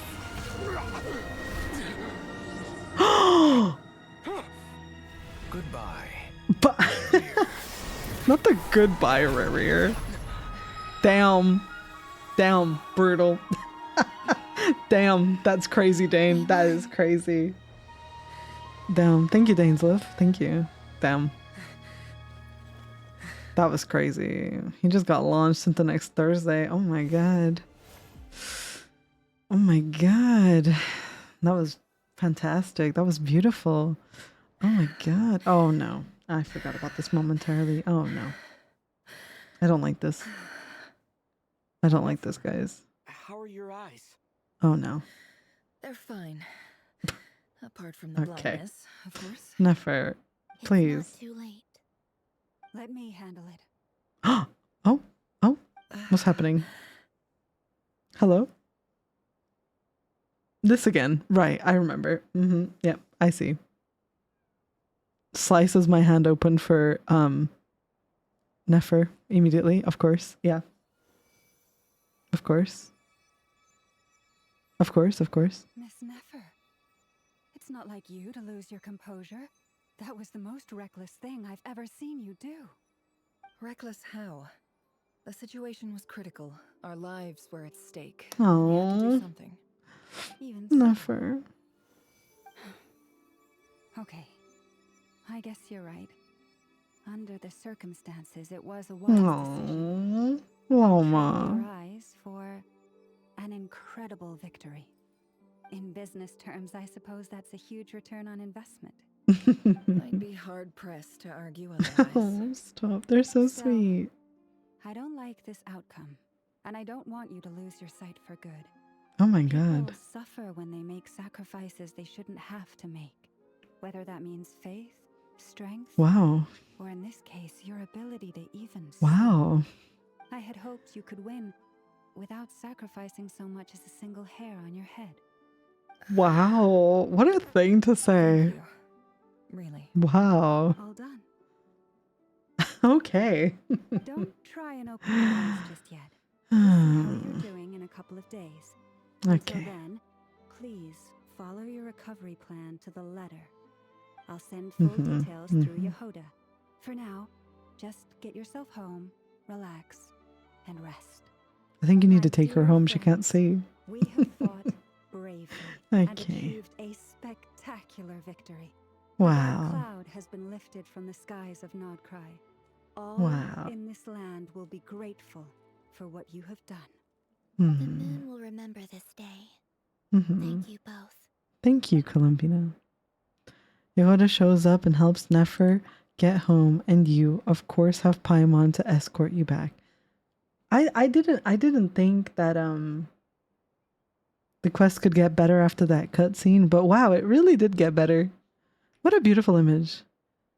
No offense, Aether, let me just cut you out. Look at this lovely image. And by this lovely image, I mean the left-hand side. Again, no offense to Pookie, Aether, and Paimon. It's just, you know. The left-hand side is just so beautiful. Oh my god.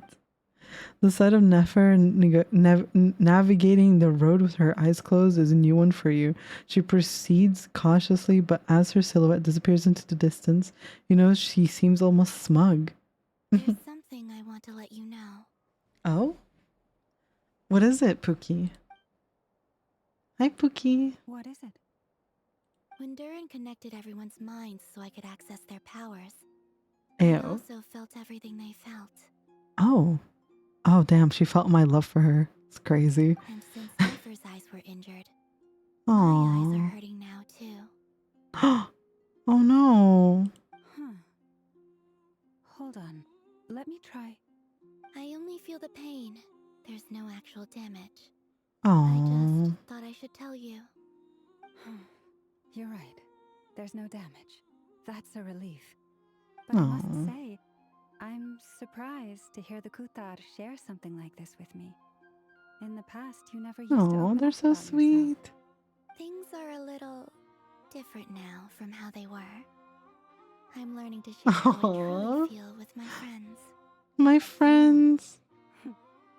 Lauma's like, oh my god, I'm your friend? Look at Lauma.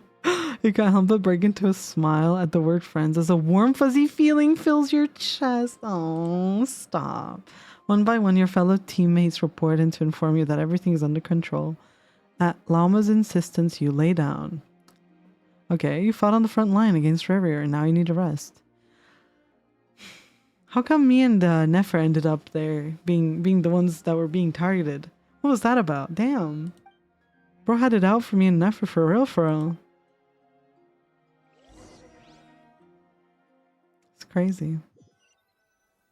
He had a vendetta against us. Oh.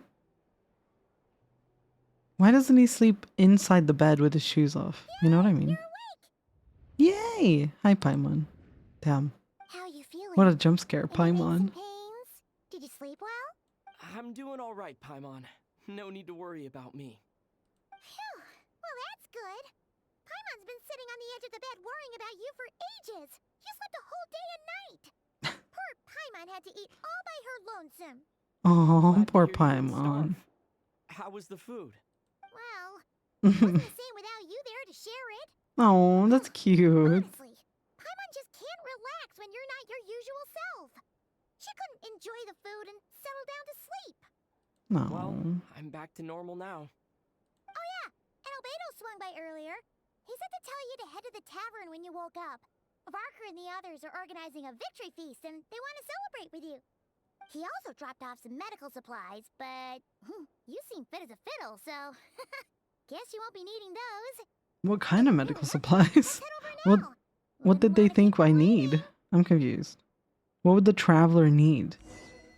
Bro's indestructible. Before the moons fell. Oh, that's a name. Defeat the Rerir of Solnari. I mean, did we defeat him? We just threw him in a portal. I'm sure he can come back at any point. I don't know about defeat. I mean, he seems very much alive. We might have gotten rid of him for a bit, right? But might be a little early to celebrate, fellas. Just saying. Not to be negative. But... Oh. Do-do-do-do. Do-do-do-do. Traveler and Paimon! Perfect timing! We were literally just saying how there's no way we're holding this victory feast without you any longer, and we would have postponed it till tomorrow.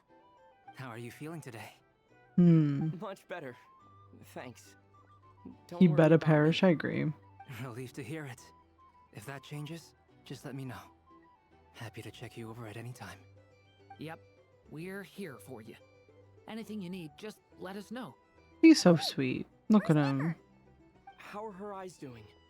Oh. Nefer's right over there. I'm sure she'd love to catch up with you.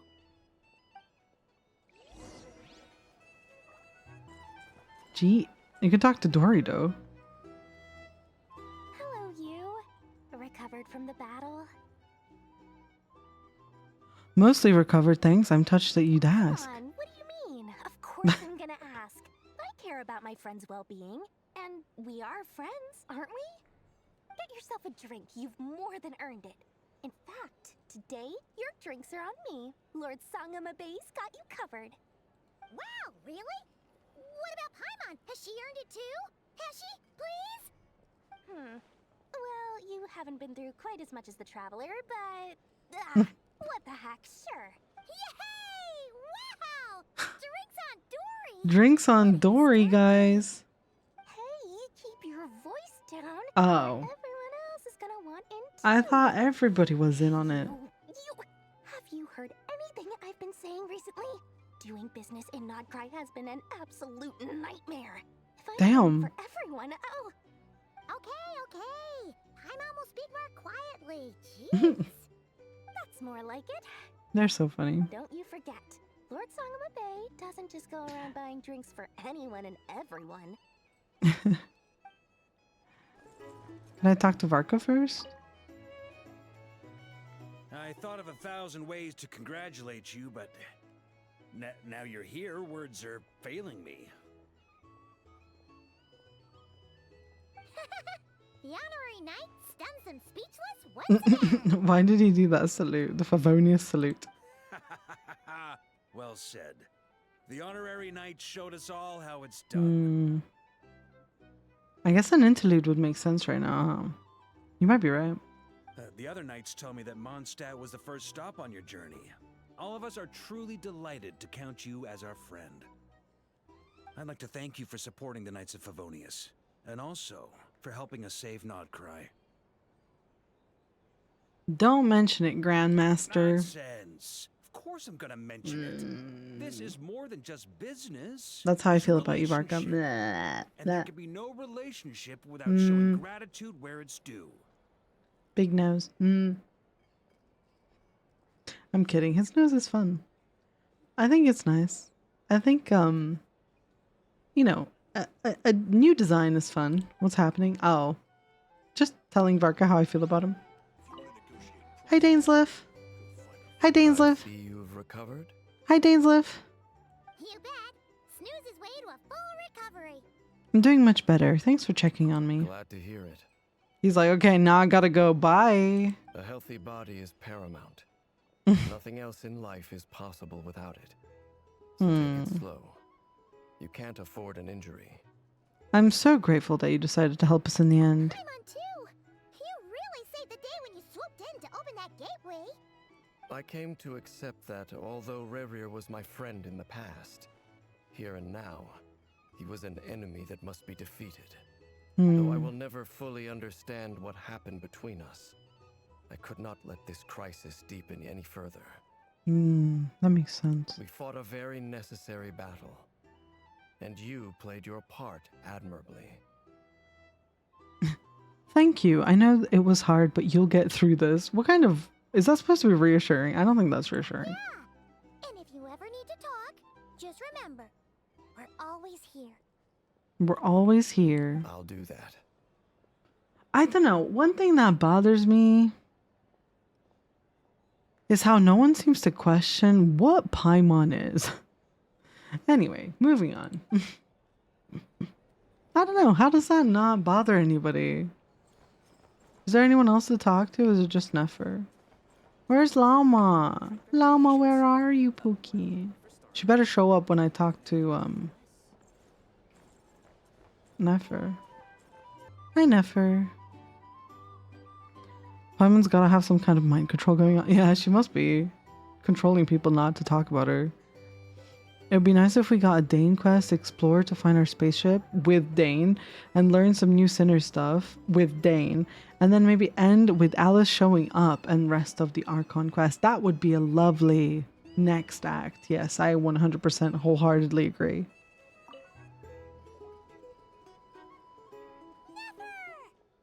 Hi, Pookie. Traveler, Paimon, are you recovering well? Much better, thanks to a good rest. You're looking well, too. Turns out that moon chanter has some real talent after all. My eyes were mostly recovered after just a couple days Aww. rest. I can actually open them again now. Aww. Look at her, so happy. She's so sweet. That moon chanter. What a way to deflect. Yeah, but you gotta be careful. Lauma says not to strain your eyes while they're still healing. That's so cute. Yes, thank you. I'm well aware. Yehoda, could I borrow you? There's Lauma. I could do with an extra pair of hands. Oh, hi Lauma. It's okay, she's looking over Nefer. It's okay. Oh, sure. Coming. Did you hear that? I gotta go help Lauma. She seems so excited. You guys chat among yourselves. She loves On Lauma. the way back. Paimon, you still like him sweet? Oh. You bet. Make it extra sweet, because Paimon's earned it. Sure thing. Oh. What's wrong, Nefer? What's on your mind, Pookie? The Racher of Solnari. Kind of a snake, don't you think? More of a wolf in my mind. I agree with that wolf statement for sure. No, definitely a snake. A poisonous one who spewed his venomous hatred I see. everywhere. I see where you're going with that. Okay, well, I guess if you put it like that, yeah. Anyone who seeks revenge out of hatred for other people has become a snake. That's something my dad used to say. I guess he didn't like seeing people go down the path of vengeance. Perhaps. I'm sure it sounds like a very wise and open-hearted perspective to your ears. But me? I think hatred is a perfectly justifiable emotion. Damn, Nefer's a hater. What else is left when everything you depended on in life gets stripped away? Something's gonna fuel that drive to keep on living. I like how they're showing us Yehoda and Lauma in the background. That's so cute. When I look at your life, I see a lot of things that you can depend on. If you're worried about me, you can nip that in the bud. I'm not someone who gets stuck in the past. Good, I'm glad. It's just... I suddenly feel like I was wrong to call my father a liar. He was just a fool. That's why the academia turned their back on him. And why the other tribes ganged up on him. Oh, Father. How much better things could have been if you were a skilled liar. Look at the Ibis King. Thoth is a fiendishly cunning liar. And yet, strangely, he feels more like a father to me than my real dad ever was. Are you talking about the cat? Are you talking about Ashru right now? He's never brought it up, but I'd bet he feels the same way. Hello? Do you talk to Ashru? What's going on? Why else would he give me the power to perceive the truth, while at the same time training me in the art of deception? Sadly, I've never heard the Ibis King's voice. What is he actually like? Well, King Deshret banished him to Aru, which is essentially a prison, and posed 3 questions to him. He promised that he'd have his freedom if he could find the answers.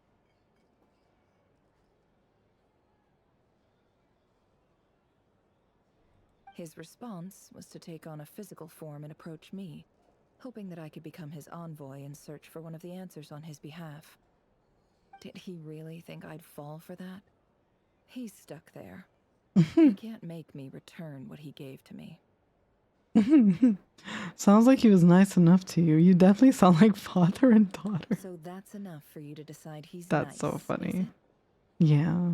He's also very cute. He's a prisoner, and he was scared. So he decided to perform some good deeds to win people's approval. Uh-huh. He lives in fear because he's a deceiver. How is Rerir any different? You can't work as a spy your whole life and expect a happy ending. It's preposterous. Yet I can't say I don't understand it. Liars live in the darkness of their own making. But it's still human nature to want to go on living. They say that a liar's soul is the most worthless thing in the world. Oh. What do you think? I'd agree with that or I'd disagree. I think I'd agree with that, sure. Yeah. If you understand that, Yeah. it means you're smart. And you see things objectively. Yeah, no, she's right. Definitely. 100%. If you ask me, the soul of a liar really is worth nothing. Because all they care about is themselves. For example, when something good falls into my lap, I don't go sharing the news around. stops other people trying to steal it from me.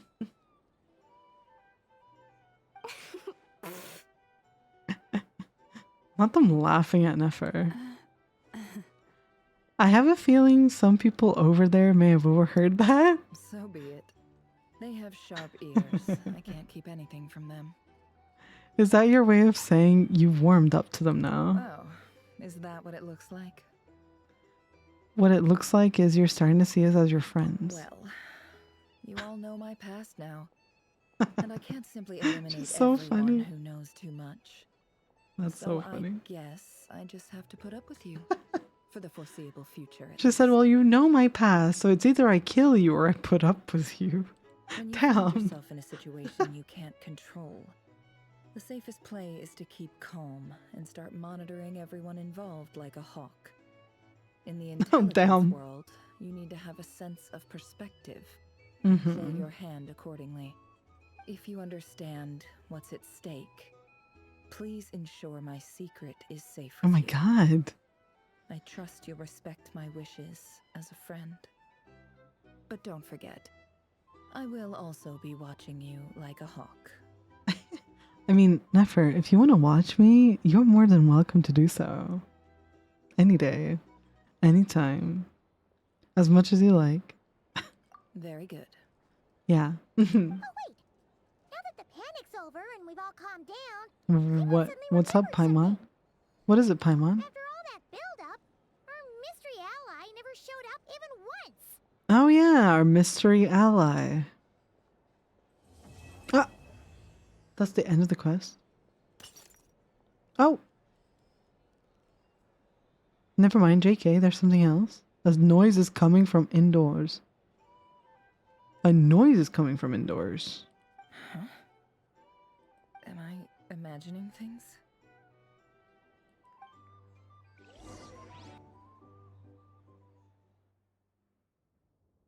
Why'd they make it look like the quest was over and then something happened? So, that close colleague who stayed behind with you? What's he Oh my been god, up to hi! recently? Close colleague. Who stayed behind with you? What's he been up to? That close colleague. Don't know, don't care. I get more normal human interaction from hanging out with Bosco too than Are you not talking about Dottore? I swear she's talking about Dottore here. Although, now you mention it, he hasn't bothered me in a while. I feel like I remember Sandrone mentioning something about Dottore and Bosco. Like, was that not a thing? Am I imagining that? If he's disappeared without a trace, it's the biggest gift It has to be about Dottore, right? But I somehow doubt that's what's going on. Damn! What? Damn, Arlecchino, you're talking about your colleagues like that? If he's disappeared without a trace, it's the biggest gift he ever gave to the world. Damn! But I somehow doubt that's what's going on. That's crazy. Arlecchino said, bye, don't come back, never come back, don't want to see you, don't know you, disappear. He won't lie low forever. Oh. So better stay on guard. Oh. Oh. Oh.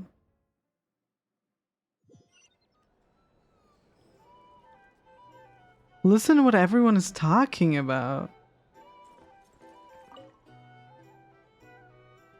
Willingly. Ah, Lord Sangama Bay. How lovely to see you. I must thank you for the device you provided. It was an enormous help. Would I be right in thinking that it was developed by the Academia? Why come and ask me when you clearly know already? I mostly came to thank you. That's more like it. A little gratitude goes a long way with Lord Sangama Bay. Play your cards right, and you might even stand a chance of becoming my long-term supplier. The chance to work with such a kind and charitable investor as yourself. Look at them, they're so funny. For the curatorium. Huh? Charitable? Who said anything about charity? First time hearing about it. Charitable. Let's see. The first plot of land you purchased in Nod Krai, your desert interests, and... Stop! What do you think you're doing? Exposing my investment history! Investment history. It's nothing to hide from. They're all perfectly legitimate investments. That's so funny. Some of the land you purchased was with the intent of building a sanctuary. Remember that? Yes, Yeah. I heard about that too. Ah, that's so funny. How did you... You're a curious case, Lord Sangamabe. You don't like people finding out about your good deeds, do you? But I'm afraid no matter how hard you try to keep things under wraps, where there's a will, there's a way. You did it for Sumeru, didn't you? It was empty land that was gonna go to waste otherwise. I figured if I built something there, it might at least get some use in an emergency. Disasters are capricious things. They strike without any warning. I've lost family to a disaster before. Oh, and I don't want to lose any friends or look business at partners her. if I can help it. Aww. My elder sister used to dream of finding a sanctuary. Somewhere with plenty of food, water, and medicine. Where everyone could live happy lives. It was something I looked into, but after discussing things with the Dendro Archon, I decided on a more effective strategy. Which was? The tech people handled the tech, and Moneybags provided the Mora. It just made the most sense. It's a pity that so few people know the truth about you. Everyone says that you view everything in terms of Mora, and all you care about is growing your own wealth. So, what's the problem with that? Everyone wants to be rich. It's human nature. So yes, I love Mora, and it's nothing to be ashamed of. Nothing to be ashamed of, guys. But surely you have dreams of your own beyond just making Mora. You don't get it, do you? My dream is to invest in other people's dreams. And, you know, make a nice little slice for myself along the way. Her dream is being a fraud, basically. Just thinking about it makes me happy. That sweet, sweet sound of Mora. Thank you. For the device? And the pendant. Oh, that. I was just returning a favor. Don't worry about it. Seems like we've both been away from home for a very long time. Yeah. So long that I barely remember what my family even looked like. That would be your mother, father, and sister? Yeah, though it's been years since my sister passed away. It's not like I want to forget them, obviously, but memory can be even more ruthless than the most calculating business person. Beyond a certain point, if something isn't helping you, it just gets rid of it. My sister can't help me now. Slowly but surely, her face is fading from my mind's eye. It's become a vague impression.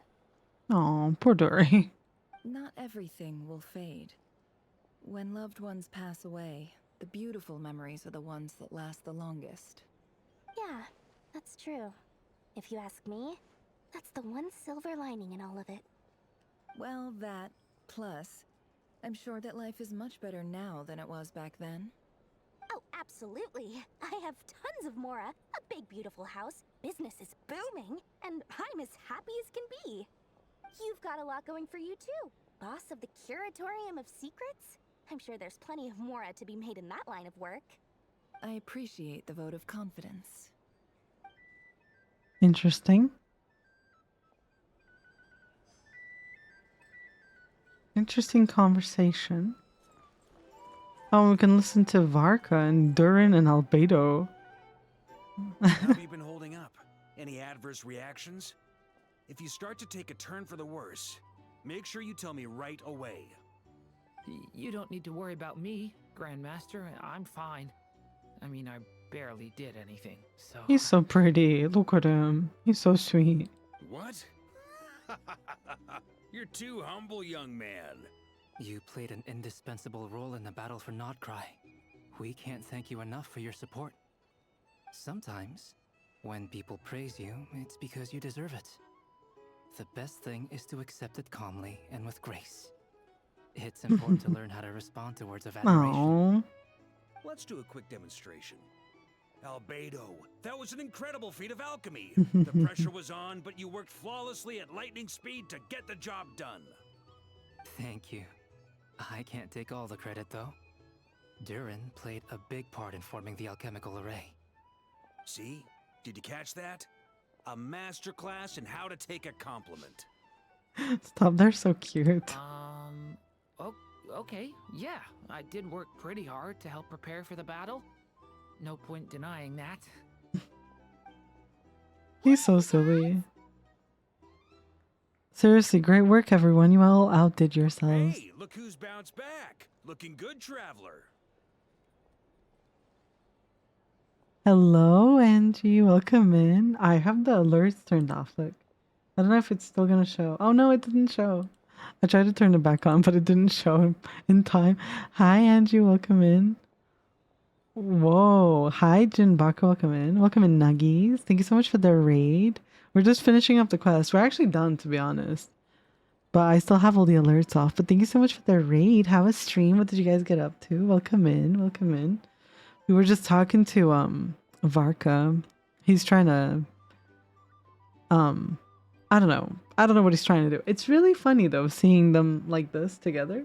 Varka looks so different compared to like Aether. Like this, the difference between them looks crazy. That's crazy. Oh, and then we're gonna be watching the 3.7 live stream. True for Star Rail. True. I'm so excited. He's got a nose. He's got a crazy nose. How was the Archon Quest? It was so good. Have you done it yet? What did you think if you've done it? It's so good. I highly recommend it to everybody. I hope you had a good stream. How was your stream? Welcome in. Thank you so much for the raid. Y'all should go follow Angie. We've definitely been there a few times. We've definitely raided Angie a few times. Genshin doesn't normally have noses. I mean, look at Aether right here. Does this look like a nose to you? Like, wait, let me click on that. What did I do? Do you see this? Where's his nose? You need a nose like that. Time to use Varkas as reference. Everybody's going to get their nose done. Large nose means big, you know. I thought it was big feet. Since when is it that? Stream was good. We just did Abyss. Did you win? I hope you won. Did you beat the Abyss? Varkas got the rhinoplasty. Rhinoplasty? I thought it was big hands. I've heard it a lot of different things. Big hands, big feet, big nose. You know what that means. Big everything. And he's got all three. Did you measure his feet, Envy? Big smell. He looks like he smells, to be fair. He definitely looks smelly. But yeah, thank you so much, Angie. I appreciate you. I hope you had a great stream. We're just yapping with Varka right now. I haven't done the Archon Quest yet, so I'll be lurking. Thank you so much for the lurk and the raid. Thank you so much. Have a good rest of your day, and I appreciate you again. Y'all make sure to go check out Angie and follow. We stan Angie, always. Bath time with... What are you doing with Varka? Excuse me? Big does not mean better. That's true, guys. Size is not always... Yeah. Big feet means big socks. Exactly. Means you spend more money on more socks. Okay. It's not about... Okay. Anyway, Varka, continue. Varka, as soon as you're on the screen, the chat is feral. As soon as Varka appears, everybody's comparing size. That's crazy, guys. Anyway, continue, Varka. Sorry, continue. Seems like you've recovered. You won't need to take any more medication. What medication was I taking to begin with? Can I get you a drink? Oh, look at him. He's so sweet. Oh. With the amount of horse riding he does, he probably does after taking the entire... I'm sorry, what? What did I just read? With the amount of horse riding he does after taking the entire California. Speaking of which, I haven't seen a single horse. What did he do with all the horses? Did he trade them for like beer or something? That's what it feels like. Varka definitely traded all the horses of Mondstadt away. Varka's entire thigh is bigger than Venti's waist. That's probably true, to be honest. That is probably true. Huh? You know how to order at a bar now? You've Damn. sure learned a lot recently. Why is Paimon talking to Durin like he's literally like a newborn baby that just came out of a shell or something? Handling a drinks order is ridiculously simple compared to alchemy. Don't worry, I'll blend into society yet. You're blending in perfectly, Durin. Don't you worry. Paimon believes it. You're clearly a fast learner, just like your brother. To be totally honest, though, Paimon didn't quite follow all the details when you first explained the plan to us. Poor Paimon. Don't worry, that's completely understandable. Unless you're a student of alchemy, it's hard to grasp the principle and how the process works. To put it in the simplest terms, we saw how our enemy stole the power of Kuvaki. Right. And that gave us the idea of stealing his power to turn it against him. Hmm. When facing an enemy you have no hope of defeating, Hmm. it's best not to engage them in battle. So, instead of looking for a way to overpower him, we decided to help Columbina get strong enough to at least stand up to him in a fight. For this to work, we had to analyze his modes of attack, confirm who his main target was, and make sure that he wouldn't go beyond the range of the alchemical array. For added security, we prepared a total of 4 arrays. But to mitigate the impact of the battle, we identified one location in particular as the ideal spot, which is where the confrontation took place. Oh, damn. They prepared 4. The alchemical array absorbed his abyssal power. Then Durin processed it to render it usable by Columbina. He processed it. What? He processed it?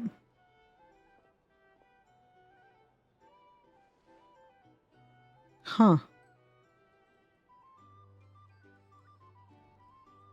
That power enabled her to do what would otherwise have been nigh on impossible. What surprised me was that Dainsleif actually agreed to join us. Given his history with Rerir, he had every right to sit this one out. But we're extremely grateful for the decision he made. Confronting a former friend in battle, that can't have been easy. It must have been a painful choice to make. But I'm sure that making a decision was far better for him than staying in limbo. Absolutely. He was torn between 2 paths, but in the end, he made his choice and stuck to it resolutely. He doesn't strike me as the sort of person who'd stay trapped in limbo for long. Anyway, however you cut it, everyone gave a stellar performance. And now, it's time to kick back and celebrate. Interesting. Interesting little nuggets of information there at the end. I liked that, yeah. I appreciated those little nuggets of information. Oh, hello, we're back here. We're having a tea party. Yes, I've thought a lot about it, and I've realized Oh, Columbina, my baby, she's so sweet. I think this is very important, so I felt I had to come and tell you. Well, this is a new one. I'm so moved. I can't even hold my teacup. If that's all, you can leave now. Do you not want to be friends with me? Or is it that you prefer being co-workers? Oh, stop. They're so sweet. What is this, Columbina? Are you deliberately testing my patience threshold? Right now, my politeness module is active. But if you say another word, I swear I'll shut it down. Damn. If your politeness module was active, wouldn't you say the word please at some point? Please. Polonia, please see Lady Columbina to the door. Will you still invite me to your next tea party? What? Yes, I think you will. Bye-bye, dear Sandrone. That was beautiful. Oh, catching up with a friend. Hope I'm not interrupting. No, I think you might be interrupting. Oh, she left. Oh, Columbina left. Last time the Wild Hunt escorted you out. Would you rather I handled it Damn. myself this time? Damn, sorry. Damn. We just wanted to, see how you were doing now that it's all over. Why is the traveler always going and making friends with everyone, even those that hate his guts? Why? Out of concern for my safety? I hope you didn't seriously think that the Rerir of Solnari would be able to lay so much as a finger upon me, given how prepared I was. Mostly because you kind of helped us out, so we just wanted to check you were okay. Looks like all your robots are fixed, huh? I spy books, teacups on the table. Afternoon tea, so we are interrupting after all. Oh, don't you worry about that. Tea time is already a write-off. The visitor before you managed to kill my visitor before you. If you're in the mood for tea, go ahead and help yourself. Otherwise, it's going to waste. No way, she said, okay, yeah, you can drink the leftover tea, otherwise it's going to be thrown away. Damn, we're leftovers. We're just taking the scraps from Sandrone. That's crazy. Are still missing in action, though. Use this notebook instead. Notebook? We're using books as coasters. Whoa! Pretty hefty notebook. Hello? Look at all those calculations. You can ignore those. They're just dumb scribblings. Dumb scribblings? I doodle and write in my free time. Sometimes I remember the distant dreamlike past. Sometimes I imagine the far-flung future. So you're a machine that does a lot of different calculations, including the past and the future? What? And other times, I grit my teeth and note down all the crazy nonsense going on in the present. Some people do the crosswords in the newspaper. This is my equivalent of that. What? Trying to predict the future is like daydreaming. And writing about the present just makes me furious. The past is my favorite. If nothing else, it's already set in stone, so I don't have to rack my brains trying She's to so figure funny. it all out. Although, having said that, the only vaguely interesting memory of the past is probably that guy they call Lord. No. Wait, so she is related? No way she's related to Marianne. She is related to Marianne. Oh my god.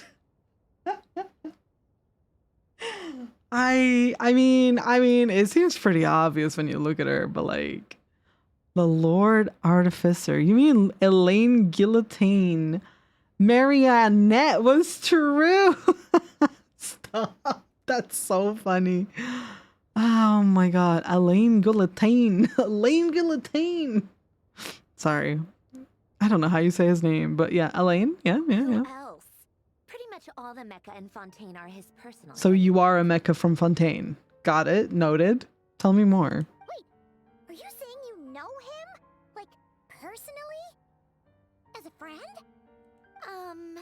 I mean, I guess we were friendly enough. So you've actually met him, but he lived hundreds of years ago. Yep. In fact, I'm probably the only normal person left who knew him at all. Okay. We used to chat occasionally back when he was still around. Before he passed away, he asked me to destroy all his manuscripts. I honored his request, but I did read through everything first before destroying them. Oh my god. I mean, I couldn't let the genius of Lord Artificer Alain Guillotin disappear like that. Alain Guillotin. Guillotin. Mm-hmm. So, that's where the formulas in your notebook are from? I just told you. Those are my equivalent of crossword puzzles. They're just dumb formulas that I solve for fun when I'm bored. Alain's work was like epic poetry. The formulas in my notebook are just silly little riddles in comparison. Not that there's anything bad about them. I mean, at least, solving those riddles isn't going to hurt anyone. Except me, because I lose a few brain cells in the process.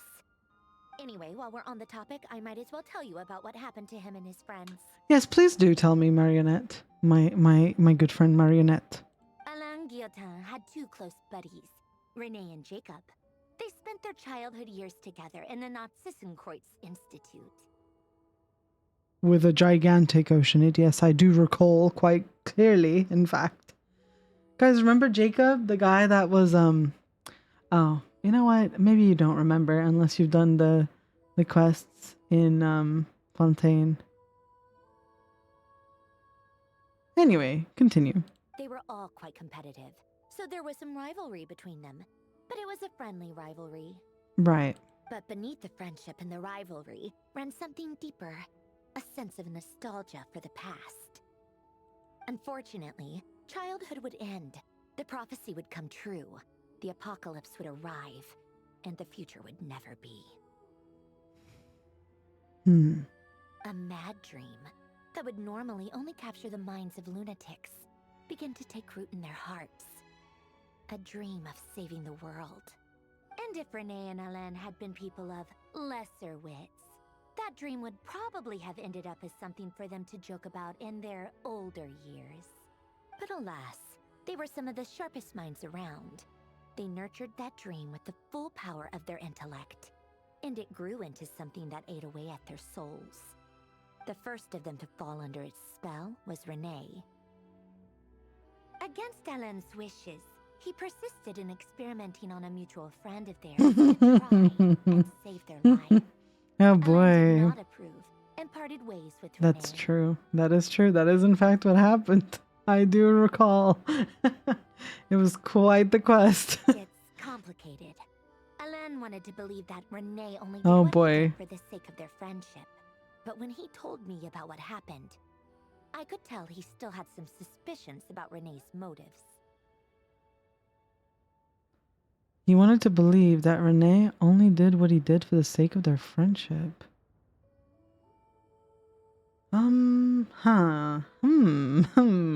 Interesting. Interesting. Perhaps Continue. the seed that would grow into a nightmare had already sprouted in Renee's mind. Even then. Oh my god. The next time they met, Renee's soul had been completely engulfed by the dream of salvation.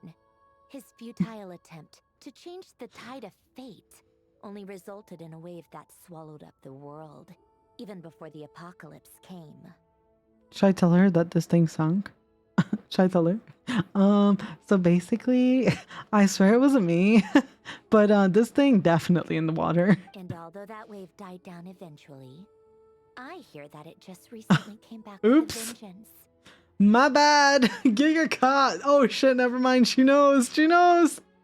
Damn, we've been caught, guys. We've been caught. As I understand, Oh Renee dear. had about his dream of salvation once more. Yeah, he did. Yeah, it's true. Oh boy. But I'm told that the attempted resurgence finally died out for good. At long last, Renee awoke from his deluded dream.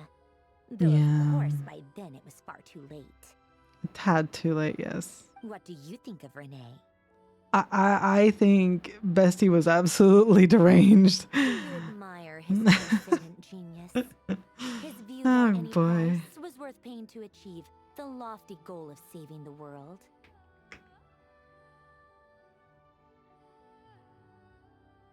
No. Or do you despise him? Dismiss him as an evil madman who wrought havoc on the lives of everyone around him as he pursued his delusional dream. Well, despise is a strong term, but he was definitely a madman. I don't know about evil. He clearly thought what he was doing was right. It wasn't positive, but Same difference, really. Just a matter of perspective. I don't admire him, that's for sure. I can't tell whether that's because you disapprove of his deeds or because he No. failed. Or maybe you have some other reason. Renee no longer exists in this world, and the dream he started went on to be realized by someone else. What about you? What's your take on I Renee? don't like fanatics who give up their whole lives for their ideology. Nor do I like fools who let their delusions take control. Maybe I could understand if Renee had just been an ordinary person. But he had a sage-like intellect. Right. Still managed to get himself lost in the labyrinth of his own desires. Well, you know what they say, the smarter you are. Anyway, that's enough about Renee. Now, moving on to Alain Guillotin, the Lord Artificer. I feel like Sandrone really wanted to speak to us, guys. I just have this feeling. She seems to be really enjoying this conversation. He managed to put a stop to the first storm whipped up by Renee. But after that, Alain lost his friends and family. Right. To his credit, Including I suppose, the loss of his family and friends Marianne. was clearly a tragic accident. It's not like Alain sacrificed them for his cause or anything. Right. I can't wait to come to all of Sandrone's tea parties. After that, the only thing supporting his work was the same dream that had dragged his closest friend down to the abyss. Oh boy. But although the desire to save Fontaine drove him to found the Fontaine Research Institute, Alain continued to reject any form of transcendental knowledge or power. He was suspicious and fearful of it, having seen the way it had affected his closest friend. That's fair. I think that formulas and machines derived solely from human intellect. Honestly, I get it. A sense of spiritual comfort. He was so scared that he literally made machines instead. He was like, I'd rather talk to a machine than any kind of alien creature. No, that makes sense. Honestly, I'm more with Elaine than anything, I guess. If I had to pick between Elaine and Renee, I guess. Yet Alain's intellect was simply too great. It barely left him space to breathe in his lifetime.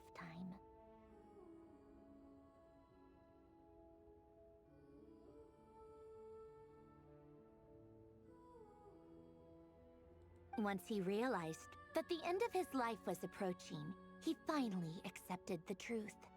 The Nazissenkreuz Institute needed someone, and a human being, to see its story through to the end.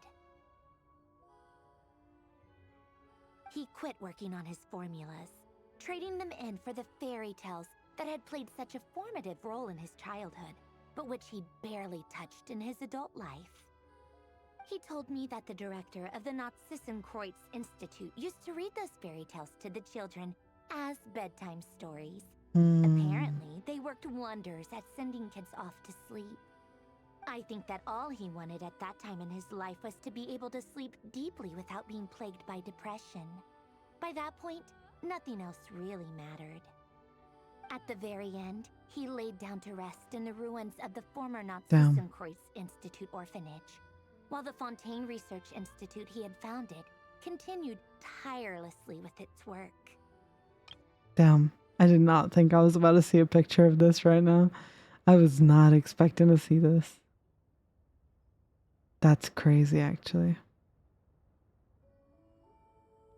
That is crazy. This has taken a turn. This quest truly has taken so many turns. I did not think that in a mere 6 hours of quests, so much could happen. Wow. Yeah. Many years after that, tensions over competing dreams would once again cause a rift. This time between members of the Fontaine Research Institute. But the actions of those fools had nothing at all to do with Alain. Marionette, she literally sounds like she worships Elaine, like, which, fair enough, I guess. That is the story of two people from the Nazissenkreuz Institute who both wanted to save the world. In a very different way, for sure. One went all in on his fantasy of salvation without ever looking back, and ended up sinking to the bottom of the sea. The other sought desperately to burn bright in his life, even though he wasn't sure where he was going. I do sometimes wonder, why is it that people like them have such grand hopes of saving the world? Even the grandest tree starts as a tiny seed. So perhaps, for each of them, their mission to save the world began with a very simple desire: to save themselves. They were young children with friends and family who mattered to them, desires to explore the meaning of life, ambitions to have a successful career. I love the Fontaine music in the background. Away in one fell swoop. What a conversation we're having right now, Sandrone, for real. Or maybe they just wanted to find something to anchor themselves within the chaos, to stop them getting quietly swept away by the storms of life. But instead, the search for their own salvation took them down the rocky road laid out by fate. I wonder if this is what Marianne was like. like more like this then. Or I wonder if she's kind of like changed over the time, over the course of, you know, being Marionette rather than whatever she was originally created for. Which I guess would explain like why her personality is like that. To be fair, I would be like that too. Do you think the desire to save oneself is enough of a justification to try and save the world? Oh, that's kind of a loaded question. Do you think the desire to save oneself is enough of a justification to try and save the world? Is saving yourself a selfish reason? Or is it enough of a reason to save the world? I think so, yeah, sure. The way you said that sounded Yeah, just like of course. I asked him the same question back when he was in his prime, putting all of his energy into his work. Of course. If you don't work to save the world and yourself, then who are you working for? If you think about it, the future is an extension of who you are today, just like the past is a reflection of who you are right now, right? So if you don't think that's a justification enough, you'll never be able to do anything in your life. Yeah. If you can't save yourself, how are you going to save anyone else? Exactly. He gave the exact same answer as you did. Maybe that's what Genshin's all about, guys. The past is the future, and the future is the past. You know? Yeah, maybe this game's finally broken me. I'm finally down in the deep abyss with them. I've finally accepted it. The voices have finally taken over. No elaboration. Just a quick short answer before getting right back to his work. He was always that way. Alright, Wow. tea time's over. And now she's like, okay, get the hell out of here.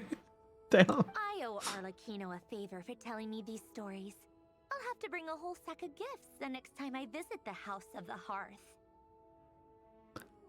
A favor for telling me these stories. Arlecchino told you these stories.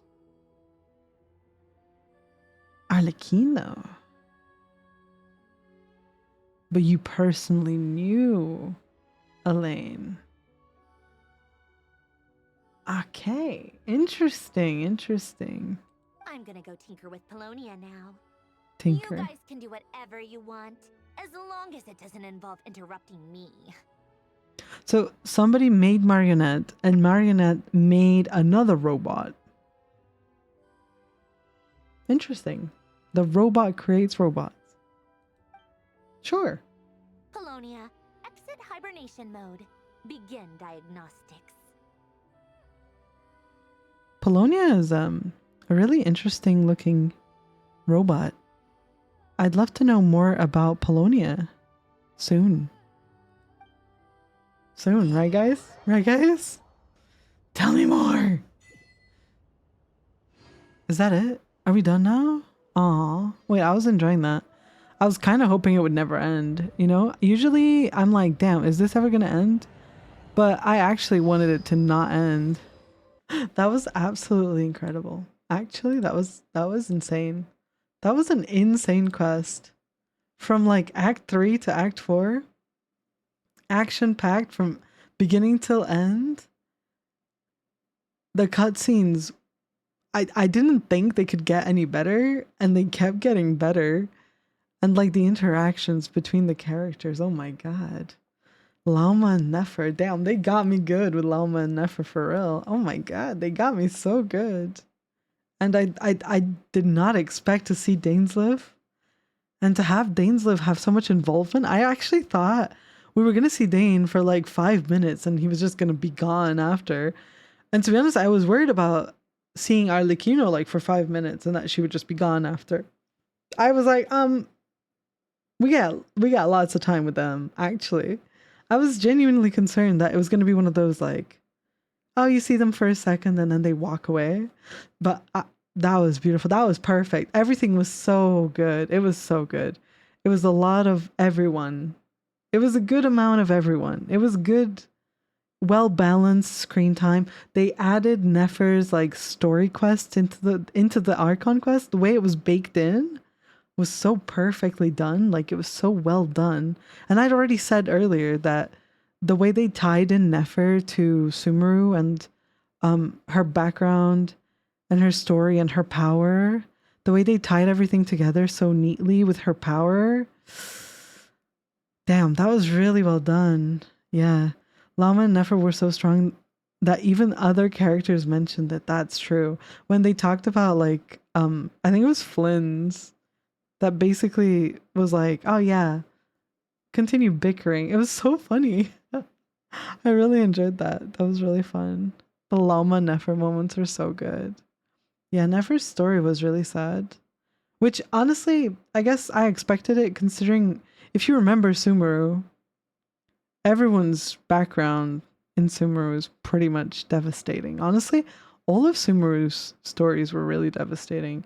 But it was really nice to see how they tied Nefer into like the lore of the desert and her relation to the Ibis King. Like, oh my god, I was really excited about that. That kind of got me for a moment there. We had a little moment where I was yapping away about the connection of the Ibis King and I'll hate them. And it was so interesting how they were talking about how Ashru is basically the like the little form of the Ibis King. I hope they kind of elaborate more on that, to be honest, or they talk more about that. Or I guess Nefer probably talks more about that, like if you have her. I hope so. I want to read into that. It was such a good quest. The Rerir stuff was absolutely amazing. Like the way that they fleshed out Rerir as a character was so interesting. He's like an actual villain for once.